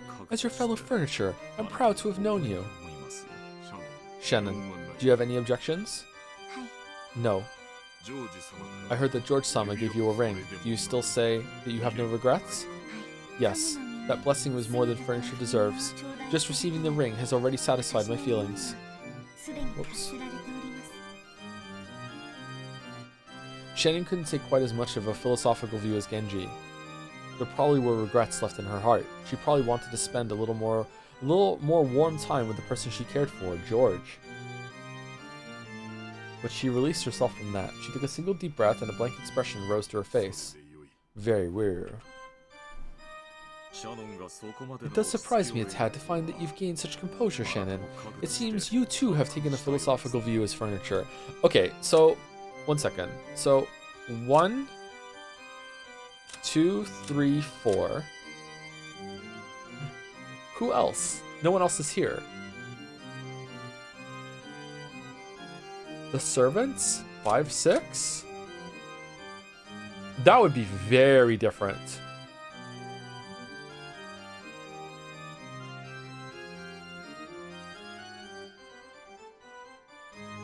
They're all gonna be alive after the first Twilight? Oh man. That's gonna be cool to see. Holy shit. Won't you at least shed some bitter tears for not being able to spend the night with the man you love? What a boring woman. This feeling cannot be understood by the likes of you, Beatrice-sama. If you desire our lives, please accept them. We will solemnly carry out that duty. Very well. Excellently put. Cuckoo. Just the type of person Beatrice-sama can't handle. She's been taking such a far-sighted view of things lately. I must have tormented her too much last time. Oh! Okay. Speaking of which, didn't I do the same to Battler? Am I still soft? Or is it the way I cornered them lacking? In any case, she's just no fun. However, it seems you will still entertain me, right? Canon-kun.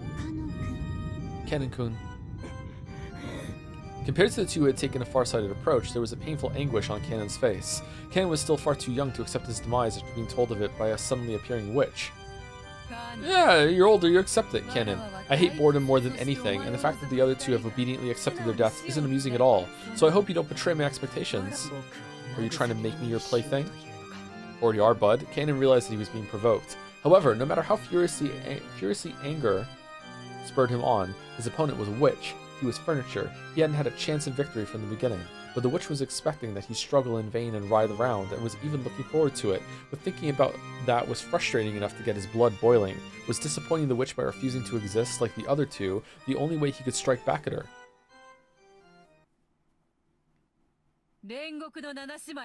Eldest of the 7 sisters of purgatory, Lucifer, arise. Oh, you're using the stakes for the first murder? Huh. Lucifer of first Twilight, sorry? Lucifer of Pride, right here, Canon. It would be far too cruel to force furniture to fight a witch. No matter how much anger spurs you on, you would have no hope in a battle without a chance of success. Of course, such a battle would be boring for me as well. So, let it be furniture against furniture. Why not resolve it with a battle between you two? That should be enough to allow you some hope for victory, right? Forgive me, Beatrice-sama, but how could I be inferior to this good-for-nothing furniture? As if this cutie would have any chance against me. Prove that you can defeat my furniture, the 7 stakes of purgatory. If you manage to win through, let us see. I will let you select the 5 who will escape becoming one of the 13 sacrifices. I thought it was random! You can't do this against your own rules! I will welcome the 5 you recommend to the Golden Land without any conditions. How about that? Canon understood that he was being provoked. However, the witch's offer was very tempting. By this point, Canon couldn't care less about this evil ceremony the witch and the rest were trying to carry out. On the contrary, it was much more important that he remain alive so that he could be invited to the Golden Land and have his wish granted by Beatrice there. You cried, saying you'd had enough of being furniture, right? I shall grant your desire. I shall give you that human body you wanted so much. You cried yourself to sleep. What do you say? That way, you and Jessica could be together, yes? Ooh, just perfect. You may recommend that Jessica and yourself be invited to the Golden Land. If you alone finding happiness isn't a satisfying solution for you, then you can add in Shannon and George, the one she loves. If you're worried about duty, then you can also add Genji. Oh, that's 5 people. Isn't that enough, Canon? With this much of a reward, cackle, cackle, cackle, you won't let me get bored, will you? She's just playing with you. There's no need to listen to her. I don't like it. Are you okay with this, Nissan? I don't know anymore. Beatrice couldn't hide her evil smile at those words. I don't like it. I want to be happy. I've had enough of being furniture. I want to become human and have a normal love. And I want to know that the ocean is blue like you.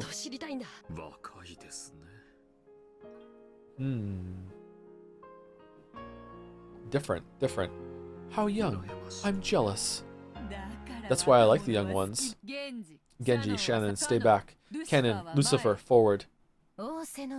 As you command. Is it time for energy swords? Okay, let's do rock, paper, scissors. First one that can contort their hands into scissors wins, apparently.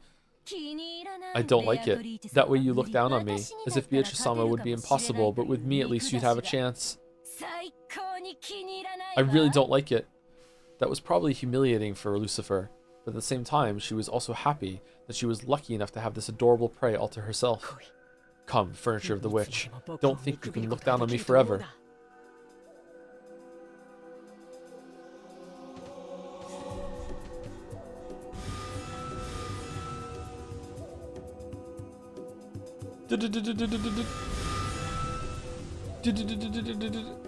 Thank you, an anonymous gifter, for gifting a sub to Bill Nye Ate Your Pie. Thank you, Iron Wrath, for gifting a sub to Human Torch. And and thank you, Holland Dar, for the new sub as well.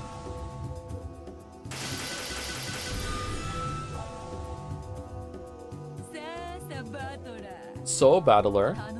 Isn't this a fun show? Cackle, cackle. Damn it, another weird thing's happening. Like I'd ever believe in a magic battle.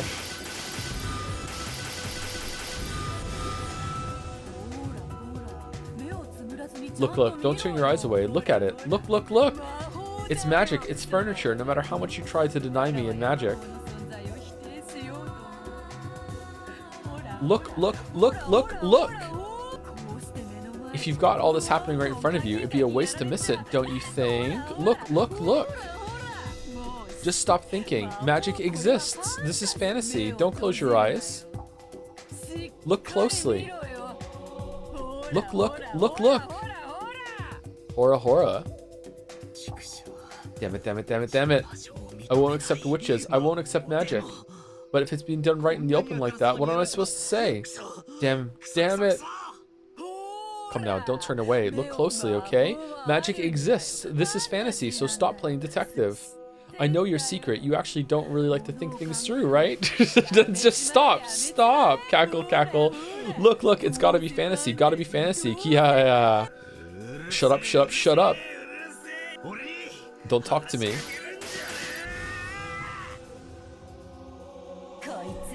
This guy's getting stubborn. Won't you apologize and crawl on the ground right now for being so conceited that you thought you could beat me? If you did, I wouldn't mind forgiving you, okay? Then you wouldn't have to have your skin ripped off while you're still alive, or get lashed all over your body as you squirm until you die. Hee hee hee hee hee hee. You're a cutie, so apologize. If you do, I'll finish you off, so gently while it still feels great. Be silent, furniture of the witch. I have no intention of speaking with you. He said, speaking with her. So, you're saying you think nothing of me? Hee hee hee, that disrespectful gaze of yours is really ticking me off. Kennen-kun. Genji-sama.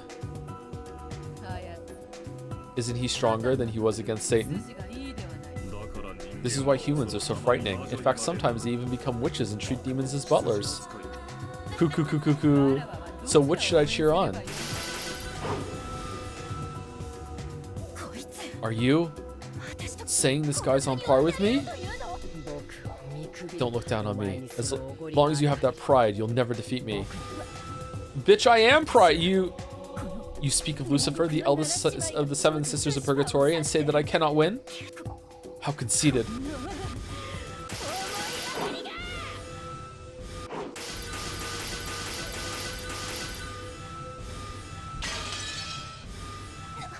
Wah! Ken was desperately trying to stay alive, and he had a strong desire to become human. But Lucifer didn't feel anything stronger than a slight desire to play. So that led to an inevitable result. Did it? Why do I have trouble saying that word sometimes? It was a result that could be reached by the power of humans. The power of the heart. That's as far as you go. You cannot win against me.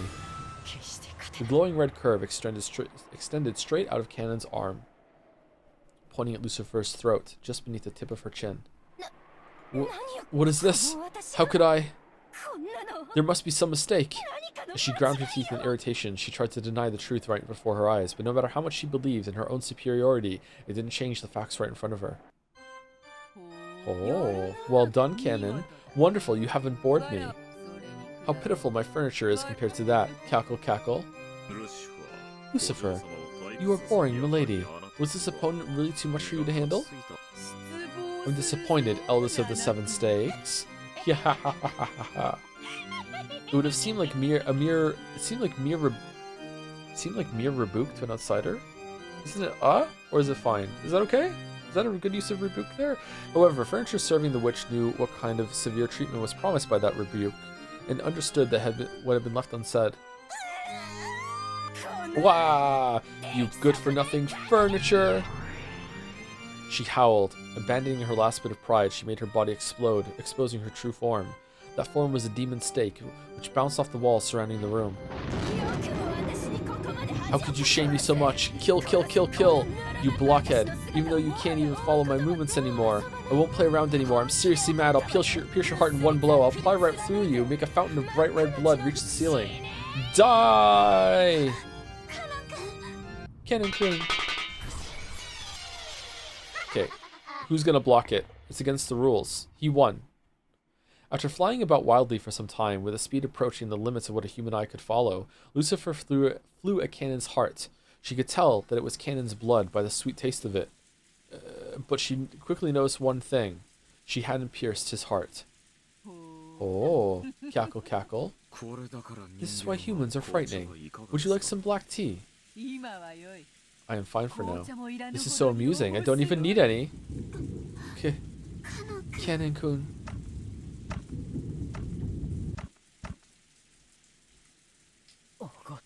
You were arrogant again. I told you that you wouldn't be able to defeat me. The floor was stained with dripping blood. It really was Canon's blood. But it wasn't flowing out of his chest. Canon sacrificed his own left hand to protect his heart.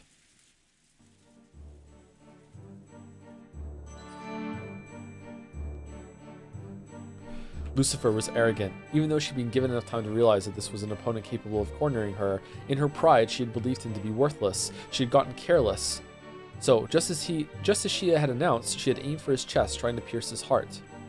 Because she was arrogant, she hadn't even thought of aiming for somewhere other than the place she had announced. Are you dumb? No, maybe she had thought about it a little. However, her pride would not allow her to aim for a different spot. After all, she was Lucifer of Pride. Canon, withstanding the pain, grasped the demon's stake, sticking deep into his left hand strongly with his right hand, and pulled it out. When she heard the sound of breaking bones and even more blood dripping down, Shannon looked away reflexively. There was an air hole in the back of the pierced hand so big you could clearly see through to the other side. That's fucking metal. Holy shit. Cannon's face was filled with pain. But right now, he had won, without a doubt. The demon's stake he was gripping with his right hand turned back into Lucifer again, so that Cannon was now gripping exactly where her neck was. Gah. Gah.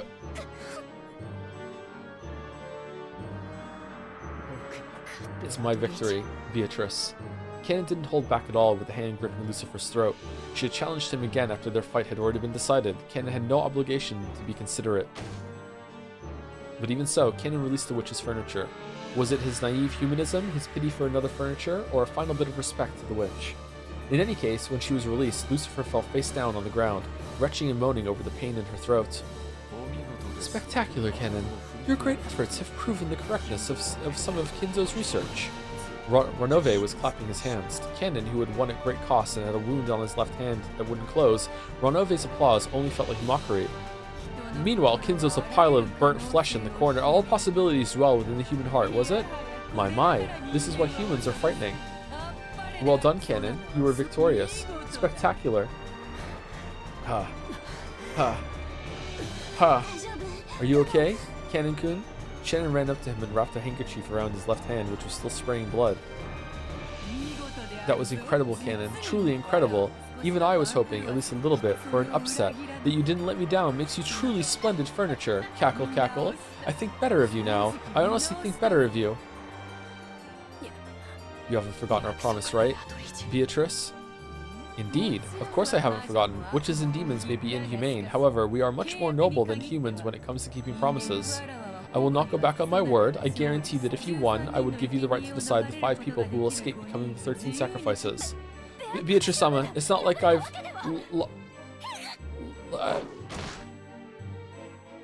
When Beatrice waited for Pipe, heaven and earth turned over for Lucifer. Just for Lucifer, sorry. So as a horribly natural result, she fell onto the ceiling. The ceiling doesn't seem that high to people standing on the floor. However, people who fall on it upside down and headfirst usually don't agree. Did everyone just look up? Milady, isn't that a little much? Cackle, cackle. Perhaps you are right. I suppose I'll forgive her. Beatrice waved for Pipe again. When she did, the magic that had been affecting Lucifer was released. So as a horribly natural result, this time she fell properly back onto the floor.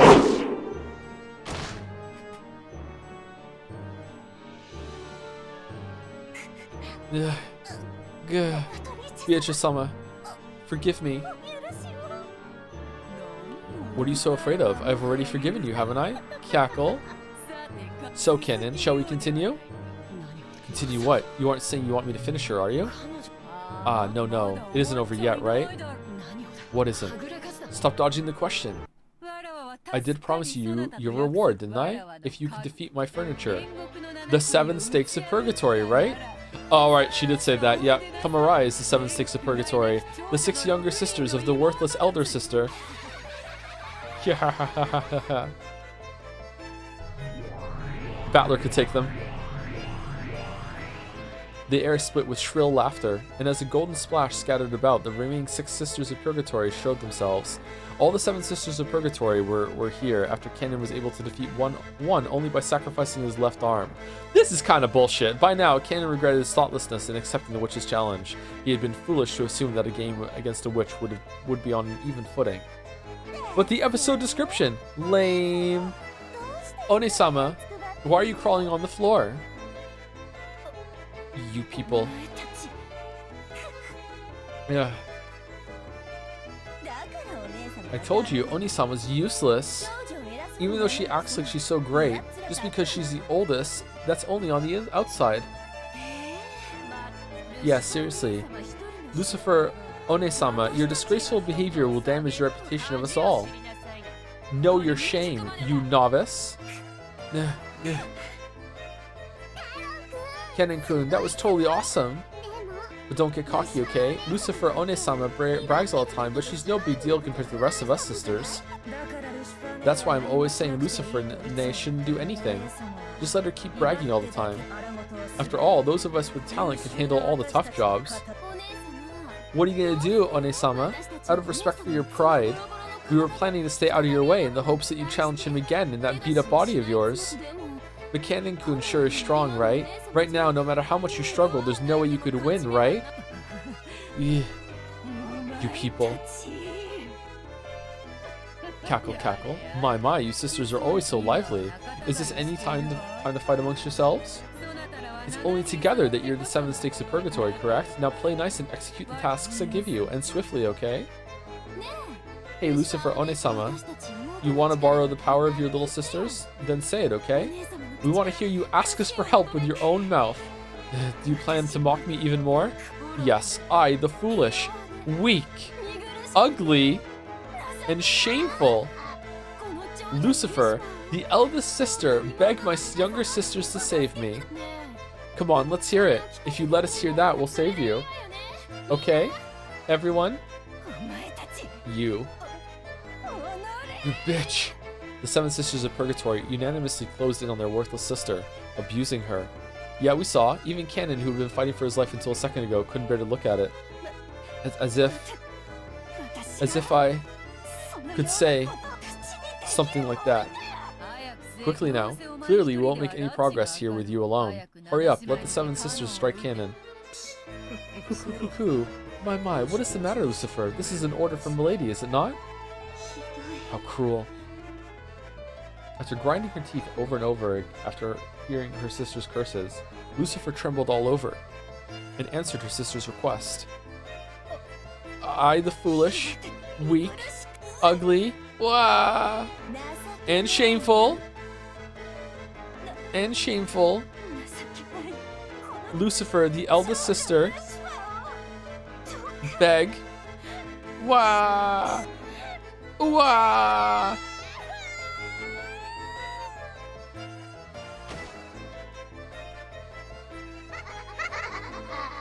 The girl known as Pry was finally unable to endure the words she was saying and broke down crying. However, the 6 younger sisters kept giggling cold-heartedly.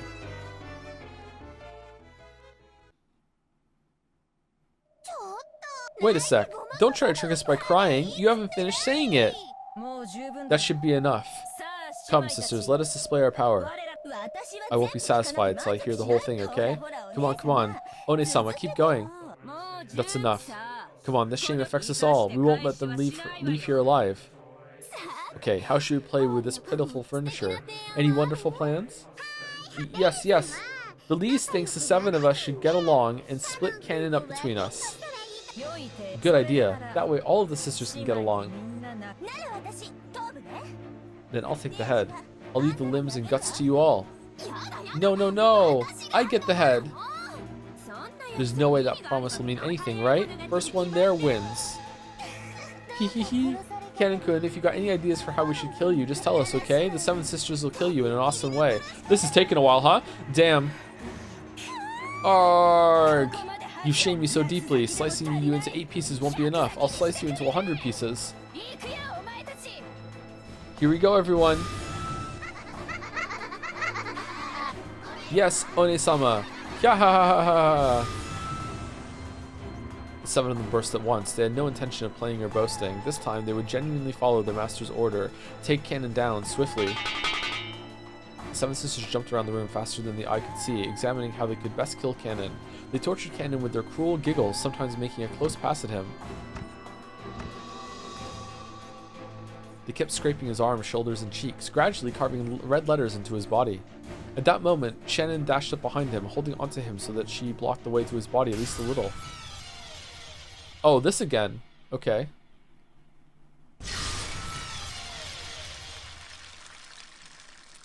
At the same time, a red cylinder wrapped around the two of them like a beam of light sent from heaven. That cylinder repelled the evil ones who tormented Cannon. What? You're mean. This has nothing to do with you. Ah, I see. You must want to play with us. Yahaha, then I'll take it. All mine. Beatrice-sama, can we take Shannon as our prey? I don't mind. Do as you like. It seems Cannon alone won't be enough to satisfy your gluttony. Genji would also like to get into the orb. You have our deepest gratitude. Come on, I'll make you regret coming out uninvited. I'll turn you into scraps of meat so unrecognizable you won't be able to tell which is which. Mix you and mince you into hamburgers. Idiot, breaking that barrier should come first, right? Don't let your gluttony get in the way of your job. Yes, One-sama. As a horribly natural first action, the 7 sisters began to destroy the barrier Shannon had created. Shannon's barrier certainly was strong. It was powerful enough to impress even Beatrice. With its strength, frail furniture would turn to dust just by touching it, and it was firm like a tree with deep roots. Like a bag of sand, but no matter how big a tree gets, it will eventually surrender to a saw or a hatchet. For the 7 sisters, chopping down Shannon's barrier would be annoying but not impossible.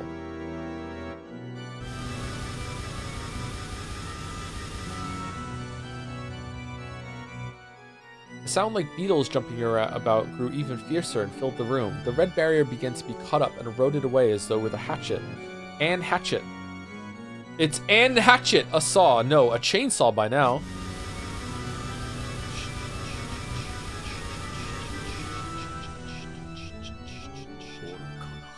How foolish. Even though you must know that your barrier can't fully protect you from these girls. Why?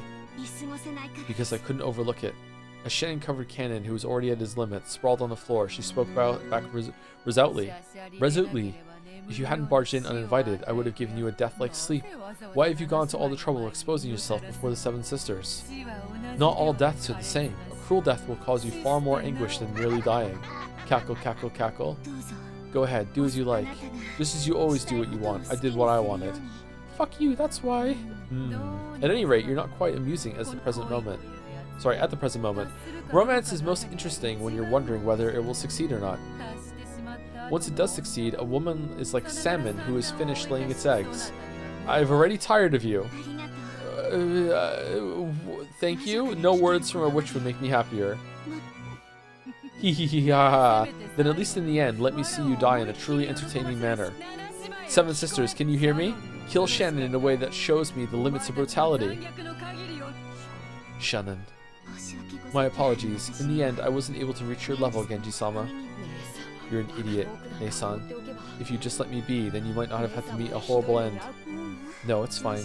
I received the ring from George-sama and lived as a woman. I have protected you and lived as a sister. With this, my life is complete, with no regrets. You're pissing me off. That philosophical take is really irritating. Like I said, you're furniture. You don't even smell like a human. Look at me. I am a human.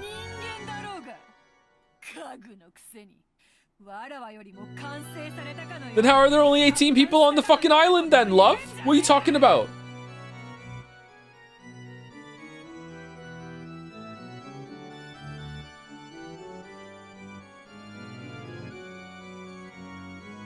Is she lying?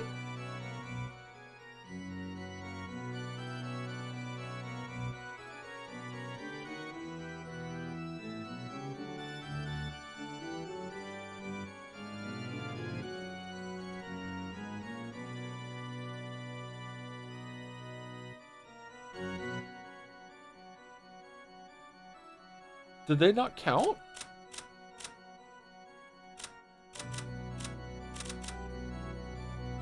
Four, 8, 12.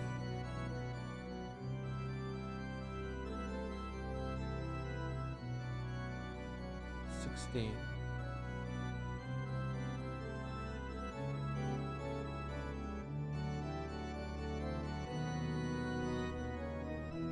No, they must count, because they count for the sacrifices. Do they? Okay, that's an interesting line of thought to go down, but never mind. Look at me, I am human. Don't spout off your philosophical crap like you're more complete. That you're more complete than I am, you furniture. How ugly. Are those regrets what you truly are? They aren't regrets. This is called living. What's this about not minding if you die just because you were given a ring? Ah, I can't understand it. It's incomprehensible, disappointing, outrageous, stunning, and it's all useless. Lady, perhaps you're acting a tad undignified. Ooh. Shut up, furniture. Shannon, do you think I'll let you die so easily? Now is the time to bite your tongue. How pitiful. If you can see yourself reflected in my eyes, then shudder at your own ugliness. Holy shit, fear not. Once I've crushed you up, you'll be much more ugly even while you still live. At that time, Genji softly entered the red barrier. Perhaps that barrier didn't block those without ill intent. Then Genji gently held her from behind and covered her eyes with his right hand. Genji-sama, you've already done enough. Go to sleep before me. Is he gonna snap her neck? Yes. Thank you very much, Genji-sama. Indeed. After that, Genji softly pressed his left hand near her collarbone. As he did, emanating from that area, a crimson stain gently spread out.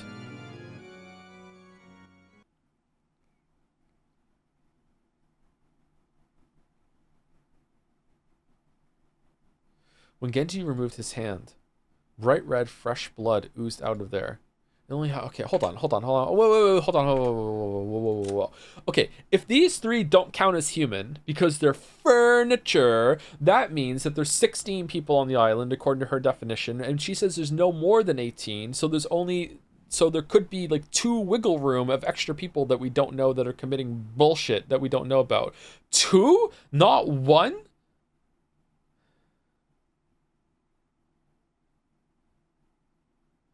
Two people living in the other mansion, maybe? No more than... It could still be 1. No more than 18 was what she said, right? Is there like a... Is it here? No, it's not. I think it was no more than 18.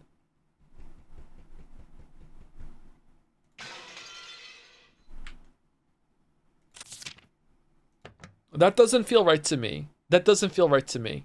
That doesn't feel right to me. But I do feel like she lied with that red statement, even though it's the truth.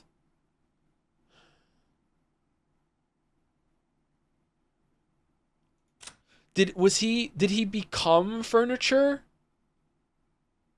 Was he always furniture? Does he somehow count as human? Does Beatrice think he's human? Because then there would only be 1. Because these 2 would be furniture. Wait, is Kumasawa furniture? No, Kumasawa's not furniture. Goat is definitely not furniture. Genji's furniture.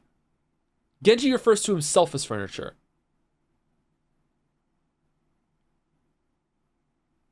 But does Beatrice's perspective... We're not going to know. Battler needs to ask some fucking questions. It only happened in the first instant, and it was shaped like a crimson rose.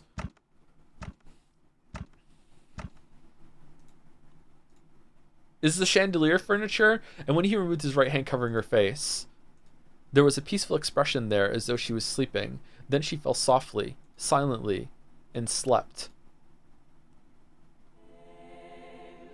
Her soul had already been sent to a world where the malicious witch and her furniture could not reach her, no matter how evilly they tortured her. Oh, furniture's back. This scene left Beatrice and the Seven Sisters stunned. Only Ranove wore a mysterious smile. Then Genji leaned over Kanon, who was crouching on the floor, and just cracked his skull in the floor. You did well. You should sleep now too.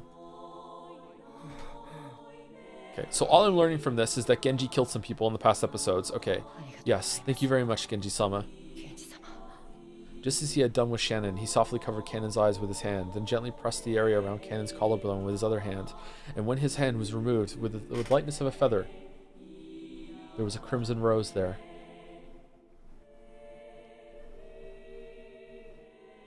But that rose shape quickly turned into the stain of bright red blood pouring out. What is that? What a boring person. Even though it's so fun to poke the balloon of life with a needle so that it forcibly explodes. I mean, technically, the stakes didn't win. So what now, Beatrice? Spectacular, Genji. You truly are furniture. Okay, so he is furniture! Thank you very much. Well then, Beatrice-sama, Ronave-sama, with this as my final task, allow me to rest. Damn you, snatching away my fun. Why don't I take all the thrashing and mashing I want to do to them and give it to you instead? Beatrice faced him with an unsatisfied expression, but Ronave spoke quietly to Genji with a soothing smile. You have worked hard. You are my greatest servant. As a final gift, I shall bestow upon you a peaceful sleep fitting for all the labors you have performed. What? Wait, it's not your place to... When Ronave snapped his fingers, Genji slumped to the floor like a puppet with its strings cut. Suddenly, and yet gently, he crumpled, falling into a sleep that no witch could call him back from. Damn! It was as filled with kindness as the sleep he had given Shannon and Cannon.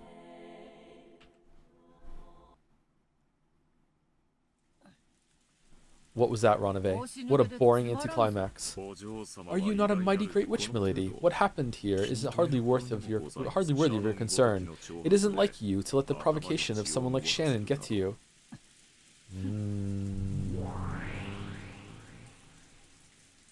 What was it that had Beatrice so irritated? Was she still unable to remove the thorn of Shannon's words? Ronave laughed lightly, as though lamenting the complexity of humanity and a woman's heart, and ordered the seven sisters to go. After all, there were still 2 sacrifices left for the first twilight. The seven sisters disappeared in ecstasy. Okay, and we're not going to know how they died until Battler sees the corpses, right? Alright, so 4 people are dead. Who are the other 2 going to be? I was so wrong, chat!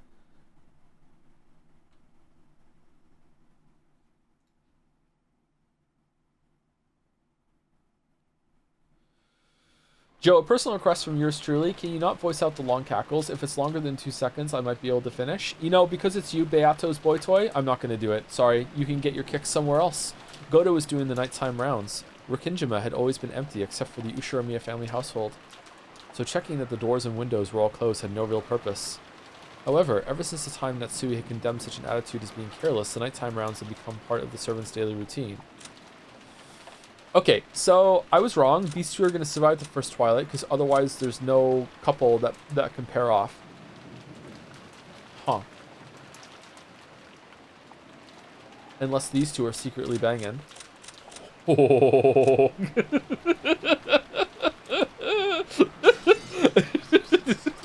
In the first place, Natsui had ordered this because of the occasional witch disturbances. Oh wait, hold on. I'm sorry. I'm so fucking stupid. I'm like, yeah, these 2 count too, don't they? And these 2. There's more than just this set. It's just these are wiped out so regularly I didn't even consider it. Yeah, these 2 would count, and so would these 2. Okay. Yeah. Fucking hell. Okay. My bad.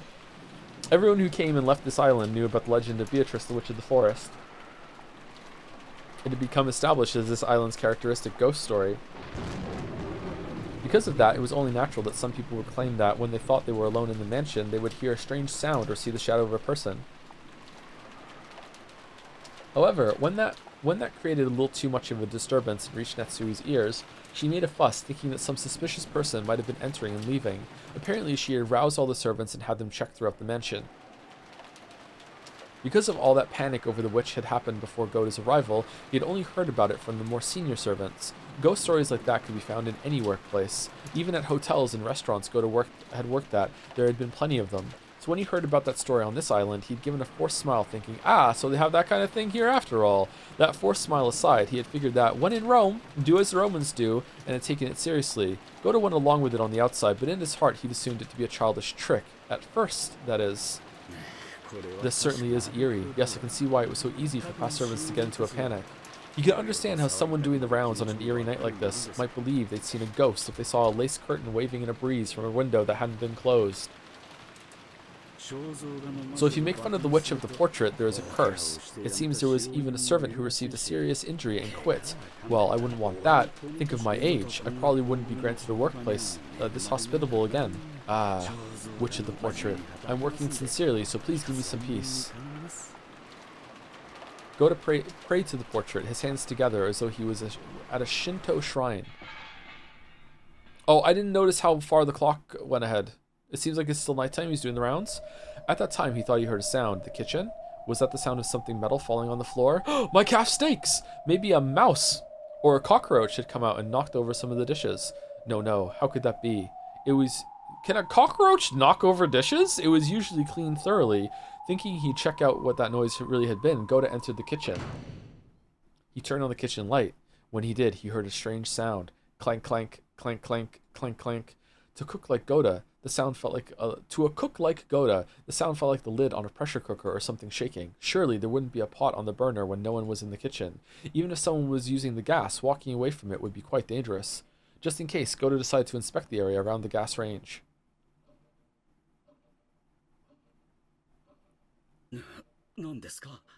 What is this? When he did in the corner with the gas range, the pressure cooker really had been set out just as he thought. But the flame wasn't on, and yet the lid was clanking. Uh-oh. Was something fermenting and leaking gas? How could that be? Then there was a mouse or something inside. How could there be? Ridiculous. Is there a head in there? When people were watching, Goda acted as though he had a bold personality fitting for his build, but he actually had an unexpectedly timid side to him. I don't know, you did pretty well in the fight when it mattered. I kind of like Goda, actually. He's flawed for sure, but I kind of like him. He was frightened that there might be something inside, and he couldn't bring himself to check it carelessly. In his cowardice, he grabbed a nearby wooden pestle, and with a clunk, he tapped it forcefully against the side of the pressure cooker. When he did, the clanking sound suddenly stopped.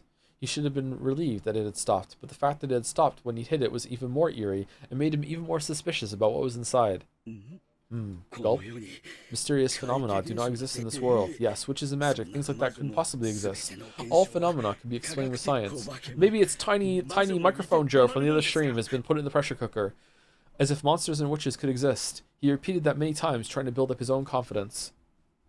The gap between what he was saying and what he was doing was quite comical. Who would believe in a witch? Who would believe in magic or curses? Come on. Show me what you really are. Take that. He removed the lid of the pressure cooker, and lying exposed there was the sparkling, clean silver bottom of the pot. There was absolutely nothing frightening like he imagined. Phew. Haha, it's only natural. There's no way there could have been anything inside. Then what was making the noise, bro? By now, Goda realized that he had been a coward.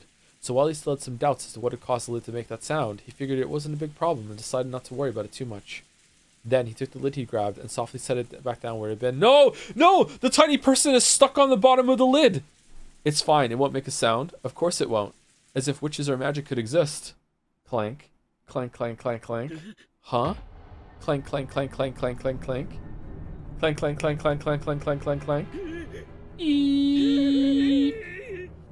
All of the pots and dishes in the kitchen started clanking at once. It grew even stronger, so that finally the lid to one of the pots fell off. And from inside that pot, a slender white arm reached out. Lids fell off the other pots one after another, and another, and another. As if witches could exist. As if I'd believe it. When the number of arms grew to 7, a loud, shrill laughter split the air. What a letdown. Too bad that someone who can make such delicious food is such a lightweight. If you don't want him, I'll take him. He's all mine. Wait a sec. Wait, I said no. I'll take him. Huh? What? Hiya! Gah!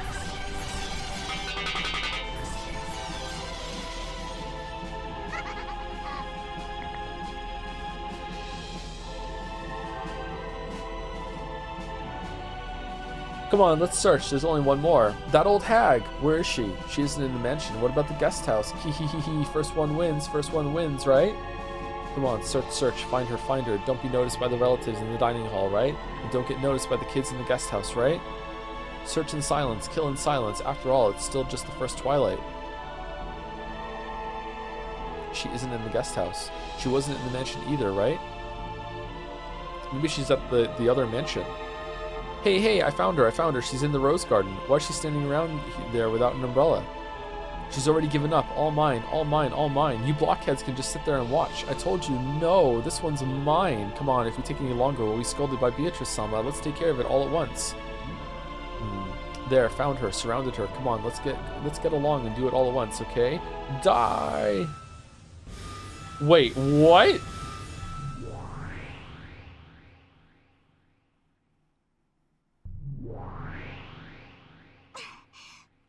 Huh? What? What is this?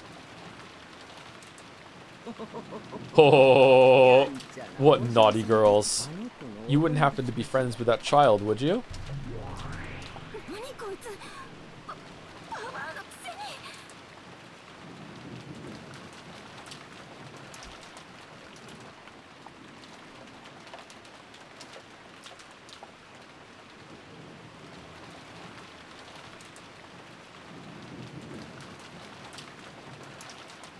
Is she the, she's the flashback witch?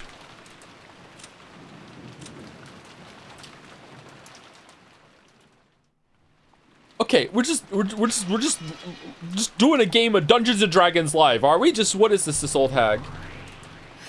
There's gotta be some mistake. One more time. Or is she talking about Maria?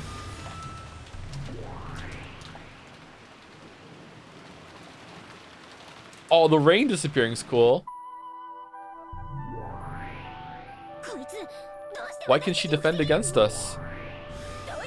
How did she die last time? Move aside one more time. No matter how often you try, it won't work. This person is good. I am waiting for that child. Would you mind calling for her? Do you really expect us to run errands for you like that? Yes. There's no need. Beatrice-sama. After all, even I have manifested by now. Who are you? I was certain that you had awakened. Runaway. It's been a long time. Yes, truly a long time. What the fuck? This person's talking to Runaway-sama without using Sama.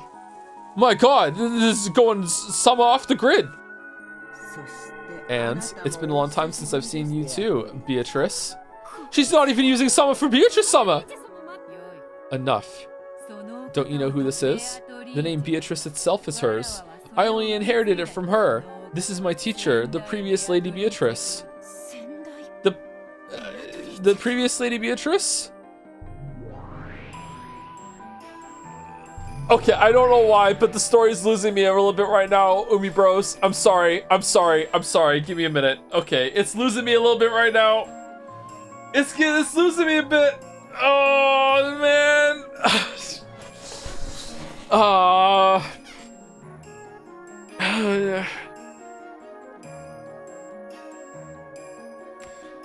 Okay, alright. Okay, alright. Be strong, Joe. Be strong for chat. Be strong for chat. Be strong for chat. Speaking of being strong for chat, thank you, Man of Answers, for the resub. Almost to 3 years. Yeah, 35 months. Thank you, Ma. Thank you, Ma. Thank you, FM Bearden, for the resub as well. And Cogniferous for the resub at tier 2. A tier 2 Cogniferous. Thank you very much. Cogniferous. Alright. Gold butterflies appeared in ones and twos from the Garden of Roses and began to gather around Kumasawa. Then, after she was wrapped in a golden sparkle, she burst and disappeared, and Kumasawa's form was no longer there.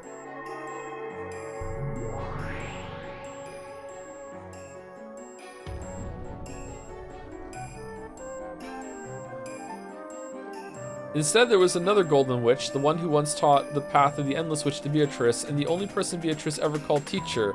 Her hair was long, beautiful, and vividly youthful, and her figure in that elegant dress couldn't possibly have been mistaken for an old lady. No, this looked like a completely different person from Kumasawa. Well, teacher, I never even dreamed that we would meet each other again.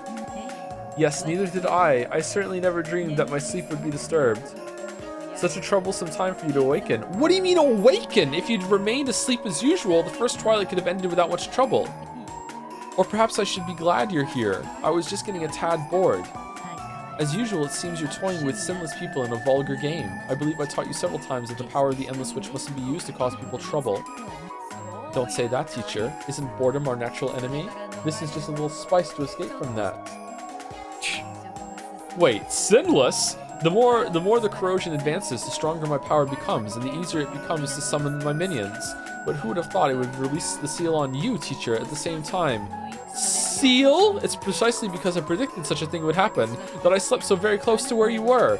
I knew that you were going to fall in love reversely with Kinzo, and then he was going to fucking put someone that they found in the orphanage in the mansion across the city and the island, and then she was gonna die when Rosa found her, and then she was gonna find her. What the fuck is this shit?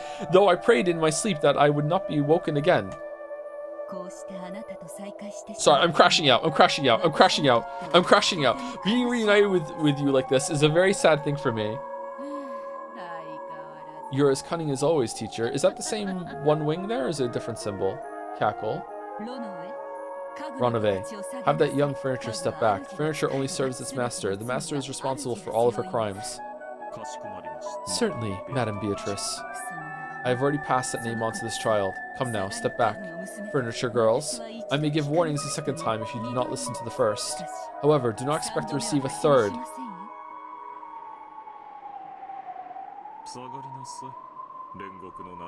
Step back, Seven Sisters of Purgatory. If you get dragged into this, only dust will remain. But back, everyone. Ronove and the Seven Sisters of Purgatory retreated. After that, what remained was the Beatrice, whose daring expression didn't falter. And the teacher Beatrice, who had given up that name and wore a more composed smile.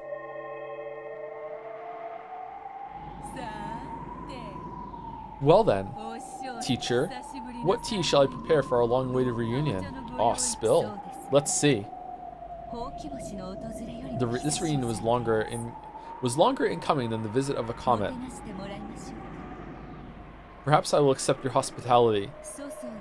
And if it seems a mistake had been made... What? Sorry. I'll have you return my name and the title of Endless Witch. Cackle, cackle. So even the title of Endless Witch has a license renewal policy? As you wish, teacher. See how splendid your disciple has become. And see how far she surpassed you so long ago. So Beatrice is going to kill her herself? The air between the two Beatrices seem to explode with sparks. The air between the two, just by glaring at each other, they purged all spirits from that space. As they watched, the Seven Sisters shivered. After all, if they had retreated just 3 steps less than they had, they would have been turned to dust by now. So come, Beatrice. Who's talking? Surrendering my name to you is the only regret I have in life. I will now correct that error by my own hands. Cackle, cackle, cackle. Tisk, tisk, tisk. You've got it wrong, teacher. My only error was becoming your disciple in the hopes of gaining such a puny level of power. Get it? Got him. What are you calling magic? What are you calling the Endless Witch? All you've got is a power that can be gained just by noticing, right? And you act as though that's so great and impressive. Your turn's long over, teacher.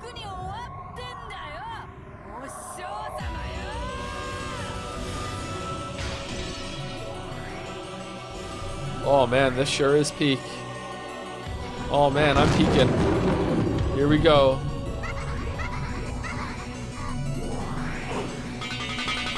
Peeking over the cliff to see how high it is.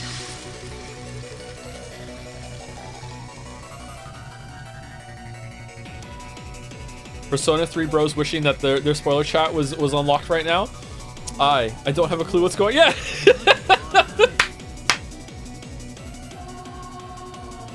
Yeah! Yeah! What in the world is happening right in front of my eyes? You're here? You poor thing. It seems my disciple is causing you trouble. I apologize. Who the heck are you? Why did old Kumasawa turn into a Nei-chan like this? I mean, seriously, who are you? I don't get it. What kind of special effects are these? What are these? My head feels like it's gonna explode. I am the witch teacher of that child. My old name was Beatrice. When that child succeeded me, I gave up that name, so I have no name of my own. Like you've already said, your disciple's been a real pain to me. Please take responsibility and do something. No, wait. I don't believe in stuff like this. Yeah. As if witches and magic could exist. I won't accept this messed up battle. Damn it, what should I believe?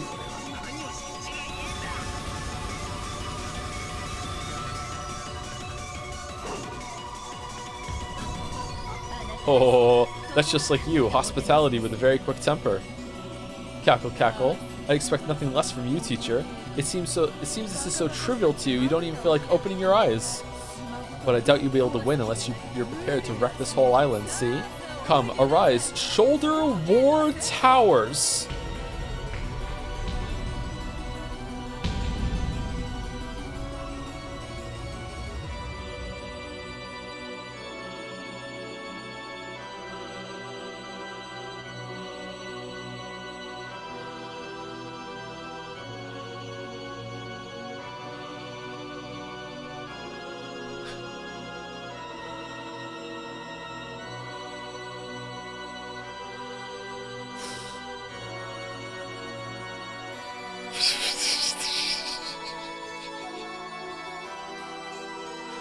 It's the Twin Peaks, yes! The Twin. In response to Beatrice's summons, a terrific earth tremor split the rose garden. On either side of her shoulders, two massive war towers sprouted and stabbed into the heavens. And yet, inside the parlor, they were still just shouting at each other about money. They stretched up to 100 Marutu tall, and each had over 360 ports.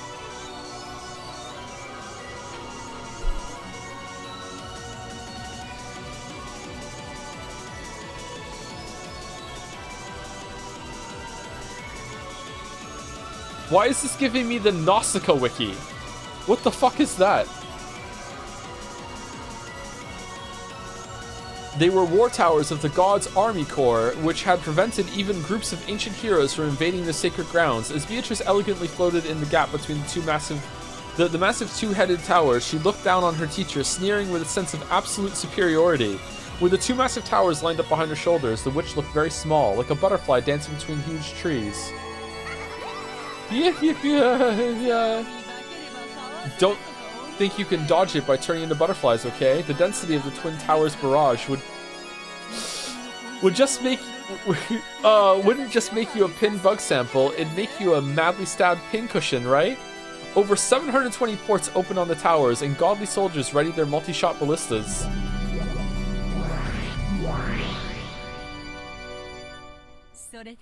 Is that the end of your turn? Heh, famous last words. Blast away. Oh man, alright, epilepsy warning. Holy shit. The ballista shots that numbered over 1,000 were all fired at once, drawing a beautiful geometric curtain of death. The bore sound of the bowstrings were played was probably even deeper than that of a reaper swinging its sickle. Come, arise, fallen tower. Split the single language and let that sin be known. The sky was stained an incandescent red, and from between the clouds, a blazing massive tower fell upside down. That massive tower, falling tower, and its rubble sucked in the thousands of ballista shots, so that not one of them approached the body of the witch who had summoned it. So they have furniture serving them, but they fight with buildings. Okay, hold on. I'm sorry. I need to message someone. So have you been fucking with me the whole time? What the fuck is going on? That's right, no group of people, no matter how large, can approach the mysteries of heaven. That was the reality of the fallen tower. As I'd expect from you, teacher, if you do something, you always do it big. Yeah. My turn isn't over. What are you doing? Pot of greed? Come, arise, sons of Vivaldi. Bestow upon me a worthy spear. Smothered mate? As the massive crimson tower that had fallen made a terrible gold-colored explosion, a massive spear appeared from the inside of those flames, so tall, like a tower, that you had to look up to see all of it. It was too large even for a giant's hand. That divinely beautiful spear of the gods was so massive it gave the illusion that the fallen tower had turned into a spear of the same size. Beatrice is going to be one of the sacrifices. The roulette really can't pick anyone. It was a spear of certain victory that none could escape. Looks like your twin towers won't help you now.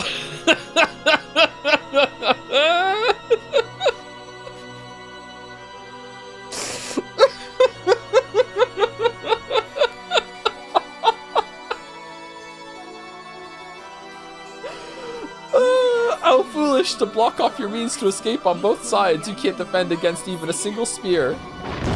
When she snapped her fingers in command, the massive tower-sized spear shot at Beatrice like a lightning bolt.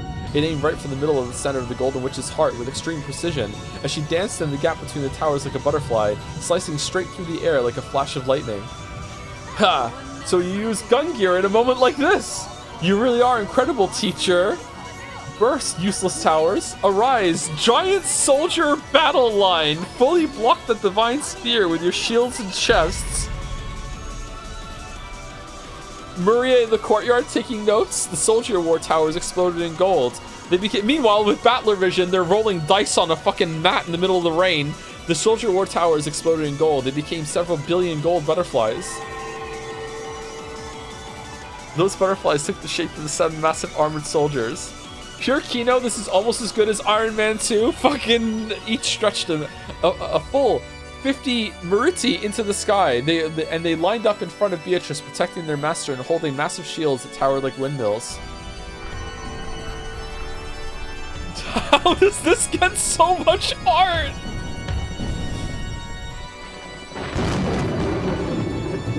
They were as massive as a mountain range. The witch behind them was like a small moon hiding behind the mountains. Once in the past, when the massive shields these giants held had been ready by the whole regiment, they had protected King Wilhelm's castle not only from arrows but from the wind and the rain. For when they had faced upwards and held their shields to the heavens, not a single raindrop had gotten through. Foolish. The shame of a witch who has forgotten to respect things sacred. Did you think mere giants could defend against the spear of the gods? Indeed.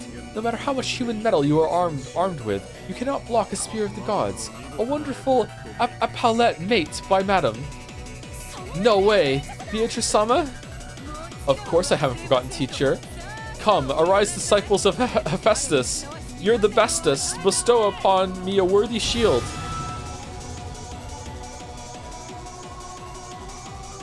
A golden whirlwind arose at the feet of the giant soldiers.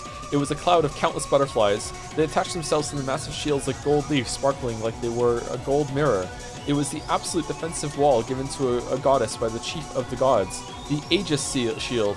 When the holy spear, which left a dignified tail behind it like a comet, crashed into the mountain range of that gold shield, there was a terrible, thunderous roar. It was the creaking of the pillars that held up the heavens. And still, no one heard it inside. The divine spear. No, it's just the typhoon, man. It's really raining out there. Holy shit! The thunder and lightning. I know, man. Can I see it? No. The divine spear spun around and around and was sent flying in the direction of the setting sun. Impossible. She defended against the divine spear. No, that is not correct. The divine spear avoided her. It is the law of the gods that an absolute spear and an absolute shield must never fight one another. Although, in the end, it means the same thing as defending against it. Your skills have improved from engaging in these fights so often. Or rather, it seems you're still as bad as ever at this kind of game, teacher. It's my turn to strike back. I shall follow the code and counter a spear with a spear. The giant soldier battle line, which had fully blocked the divine spear, released its holy gold shields. The shields fell to the earth, making the ground shake. You know what? I bet this was written in one session. This flowed out of the writer. When they did, another gold whirlwind arose, and 7 gold shields changed their form into 7 massive spears of lightning lying on the ground. At once, each of the giants lifted one of their legs high and firmly stomped on the tips of the handles. As the earth shook with a thunderous sound, 7 lightning spears spun beautifully and flew up above the giant soldiers' heads. They scattered into a golden splash and began to fall before the giants.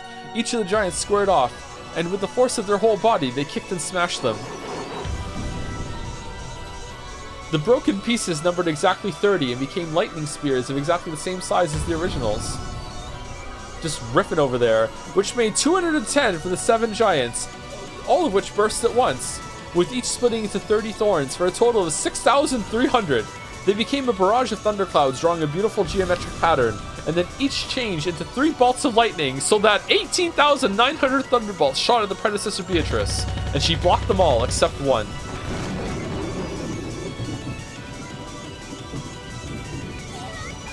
It's over. Beatrice-sama. I would expect nothing less from Madam. That bundle of almost 20,000 thunderbolts must have reduced the teacher's body to dust, but there had been no resistance. Beatrice knew immediately that she had been fooled. At that time, from the direction that the sun had supposedly set, she felt the impossible rays of sunlight. A brilliant ray of light shone on her profile. It was the figure of her teacher, holding aloft the spear of the gods that had supposedly been repelled a short while ago. She bore a sparkle like the sun on her back and made it shine on the incarnation of darkness. Show me the champion of light. As Beatrice watched, she was trapped like a mouse in a cage. Wait, cornered in a dead end formed by the giant soldier battle line. By now, the predecessor Beatrice had seized a position directly alongside that line. Playtime is over, Beatrice. Have I exposed my flank? Her bold expression hadn't faltered even once, but now it twisted for the first time. And faster than Beatrice could click her tongue, the predecessor Beatrice released the holy spear. As it leapt through the air, it changed its form once more. Oh my god, this is like fucking like AOL RP battles where whoever typed the most won. Victor dependent on word count. Here we go. Come, arise, Devagar brothers. Fucking bestow upon me the giant smashing iron hammer of heaven. Giant soldiers, protect me. What are you doing, you blockheads? You would know. Yeah, that's why I made the joke, my weeb. By now it was no longer a spear, but the whirlwind of a massive hammer that raised a sound like a windstorm as it flew through the air. It was the legendary hammer that had shaken even the king of the frost giants. So the giant soldiers couldn't escape from that fear. So regardless of how strongly their master ordered them, they couldn't get in the path of that hammer. Back rank mate. You called? Rest in peace. Damn it! Before the whirlwind of that massive chunk of metal, Beatrice was nothing more than a mere speck. The instant the whirlwind started to suck Beatrice in, she appeared to change into a massive war tower. Of course, yeah, you know, her trump card. The iron hammer smashed the war tower, scattering tremendous amounts of rubble, but it did not reach she who had escaped behind it, and the mansion is fine. Furthermore, when the smoke started to settle, the war tower had sucked in the massive iron hammer without crumbling and blocked the way. Even the giant smashing iron hammer couldn't break through the final tower protecting the witch. However, this war tower was actually the witch's last trump card. Oh, I'm orbed. It was a war tower for dodging that could only save her from danger once. Didn't people say this was better than episode 2? Are you fucking like this tower was impregnable. No weapon could break through it. At that time, the moon disappeared. As Beatrice hid in the shadows of the giant soldier battle line in the war tower, she looked up to the sky. When she did, inside the moon was a figure of a massive horse ridden by the god of war and death. The predecessor Beatrice rode the horse with him. His cloak had blocked the moon and swallowed it in an eerie shadow. And the spear of the gods was in his hand once more. In other words, it was a godly knight who had jumped over the ramparts formed by the giant soldiers and the war tower attacking from the heavens. Smothered mate. Cackle, you got me. Smothered mate. It was fun, Beatrice. Whoa! The struggle to death between the two witches with the same name was over, and the winner was Beatrice. But which Beatrice? Glass shatter. The spear that had been launched from the heavens pierced the ground. And yet, a tiny little mirror in a box on a fucking shrine was like, nope, can't do anything. Can only flap around butterflies and unlock windows while cackling to myself though I can't see my reflection. And bounce my pipe on fucking Natsui's head being a fucking menace. Yeah. Oh no, a door handle with a fucking scorpion on it. Guess I can't get in. Oh no, Maria made a little charm out of fucking glitter tape and fucking joy and fucking Natsui put it on the door handle. Guess I can't go in and kill her. Whoopsie doopsie. Fucking, but here's Odin! The giant soldier battle line in the war tower split up into countless gold butterflies, wrapping the area in a gold-colored storm. Then came the sound of thunder and the sound of the falling rain and winds. Imagine dragons? If you looked around, the rose garden was empty. The butler and the rest were watching the two witches confronting each other, but Beatrice alone had changed. She had been pierced straight through by the spear, from the base of her neck and her right shoulder to her left buttocks, unable to even reach the ground with her feet, horribly exposed like a pitiful pinned butterfly tormented by the wind and rain. Beatrice-sama. As expected, a truly fearsome person. That settles it, Beatrice. Hee hee hee hee. Ouch.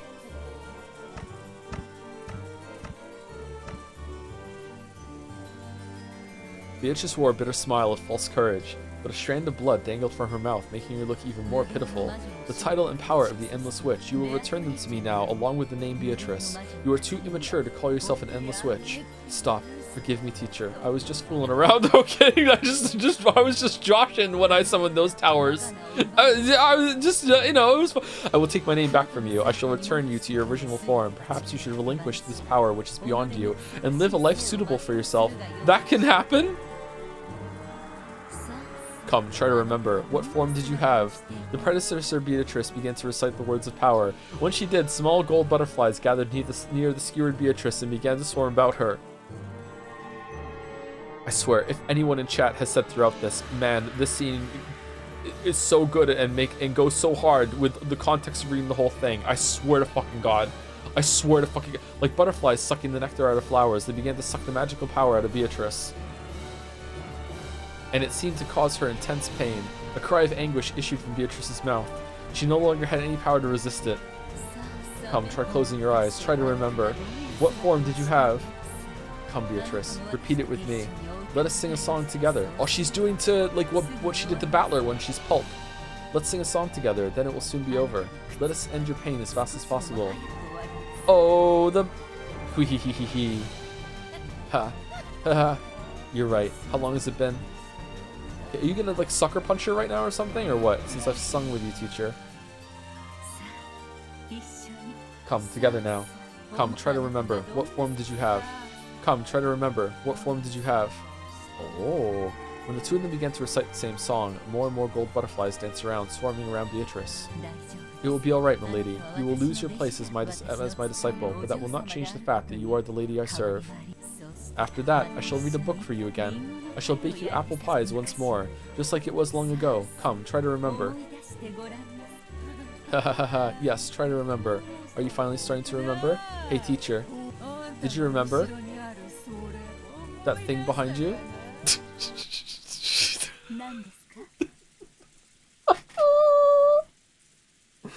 What in the Witcher is this? What is this?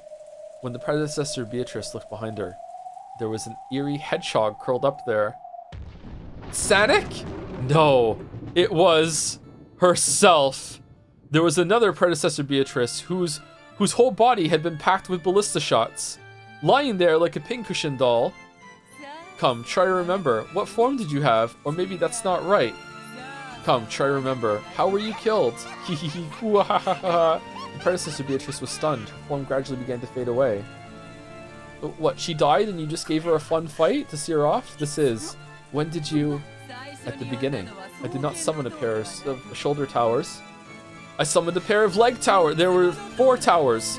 Teacher, you carelessly stepped across the 7th rank rook boundary of death created by the 2 hidden towers, which were lurking in the distance on either side of you. Aw, a classic mistake. It was bad manners of me to say check in this late. I simply must apologize. Cackle, cackle, cackle. The battle had been decided at the very beginning. It had been over since the time the predecessor leaned forward, readying her holy spirit to attack Beatrice, who had been wedged between her shoulder towers. And she just didn't feel it, Lamayo. The hidden towers lurking on either side had bathed her in a windstorm of ballista shots from 720 ports on both sides, pinning and killing her. However, Beatrice hadn't wanted it to be resolved like that. She had wanted to let her teacher take her next move, and it continued acting as though the game was still on. She had immediately revived her with the endless power.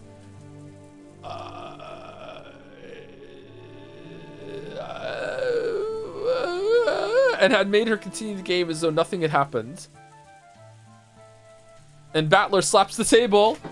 Welcome to the fucking club, predecessor Beatrice. It fucking sucks in here. We get tea and cookies though. I also have a jacket. Then the predecessor slowly remembered that she had already been killed. And began to vanish completely. When she did, the spear that had pierced Beatrice had also vanished. Beatrice finally landed on the ground. There wasn't even a trace of a scar. It was fun. Teacher, if you want to play again, I'll revive you anytime. And once you've had some fun, I'll make you remember that you're a corpse again. See? I did everything you told me to, right? Didn't you tell me to always put my toys back in their boxes when I'm done playing with them? Cackle, cackle. Was it an easy victory? Alright, Predator Beatrice, your turn to say no. Look behind you. You fool, it was a tough one. If I hadn't tricked her with the 4 towers, I would have been the one dead, as I'd expect from teacher, but now I can stand proud. I'm left-handed. Now I have completely surpassed teacher. Ronave, clean up teacher's manners, it remains a bit. I haven't lost my respect for her that much. Certainly. Tonight's first twilight became a little too riotous. A little cleanup will be necessary. I shall see to it immediately. Goats, it is time to clean up.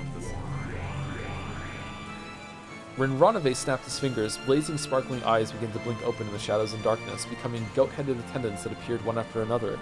One by one, they wordlessly stood at attention in a line behind Ronave's back. This time, what shall be done about the 6 corpses? Another closed room pattern? I'm in no mood to think now. I will leave it to you, Ronave. An extraordinary closed room to torment Battler, if you would.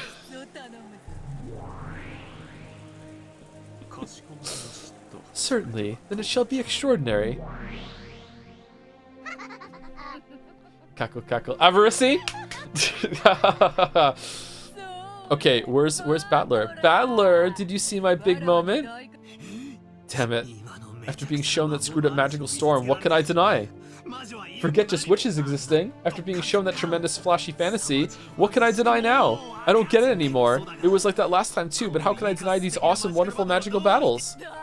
Isn't that right?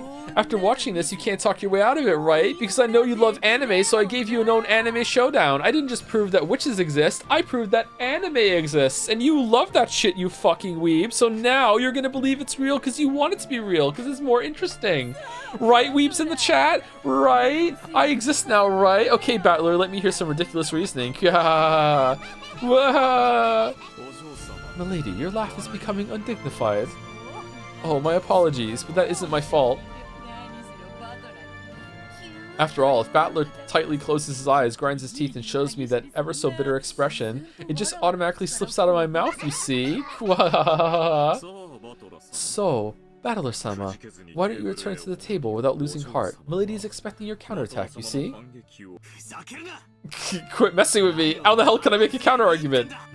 In the first place, everything was already screwed up when that tower sprouted up out of the earth. Should I say that? Under the ground in Rikenjima, there's a secret laboratory for building super alloy combining robots or something, and not pushing a button can make these strange towers sprout up? Right, and those huge giants must be robots, or maybe an evil secret association's mecha monsters.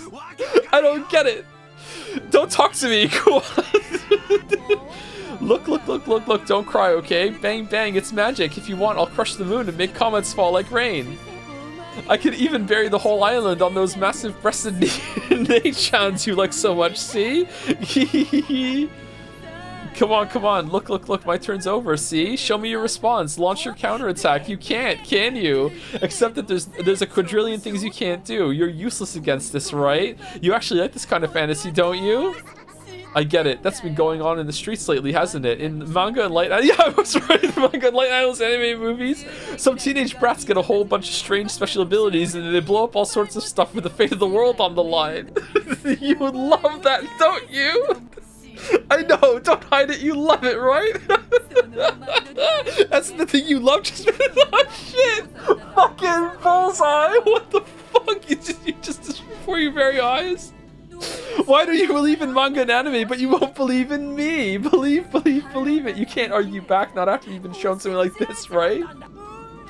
Look, answer. You don't need to think. You can just obediently say, I'm sorry, Beatrice-sama. Look, try saying it. I'm sorry, Beatrice-sama. Try saying it. Say it. Don't be embarrassed. Oh, man, she's so gross. She's so gross.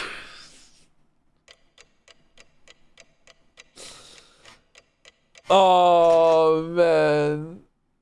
Oh my god. You done? Oh, thank dog. Okay. Alright.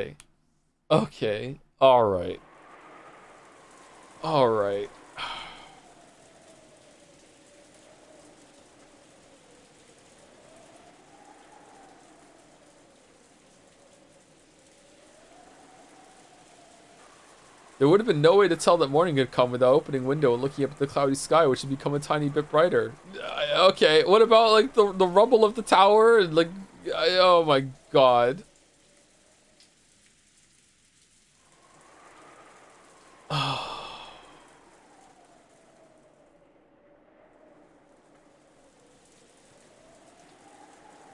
I can't believe there was a real cliff after the fake cliff.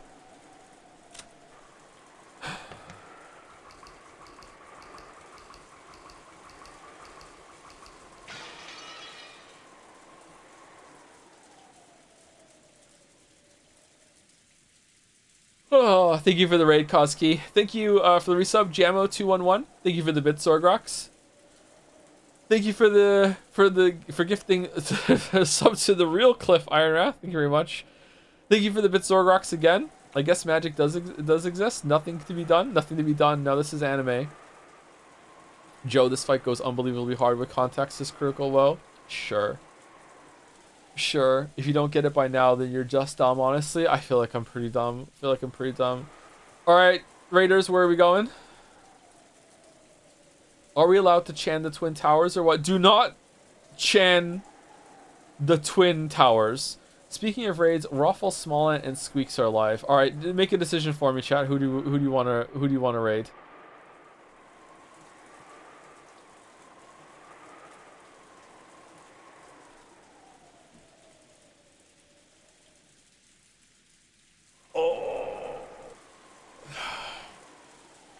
Squeaks is playing Plants vs. Zombies. Alright, we'll raid Squeaks. Raid Squeaks. Done. There we go. Alright, enjoy your raid, everyone. Enjoy your free monocoins. I'm gonna go crash out. You excited for Saturday with Jelly? Oh, so much. So much. So much. So much. So much. Thank you, Joe. You're welcome. You're welcome.